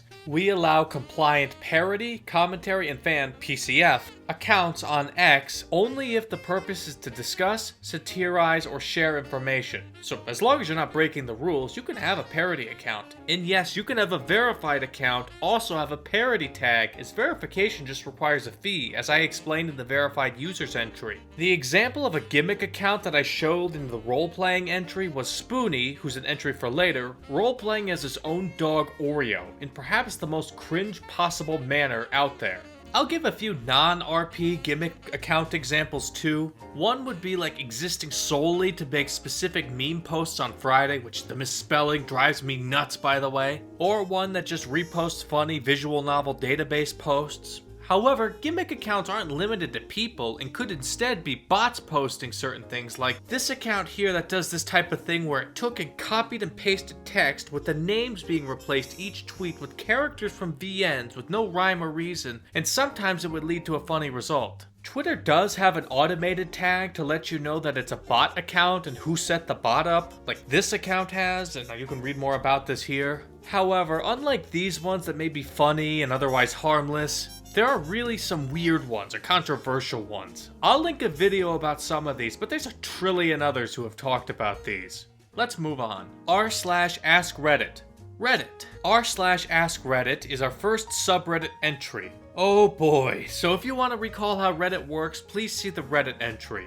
AskReddit was made in January 2008. For some bizarre reason, Reddit changed it from showing how many users joined a subreddit to a rolling period where it shows how many people used it in a week. But according to this article, it was the second most popular subreddit with 55 million people who joined it. From my understanding, this seems to be kind of a default place Redditors congregate. It works like this. Someone asks an open-ended question, i.e. no yes or no posts, and people respond. These really aren't all that serious, right? They're not important questions, and instead are honestly best grouped into 5 kinds of questions. Number 1. Horny questions. You'd be shocked how many questions are about sex. I wonder just how many people ask these questions because they jerk off to the responses or something. Number 2. Insert professional group here. What do you think of such and such? Like lawyers of Reddit, what's the weirdest client you've had? Or doctors/nurses of Reddit, what's the worst patient experience you've had? Stuff like that. And then the comments will be like, not a lawyer, but, or not a doctor/nurse, but, essentially meaning you were not the intended answerer of these questions, but you need that sweet, sweet Reddit karma, of course, so you're gonna post anyway. Number 3. Hey Reddit, I know Reddit swings politically in one very specific way, so much so that even Wikipedia talks about it and mentioned that it leads to echo chambers and everybody with a brain can see it. So here's a political question that I know how you'll answer, but I need a karma boost, or better yet, I'm a karma farming bot and I'm trying to cash in. And then the comments will be filled with either insufferable Reddit humor like all these categories have, or it'll be someone being as outraged and dramatic as possible for Reddit karma, or they'll say unpopular opinion/hot take here, and then just say exactly what all 55 million of the users of this godforsaken shithole would say that lines up with exactly every single one of them. Any actual disagreement is banned and or given as many downvotes as possible so nobody will see anything but the same opinions anyway, but sorting by controversial is perhaps the only fun thing to do in these awful category of posts. Number 4. These are questions that have been posted already, sometimes for many months or years, but there's 2 things that are consistent in this world. It's bots and Redditors' inability to move on from something that was funny years ago, but not anymore. In number 5, this final category is the smallest. It's actually unique, interesting, and or really cool questions. And whenever one of these happens, you better enjoy it because Redditors will run it into the ground and will never ever stop mentioning it wherever you go. The ones I'm about to mention were funny, or at least I assume they were, but if I've heard it, this means Redditors beat it into the ground, and it stopped being funny long before I've heard it regurgitated by the millionth Redditor who thinks they're so funny slash smart slash cultured, bringing it up in an irrelevant place because it sort of reminded them of it. An example of a modern one people liked was about a cylinder, and how it's imperative that the cylinder be unharmed. Or this one about a kid named Kevin mentioned in the comments section of an AskReddit thread that 12 fucking years later they cannot stop referencing. I don't want to elaborate on these, you can read about them yourself, and I'll link it in the paste bin. This whole subreddit is infamous for how many YouTube channels were made where text-to-speech voiceover would read these and get a ton of views. What is the best loophole that you've ever found? I didn't find this loophole, but my friend did. It got so bad that I'm convinced that YouTube changed their rules and enforcement in the past just to curb these specifically. Where's my source? Just trust me, bro. The most popular post on AskReddit is, "People who haven't pooped in 2019 yet, why are you still holding on to last year's shit?" Which is perhaps the most Reddit question I have ever seen, and a great way to end this entry. Maybe I'm just in a bad mood when recording this, but I find Reddit humor and mannerisms so insufferable that I can't bear it any longer. But since I don't want to be reminded of this kind of thing later, I'm gonna jump ahead and do the other Reddit entry so I can not end this video on a subreddit entry. Once I do this, I'll go back and get the ones I missed. r/pics. Reddit. r/pics was made in January 2008, the same month as AskReddit. According to that same source I showed last time, this is the 12th largest subreddit with 33 million users who joined it. Its description reads, "A place for photographs, pictures, and other images." But this is a lie, or at least not the whole story. This is actually a subreddit to bitch about politics and social issues while attaching an image. Seriously, this is an entirely politically captured sub, and it's notorious for this. Wanna see cool looking pictures? Sorry, you get a Redditor or bot standing on their soapbox all day, every day, using a politically charged image to start it. I mean, basically all large subreddits are filled with politics all day, every day, but this one is particularly egregious, despite the whole site being egregious about this. So r/pics being a noteworthy case of this shows you how bad it is. It wasn't always like this, and heck, Reddit itself was not like this for its early history, but let's not get sidetracked. Out of the top 10 most upvoted posts in this subreddit's history, the 2nd, 3rd, 5th,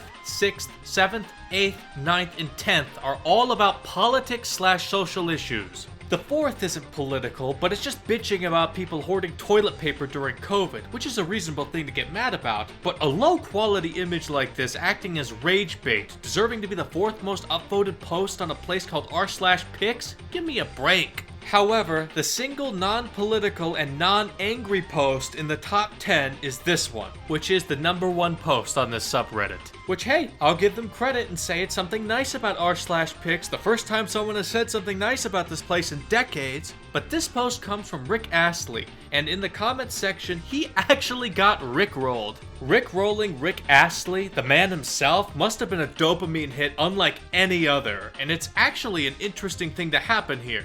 I wish more of this place could have been this interesting, but alas, that's the only positive thing I have to say about it. Let's move on. Hey everyone, we are live from my backyard where I am smoking a brisket and some ribs. I'm making meats now. Smoking these meats here. Our little meat smoking. It's smoking. So I'm the meat chef. Yeah, someone asked me, do I smoke meat? Smoking meat. Smoking these meats. Smoking meats earlier in the day. Smoking these meats, just set the charcoal up and you set the wood chips up, and then smoking meats, grilling meats, goods. That alien reptilian creature pretending to be a relatable human is Mark Zuckerberg. But it is gonna bother you because you're human, and I was human. I am human still. But I was just referring to myself in the past. Not that I was not human. He's an American born in 1984 and had a love for programming since childhood, and at 11 years old ended up making the most hilarious sounding program in hindsight called Zucknet. But let's fast forward. He studied at Harvard, which is practically my country's most prestigious university, and if not, at least in the top 5. It was in this environment that he made some other programs like Course Match, which helped form study groups, and Face Mash, which lets you rank students based on how hot they are. So even a corporate advertising bot that is modern Zuckerberg could have moments of non-corporate friendly humanizing moments when he was younger. The Zuck of today would never make a program rating college student hotness, that's for sure. Anyway, in 2004, the website you care about and the whole reason for this entry was made by Zuckerberg and a few other people. It was originally called The Facebook. However, the actual creation of this site, how Zuckerberg got control of it as much as he did, the multi-million lawsuit that came from it, and all that stuff are a huge can of worms that is out of the scope of this video. If you want to learn more about it, there is a popular movie called The Social Network, which may or may not be accurate, or you could watch this video about it that I'll link in the paste bin. Regardless of how it started, it was used as a Harvard student social networking site that he spread to other big universities, and as it was getting popular, Zuckerberg dropped out of Harvard to focus on Facebook, and then he opened it to the rest of the world. And then it became a smash hit, becoming the talk of the town. You had to be on Facebook or you weren't cool. And after Facebook became giant, it kind of gobbled up a bunch of other companies like Instagram and WhatsApp, plus like 100 more. Now I've talked about Facebook, how it works, and their various controversies in the Facebook entry. And if you want a video about some of their controversies as well, I'll link this video by Company Man. Though I do want to once again reiterate that in one of Facebook's many privacy controversies, Zuckerberg had to testify to Congress and, like I mentioned in the entry, looked absolutely alien. And as for more controversy, I also want to note that if you go on his Wikipedia page, there's an entire section of just lawsuits Mark Zuckerberg has had levied against him. Look at all of this. Now, I'm sure you want me to talk about the infamous Metaverse debacle, but since Metaverses is an entry for later, I'll keep this strictly related to Zuckerberg. So he had a vision of the future being one where you would work in a virtual world called the Metaverse, and was so confident in this, he had his company spend billions on it and even renamed the company to Meta. So there was a pretty infamous screenshot for it that showed his in-game avatar, and it went viral as a meme, since it looks like a PS2 game that he spent billions on in the modern day, which is really weird. He also did a couple different presentations about it that also had moments that went viral. And speaking of that, I think it's time for my workout. Anyway, he's still the CEO of the company now called Meta. I'll mention 4 more points about him and then I'll move on. Number 1, Mark Zuckerberg did a Q&A at a Chinese university entirely in Mandarin.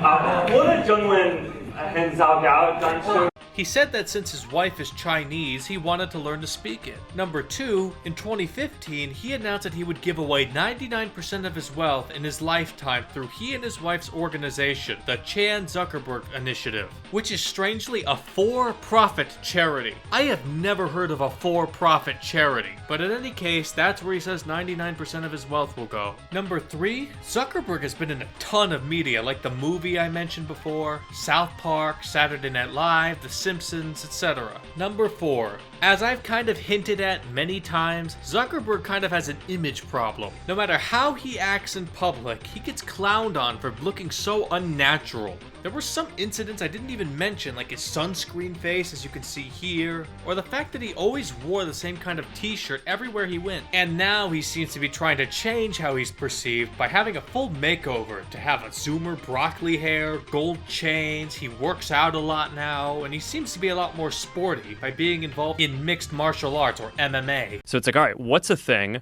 that is both like just super engaging physically, but also intellectually, and where you can't afford to focus on something else? And I think to some degree, it's like MMA is like the perfect thing, because it's like if you don't, like you stop paying attention for 1 second, you're going to end up on the bottom. Yeah. Right. So, I've just found that is just really important for me. I have legitimately never seen someone this famous have to work so hard just to look natural. Someone needs to tell Google what knitting looks like. This was in the Google Doodle for New Year's Day, and it is wrong on a number of fronts. The needles are not attached to any of the actual work. Knitting has to be attached to needles. This almost has a crochet-esque look to it because of the fact that it is not on needles at all. The knitting is wrong. Google Doodles are when Google changes their logo for a special event or a holiday. The first one was in August 1998 to celebrate the Burning Man Festival. Remember Susan Wojcicki? She didn't make that one, but she did end up leading to the creation of some future ones, like this one here. While these were originally just very simple things, just simple doodles, they got more and more complex over time, like adding animations like this one being the first one of those, or some of them being interactive like full-blown games like this Pac-Man one, which is the first of them to be a game. And there's even a website that Google has where you can play these that I'll link in the paste bin. Or if you just Google one, you can actually play it in a pop-up window in your search like this.